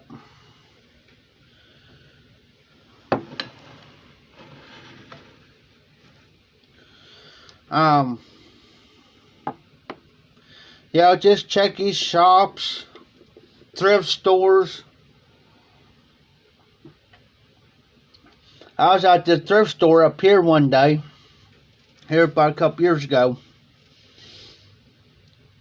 and I seen these pipes there. They was wanting like $4 a piece for them. I had the money. Now I'm thinking, nah. Well, I left. And when I went back, now I think, well, I better go back and snatch those. Well, it was like the next day. Went go back the next day to snatch them, they was gone. I should have snatched them when I had a chance of snatching them.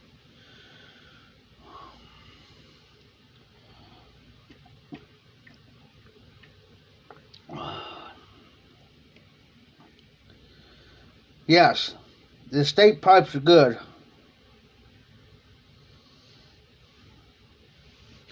They're good to have, man, because you never, and the reason why I like estate pipes is the reason why is because if you think about it, I think about what they thought about and what they done with that pipe. Hey, Jimmy.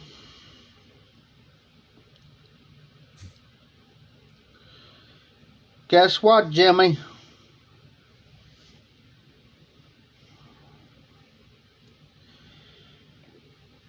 But what they did with that pipe, what they did while they were smoking that pipe,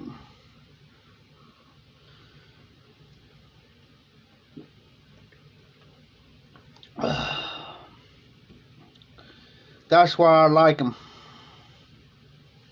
Exactly, Hillbilly. You just, did they did yard work with the pipe, or did they did farming with the pipe, or what was they thinking when they sat down smoking that pipe? Was they reading a book or the newspaper or watching the news? listen to the radio.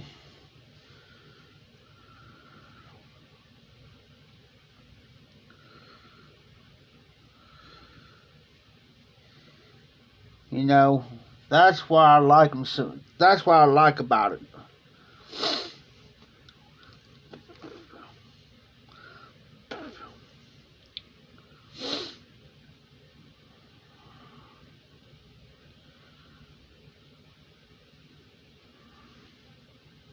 Just never know what that person. Hey Jimmy, you are now officially a moderator.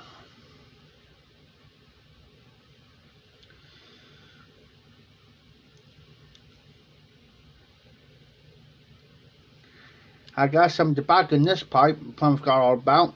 We're gonna smoke it.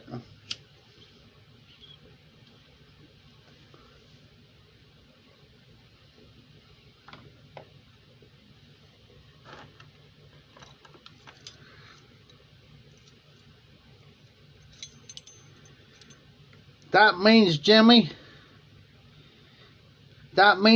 you can put people in timeout.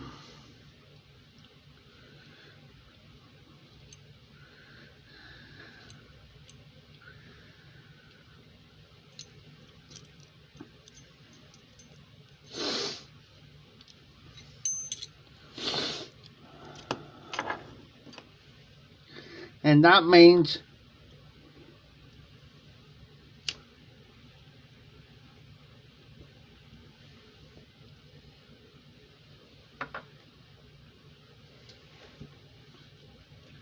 I'm going to try to save up too to get a forever stem for this pipe here, because I kind of like this pipe here too. This is a Washington, and I'm going to try to get a stem for it, forever stem.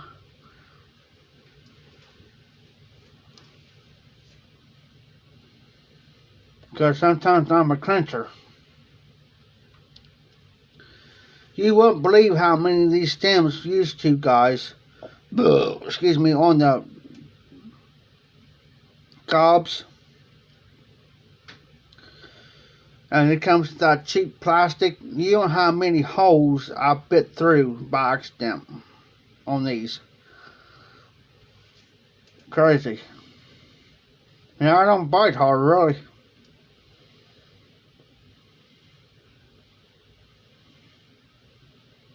Because on my cobs, if I like the pipe well enough and it's got that stem on there, and if it's comfortable in my mouth, I like it that way.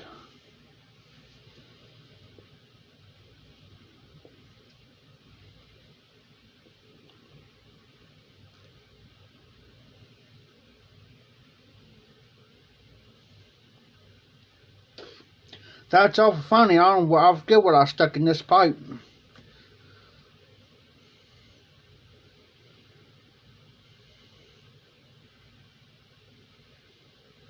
Oh, I know what I stuck in it now.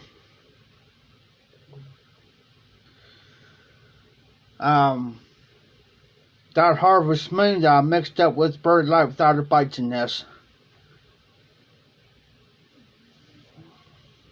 I know what's in it now. Take me a minute to figure it out.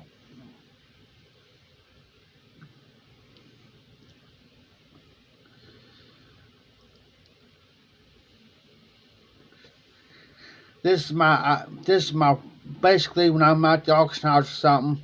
This one right here is my work pipe.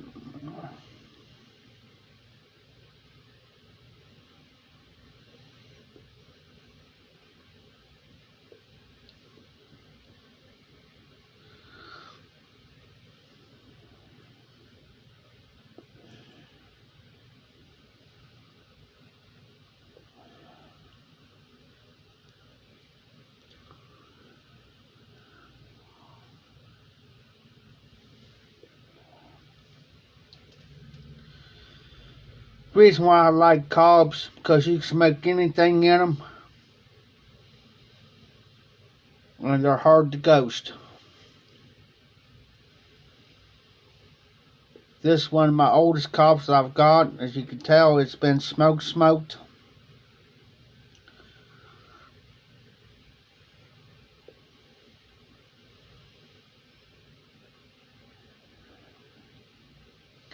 If you want your cob to dark quicker,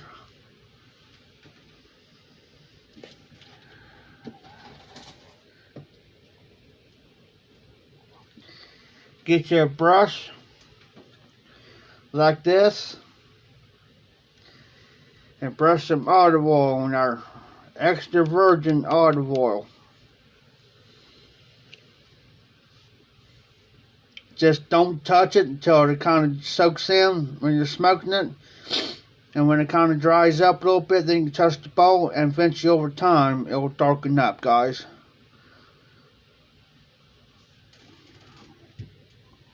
I'll show you a prime example.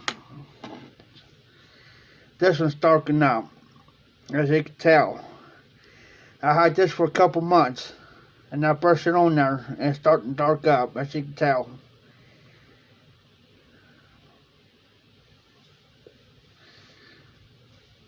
Now, I haven't put none on here on this pipe for a while. Neither is this one, because I like my cobs kind of dark.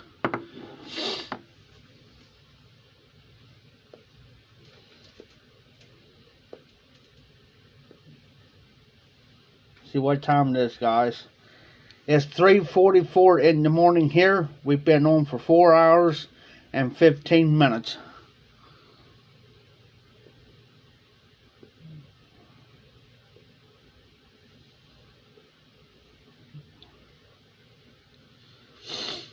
I'm going to have to hit the bed soon. I only said I was going to be on here for about an hour and a half, maybe. We've been on here for 4 hours. Crazy.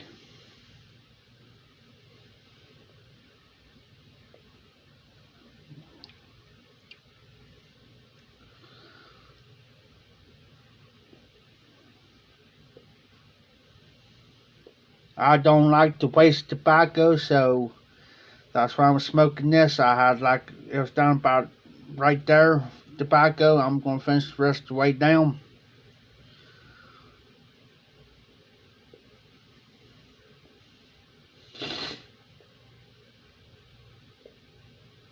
I'll pay for it later. That's why my nose is starting to clog up a little.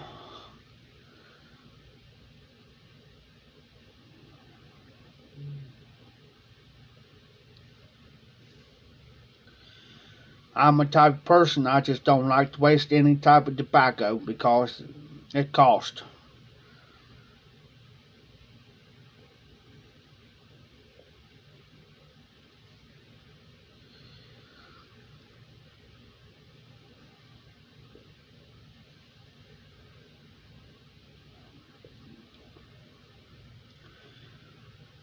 I like tobaccos. There's very few aromatics I like. Now I like Bridget Air from Sherman Smarts because it's got the rum and maple in there. I like it. I like Bird Light Without a Pipe because it's a light aromatic. I like it. I love it. Captain Black Royal.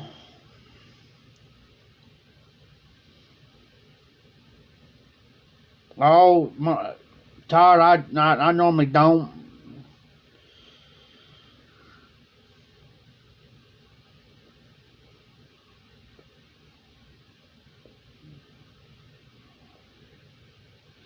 You're very welcome, Jimmy. You're very, very welcome. Now, this pipe here, it does get hot, of course, because it's new. I'm probably after 20, 30 bowls or more. It won't get hot. I usually wait till I smoke probably about the 60th or 70th bowl before it starts getting the cake build up in it. Jimmy, only thing you do is press the person's button. Press the person's name. Press it. Whoever you think that should be in here is troll. Press on their name. There's this box will come up. It'll be white and it'll say timeout. Hit it. As soon as you hit that, they're in timeout. If they keep coming back in, then I can block them. I'm the only one who can block them, but you can put them in timeout. So if this bowl gets too close to 100 bowls been smoked in, and it's still good, and even though I've got cake build up, okay, and it still gets hot on me, then what I'll do is I'll take me some sandpaper just around. I'm not going to touch the sink. I'll just go around that bowl. Take some of that lacquer off so I can breathe. Because Dr. Graybo pipes used to, they still do it. They put heavy lacquer on there where the pipe can't breathe and your pipe still gets hot. So, if that happens, that lacquer's coming off. Now, on top of the pipe, you don't see it on the top. And it's only, I'll see how deep it is. It's only that deep. Why? So, this is normally my Sunday pipe. I didn't smoke this tonight because it would take forever to smoke this one. And I really wasn't in the mood. So, if probably between the 50th to 100th bowl, if I probably continue to still, I've done it. I've done it to this one. Look.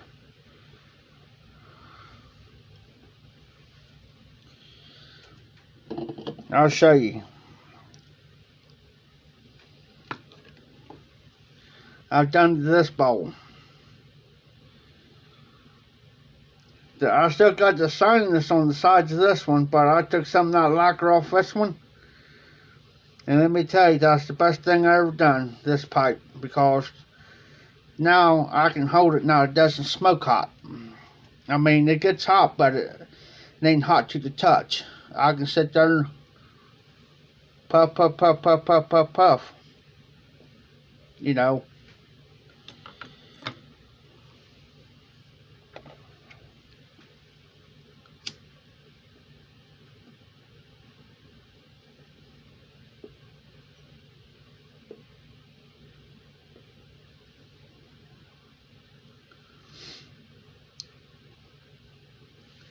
So, if you sand a bowl on a briar, do it very, very lightly. You just want to take that first little layer off. Don't dig into it. Do it very lightly.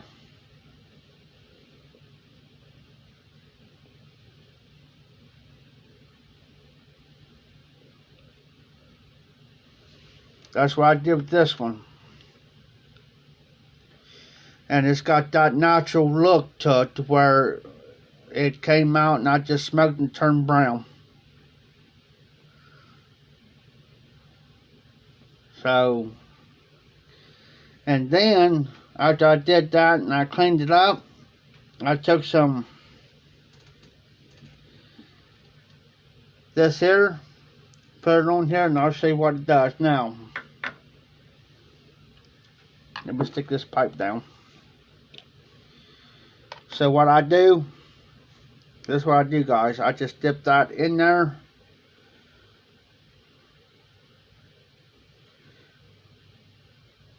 I'll wipe off the excess, make sure it's not dripping.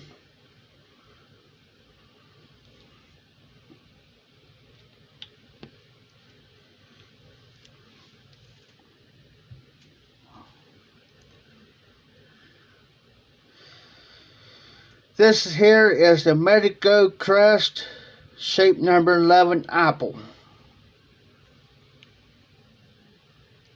And this is what I do to it, guys. Let me turn this light on so I can see it a little bit better. And the only thing I do is I just brush it.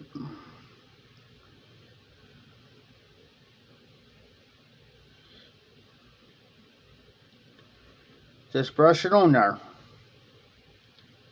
That's the only thing you got to do to it.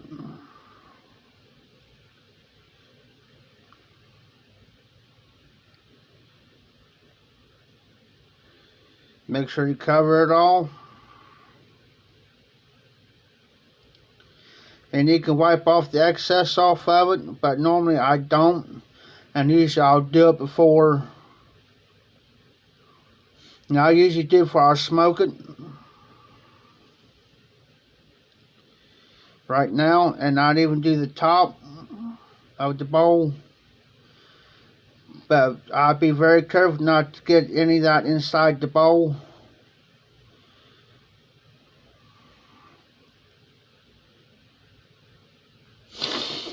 Okay guys, I'm going to show you the results.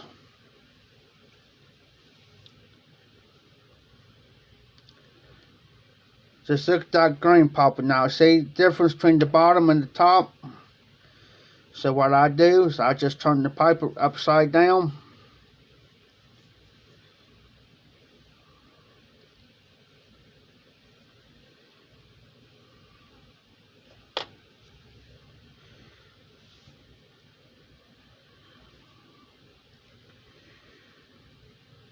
Now, I do have a rack around here somewhere, guys. You see that shine on there? See the grain starting to pop out on it? Be right back.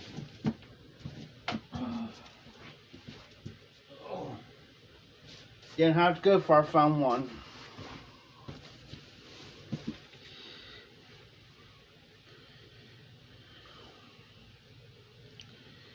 Now just take that,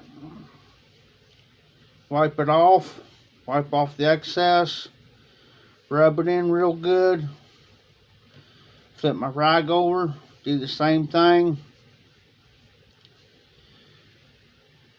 Make sure I get the top. Now look at it, guys. And you can even touch it while it's cold. I'm touching it.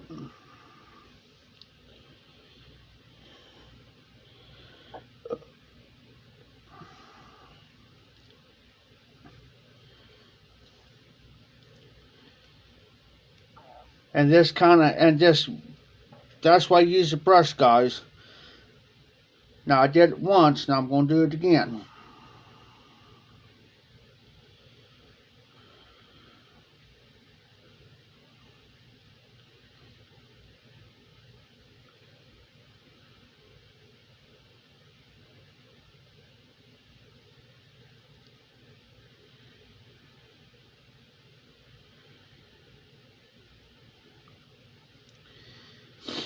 Make sure that your brush is new.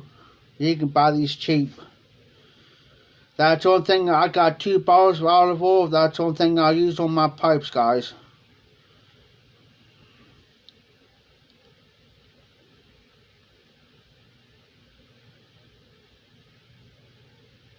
But don't use it on your stems.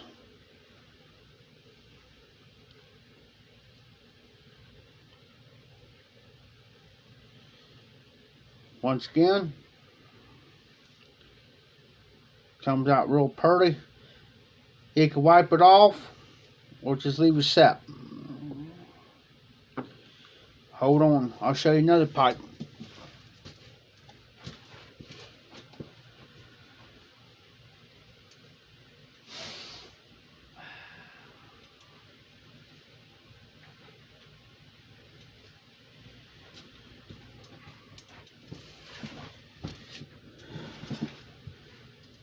This Medico.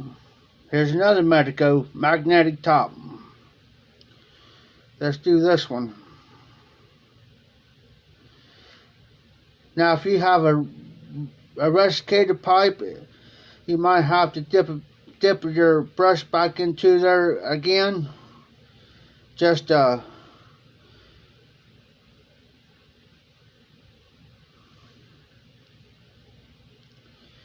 make sure that you got it good.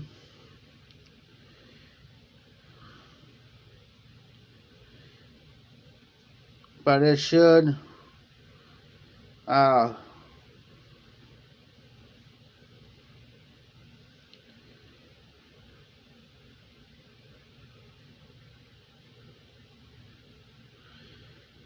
sometimes I have to redo this on my smooth ones, but this is how I clean my pipes, guys, too.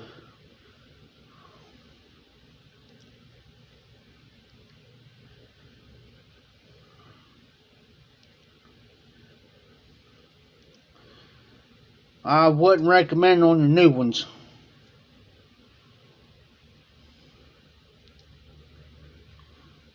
I'm just double make sure I got it all.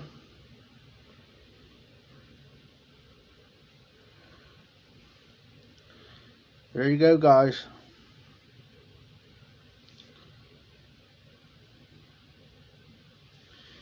Now what I normally do, take my rag, wipe off the excess, and then I can put this pipe right back up.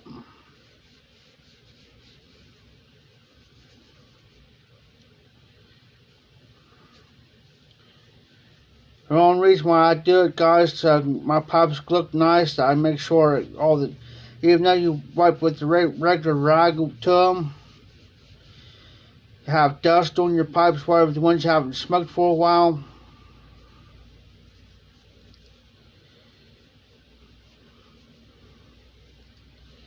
Now see how shiny that is?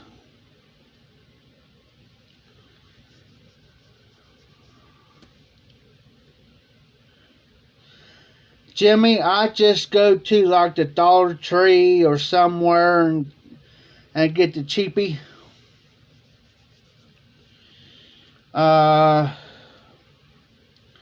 Hold on for a second, I'll tell you what ones I got.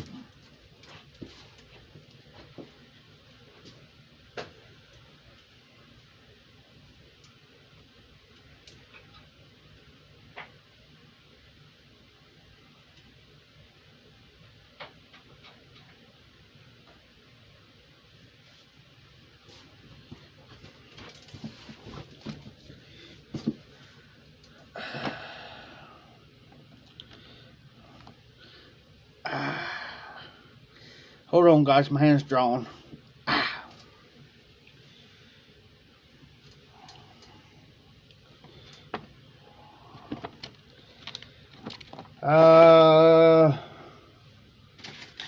I'm looking, Jimmy.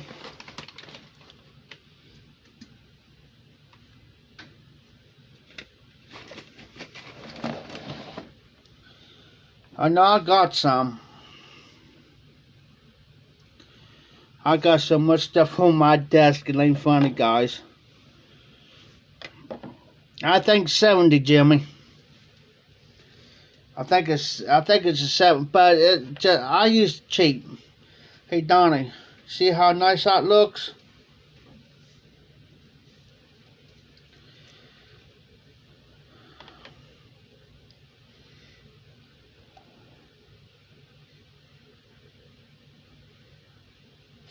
Yeah, I got me a glass of water right here.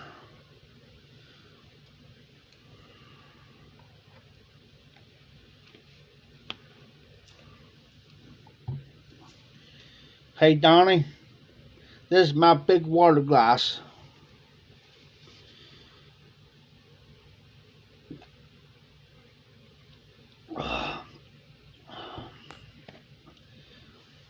Here, Billy, see how shiny that is?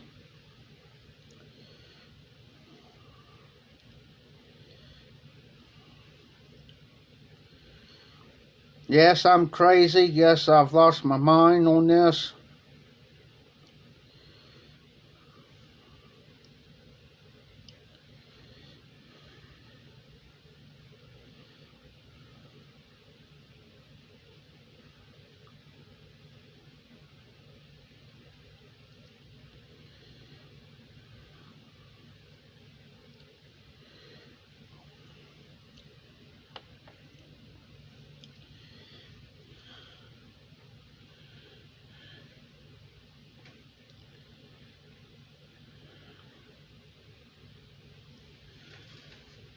I'm gonna take my rag to it.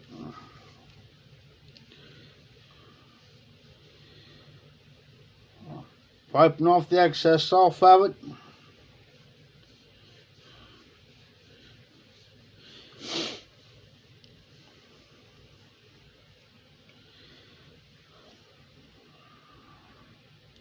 See how shiny it is now?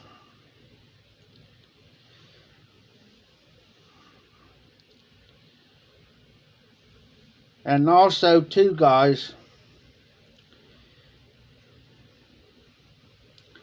I learned something from the Artful Codger. I ain't gonna do no more pipes right yet. No, hold on for a second.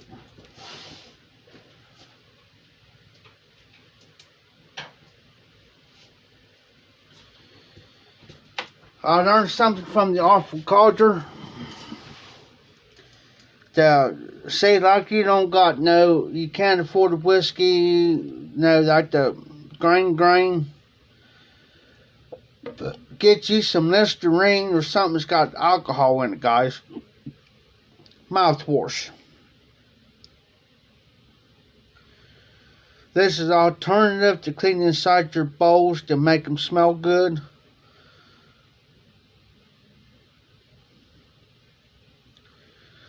This is what I use.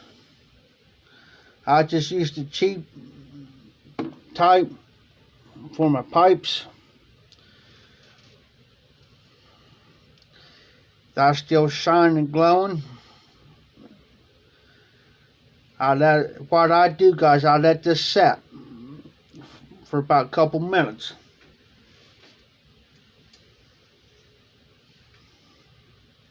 It does not affect the smoke.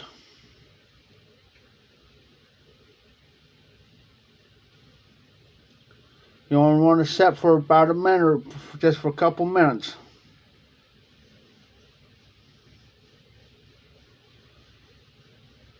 That's it.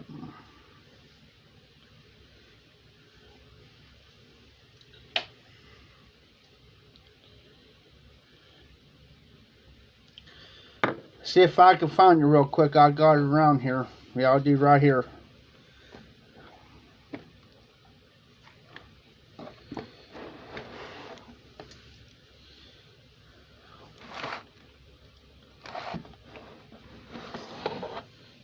I have to move this out of the road to get it out.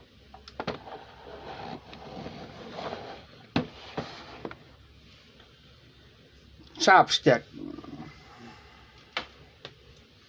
You say, what in the world do you want to use chopstick for? I've learned this too, guys.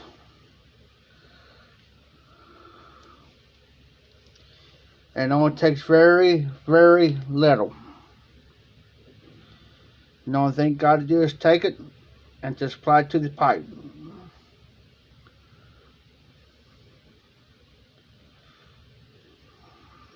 That's it. And then just take your rag,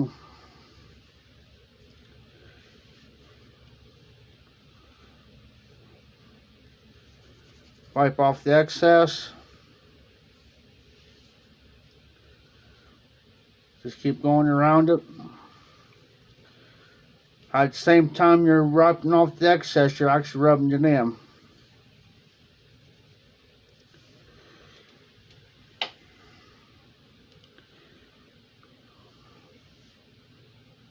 That's from the chopstick too, guys.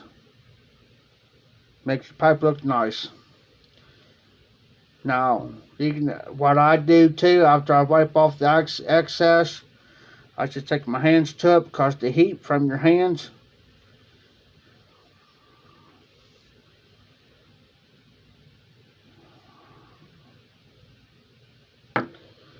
so let me see if I can find my other chopstick.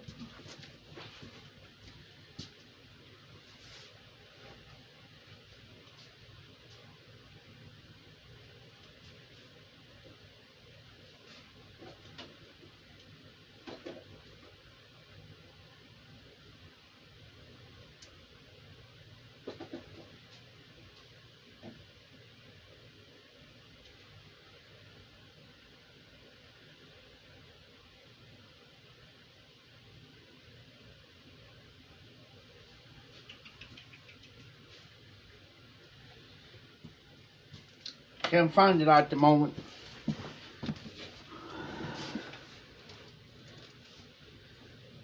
And I tell you another thing too, on the chopstick, guys, I get that Burt's Beeswax. I got some around here, but I don't know where it's at the moment. But it just takes very little Burt's Beeswax too, guys. And I put it on that pipe. See if I think I know where it's at. Hold on.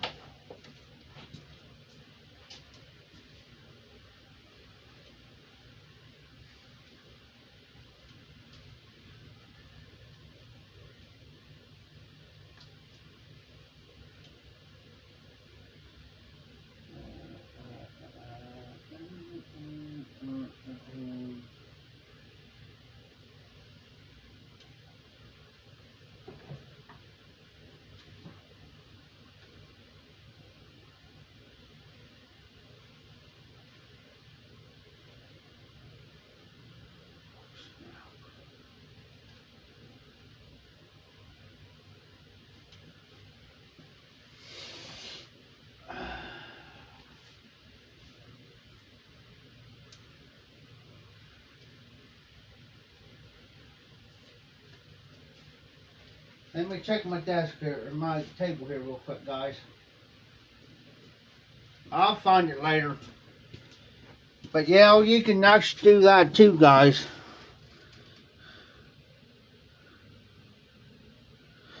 You can actually take some chopstick, lipstick, chopstick.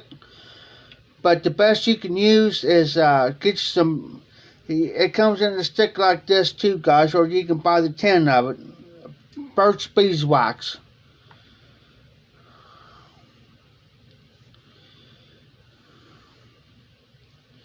Or better yet, now this is what I use on the stems, guys. There's a lot of people who won't agree with me on it, but I do it. I'll show you.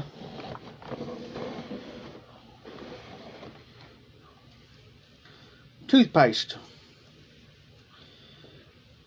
You see how shabby that looks?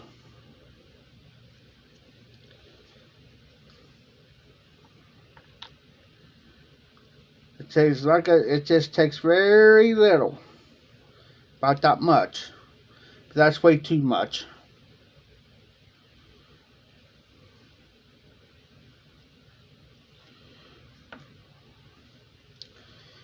That stem looks shabby. What I do is I just apply this little amount on there and just rub it in. I just put enough on there to cover the stem.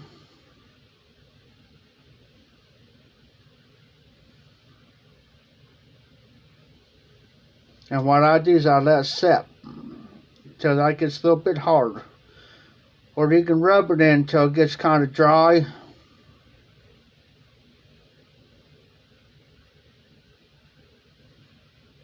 Takes just a little tiny bit. Not much. You can wait till it dries. And then take your rag. I use a corner, and what I do is I just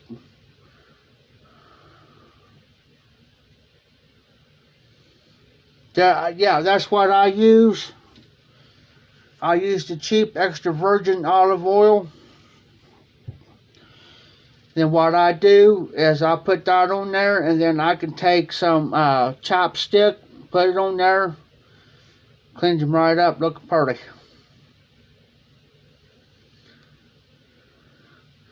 Now, as you're doing this, guys, be careful not to get any toothpaste around the separate it, because if you do, you're going to have a heck of a time. The best way to do it is take it off, then do it.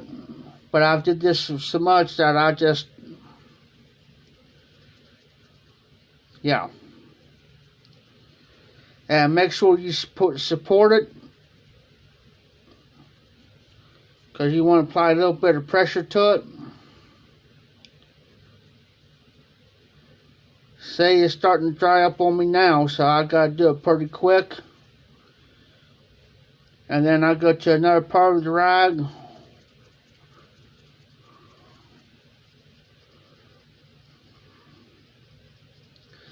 Guys, I do this all the time to my pipes.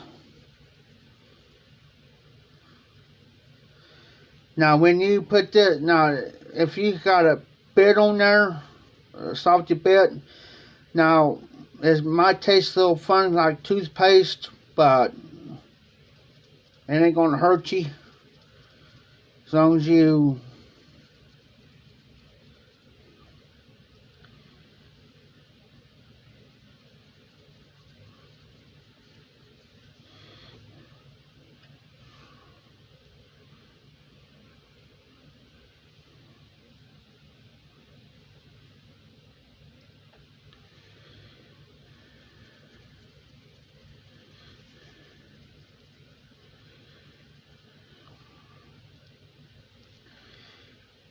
just keep doing it until you're satisfied.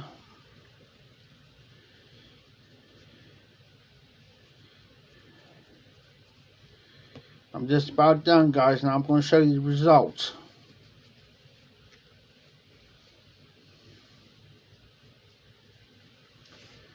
There it is.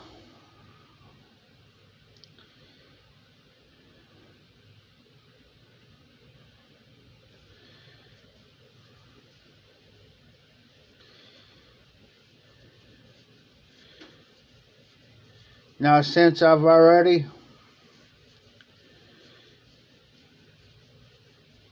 now what I'm doing is I'm rubbing the bowl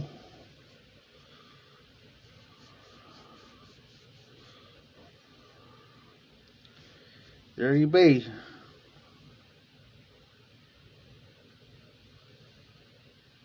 You just do it every so often, maybe twice a month. Depends on how much you smoke that particular pipe.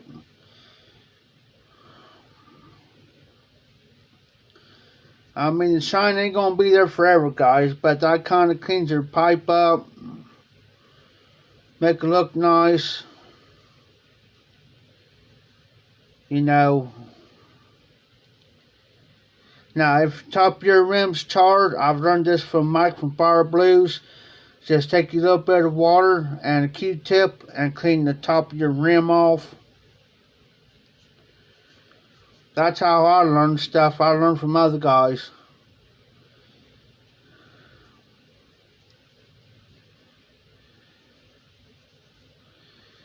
But that is clean. Now I probably won't touch that. Now I won't probably put no more in that pipe until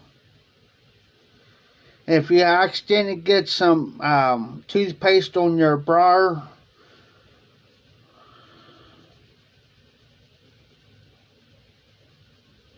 Yes. And the reason why too, also Jimmy's got beeswax in it. This one here and this one. It's got alcohol, fragrance, menthol, mineral oil. But I got a thing of chopstick beeswax. It's called Burt's Beeswax, guys. Get that. And make sure you read the thing and make sure it's got some beeswax in it. This here's just cherry flavor.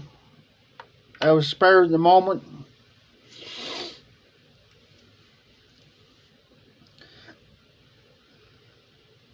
And also it helps darken your, and then also if you use the olive oil and stuff on there, guys, it'll even help, your pipe will darken up. That same way with your corn cobs. You put a little bit of olive oil on there,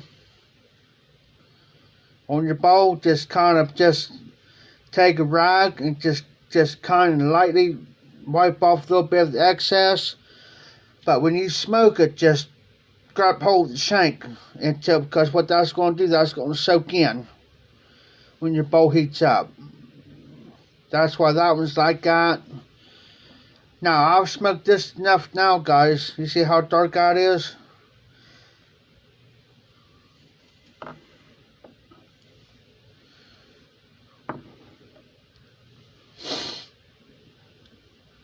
Just do it every so often, guys. Now, about once a week or so, about every other week, I'll do my pipes like that. I'll take this brush, dip it in olive oil, and I'll sit down, take each pipe, and clean them. Now, I'll show you a pipe that I've just recently done.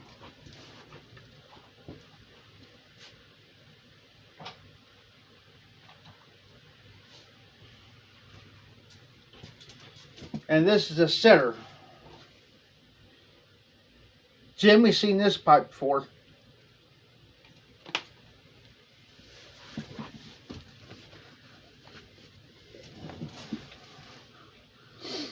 This is an Alpha Executive. See how shiny that pipe is?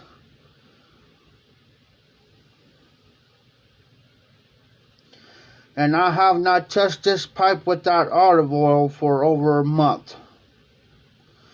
And yes, it is a sitter. I'll show you.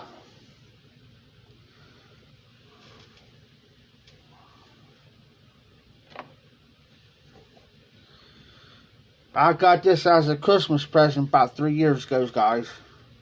And yes, it is a sitter. It is a sitter. Now, what I can do right now, I could just take this here, what's on the brush, just for the giggles,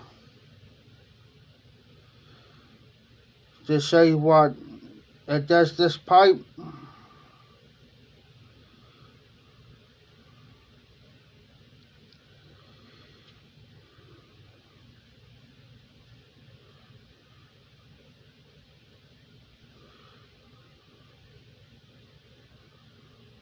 This pipe here is Tony's pipe now, Tony 513.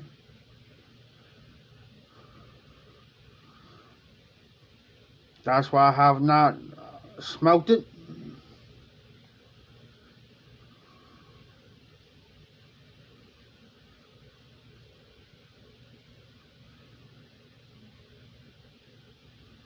Make sure that's on there good.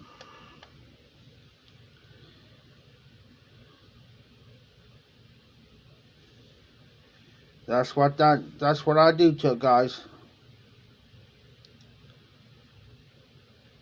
Yes. Now, if you notice, I just put some of that olive oil on this pipe here. It makes it even nicer of the clean on the pipe. Now, watch what happens when I wipe this stuff off.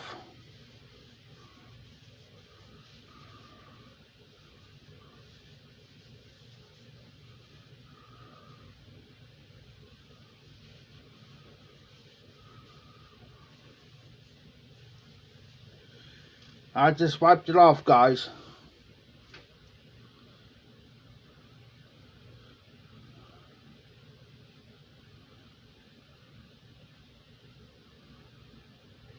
And that's what I do, Jimmy, is I'll take very little tiny bit of toothpaste and I'll put it around that rim and I'll rub it out real good. And it helps to char. I've done this pipe, this on top of this pipe, like right there, it's been charred real bad. So now I'm going to rub this pipe.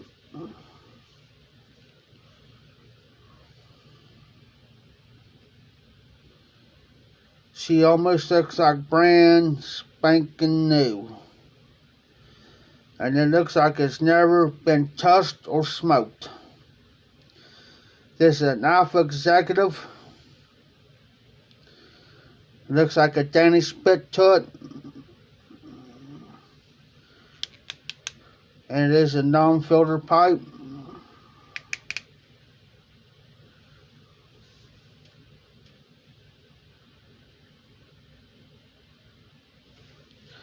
Now what I can do this pipe too, guys, I just got just very little left here, but it doesn't take much. Got some on my finger.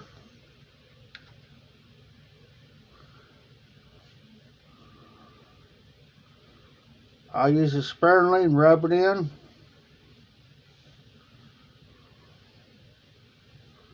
Make sure I get it all over the pipe.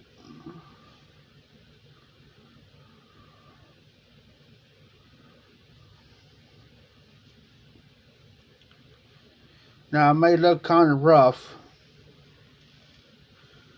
until I wipe it off.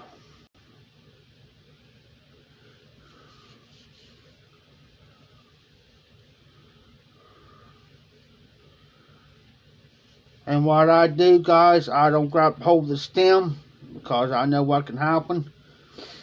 So I'll take a corner of a rag and grab my bowl, and I got this in.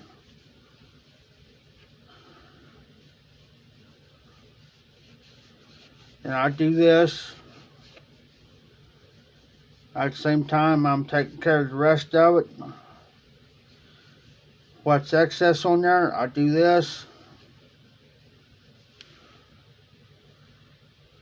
There you be.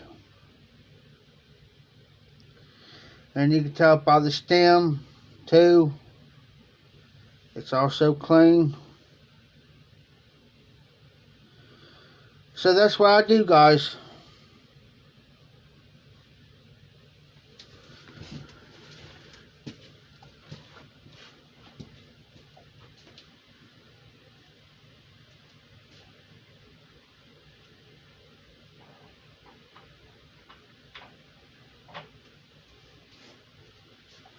That's how I do my pipes. I'll be right back.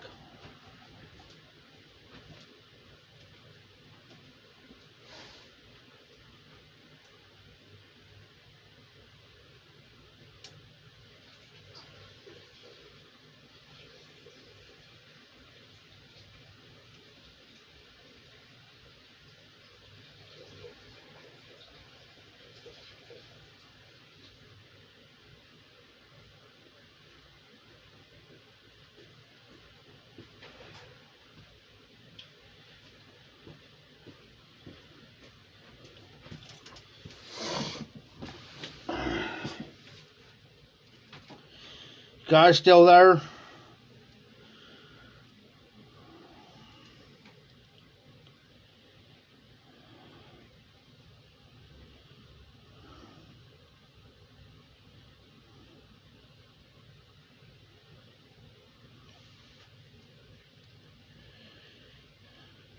Okay, I just want to make sure I'm getting the comments. But that's what I do. Now, there'll be a lot of people who will disagree with me on that, but that's how I do my pipes and stuff, guys. It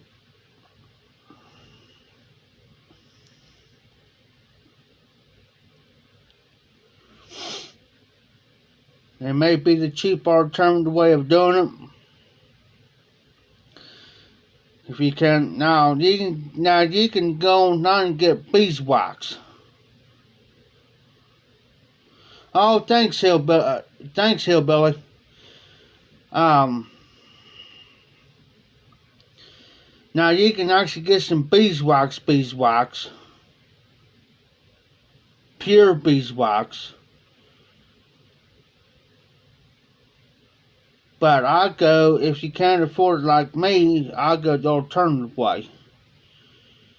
But if you use the olive oil on your pipes, guys, just make sure you wipe off the excess off. And it'll be smooth. But it'll also darken your pipe up. This is darkened up some, since I've used the olive oil.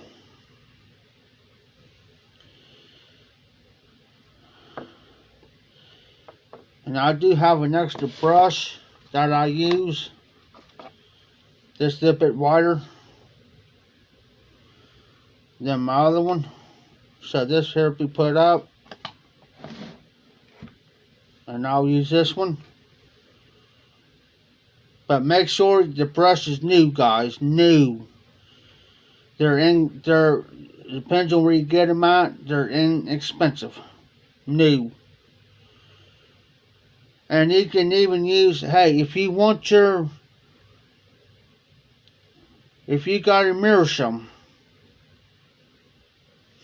like I got, take you up new, dip it in some olive oil, and brush it on that meerschaum.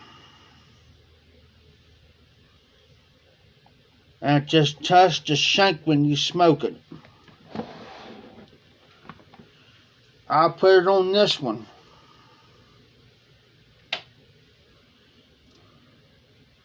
Oh, thanks, Hillbilly. If you guys look at that, I have put olive oil on that, and look at it. It's darkened up. Now, if I start smoking this for the rest of the week, and I'll put olive oil on that, it only takes one time, guys. And then when I smoke it, I touch this. I don't touch the head. I'll smoke it like this. So that old school guys will tell you when you get a new meerschaum, old school guys. Because this has got beeswax on. When you go to touch it like this, guess what happens? It's coming off. And these new guys, oh, you can touch that. Now, this is what I do, guys.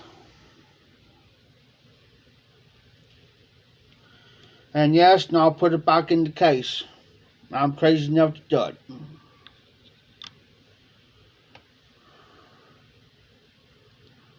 Touch. And what I do is I make sure I wipe off the excess, make sure there's no dripping.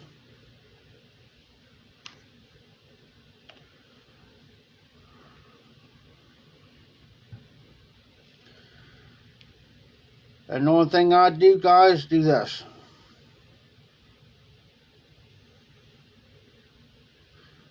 It only takes a couple minutes, if that. I'll put it around his face. He's not hurting.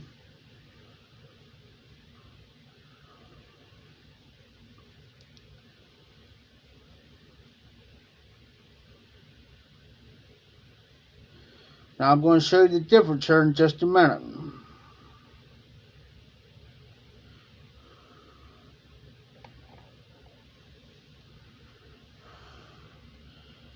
I don't know if you can tell, it ain't doing no justice, but it's darkened up.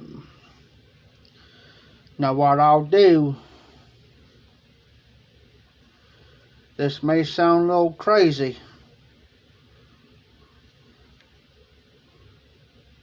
but I'll put it in there, close him up, he's back in there.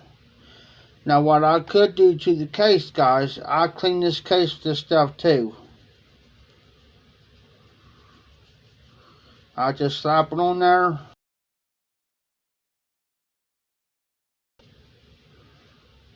That kind of helps dry this out a little bit better too, guys. That's why I don't have to worry about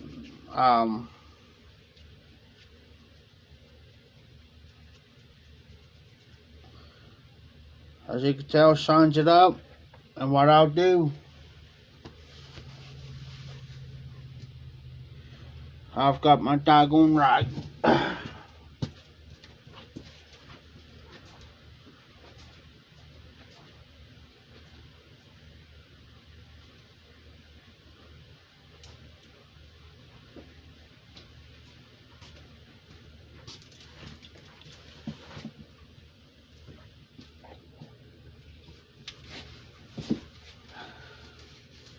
Take my rag to it.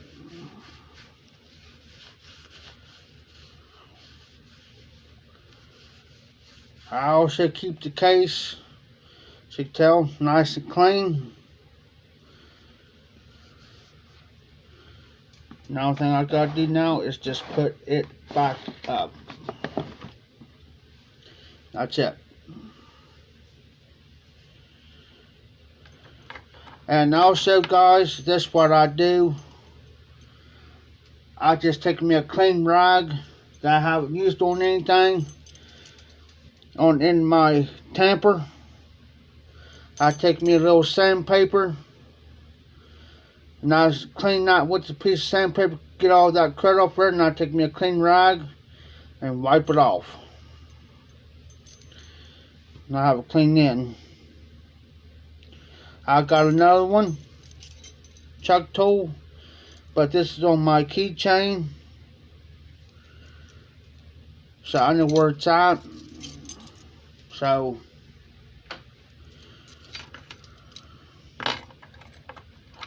here, Billy, I appreciate that.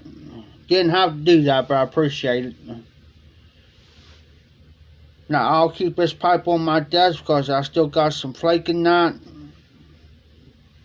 And usually what I do, guys, I keep it on my desk, and that's reminding me that you guys still got pipe tobacco in that. Need to smoke it. So go over here. Usually if I have a pipe with tobacco in it, I'll stick it on my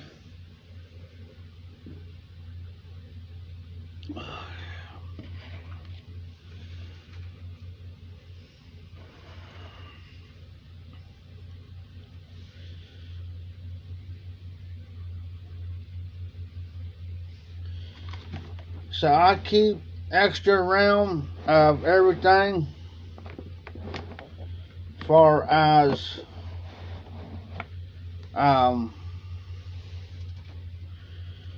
olive oil, stuff like that. I got another bottle of this sitting in my thing here, over here. Even though this lasts me for many, many, many years, I always keep extra around just in case I have to put this somewhere and I forget where I put it, but this stays beside my desk at all times. All times. And that's why I don't have to worry about it. I'm going to put my hat up.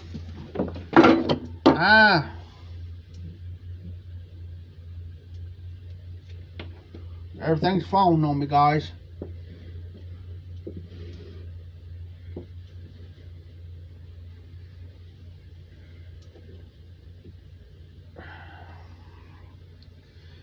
Usually my hats don't do that. Set my stuff back up.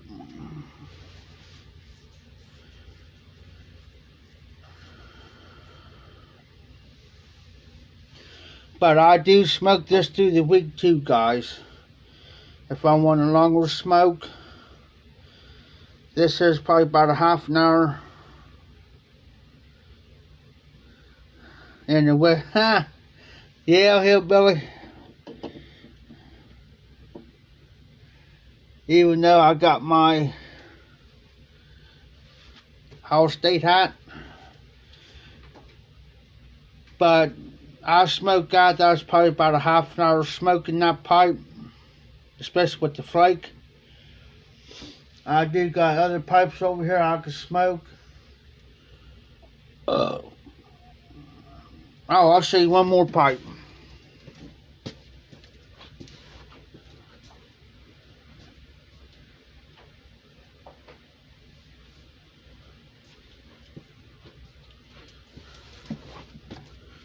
This here is my billiard. I will not depart this billiard.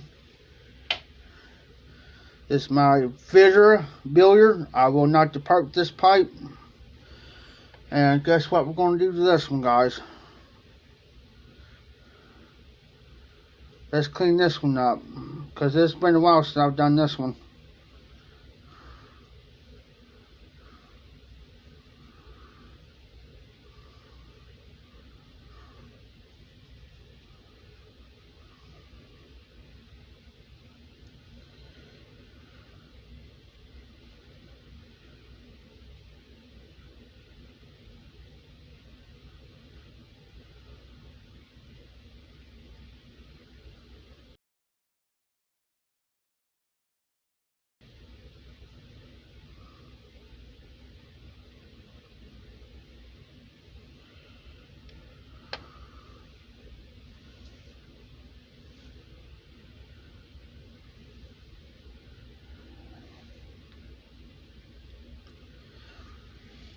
Now I'll wipe that off. What I do? What I do, Donnie?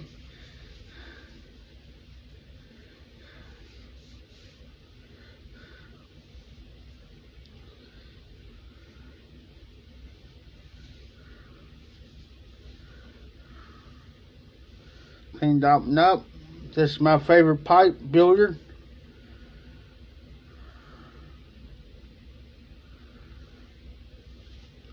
Easy to clench. I haven't smoked this one in a while, so you'll get smoked here this week sometime. I'll be right back.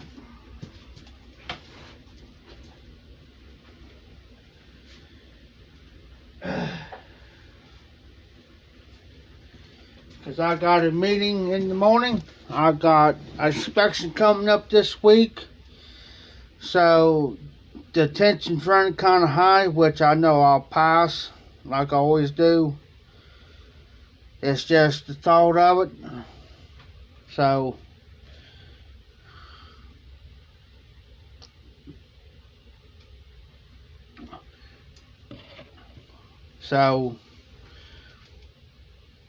there's just a few things I gotta take out to the trash and stuff and take care of it, kind of clean up a little bit, and then I'll pass.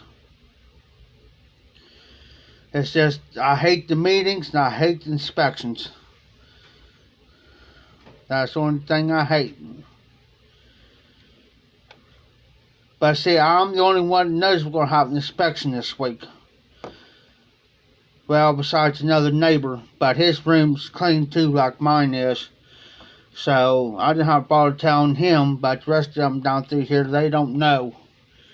They think we ain't gonna have one, so they're gonna get fooled.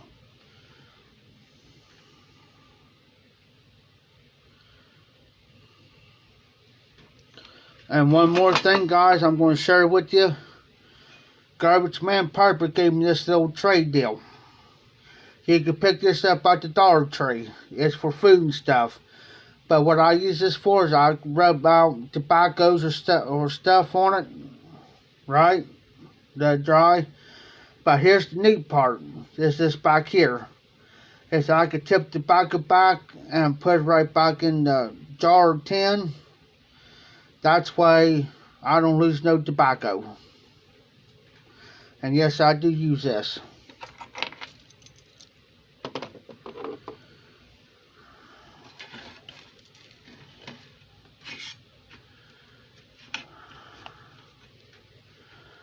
Alright guys, I hate to cut it short,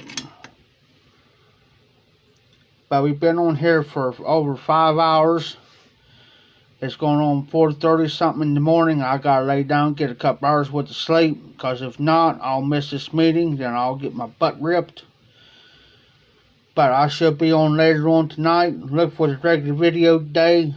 So y'all be careful, be safe, be well, have a good day. I'll catch you guys later on today. So I have to let her know that I'm expecting a pretty good sized box and a smaller box, as I have to wash the mail. Oh, I will, Hillbilly. So I should be getting Dan's box today. So I will be showing that pipe off. So you just the hot piper, keep them lit, keep the embers burning, y'all take care.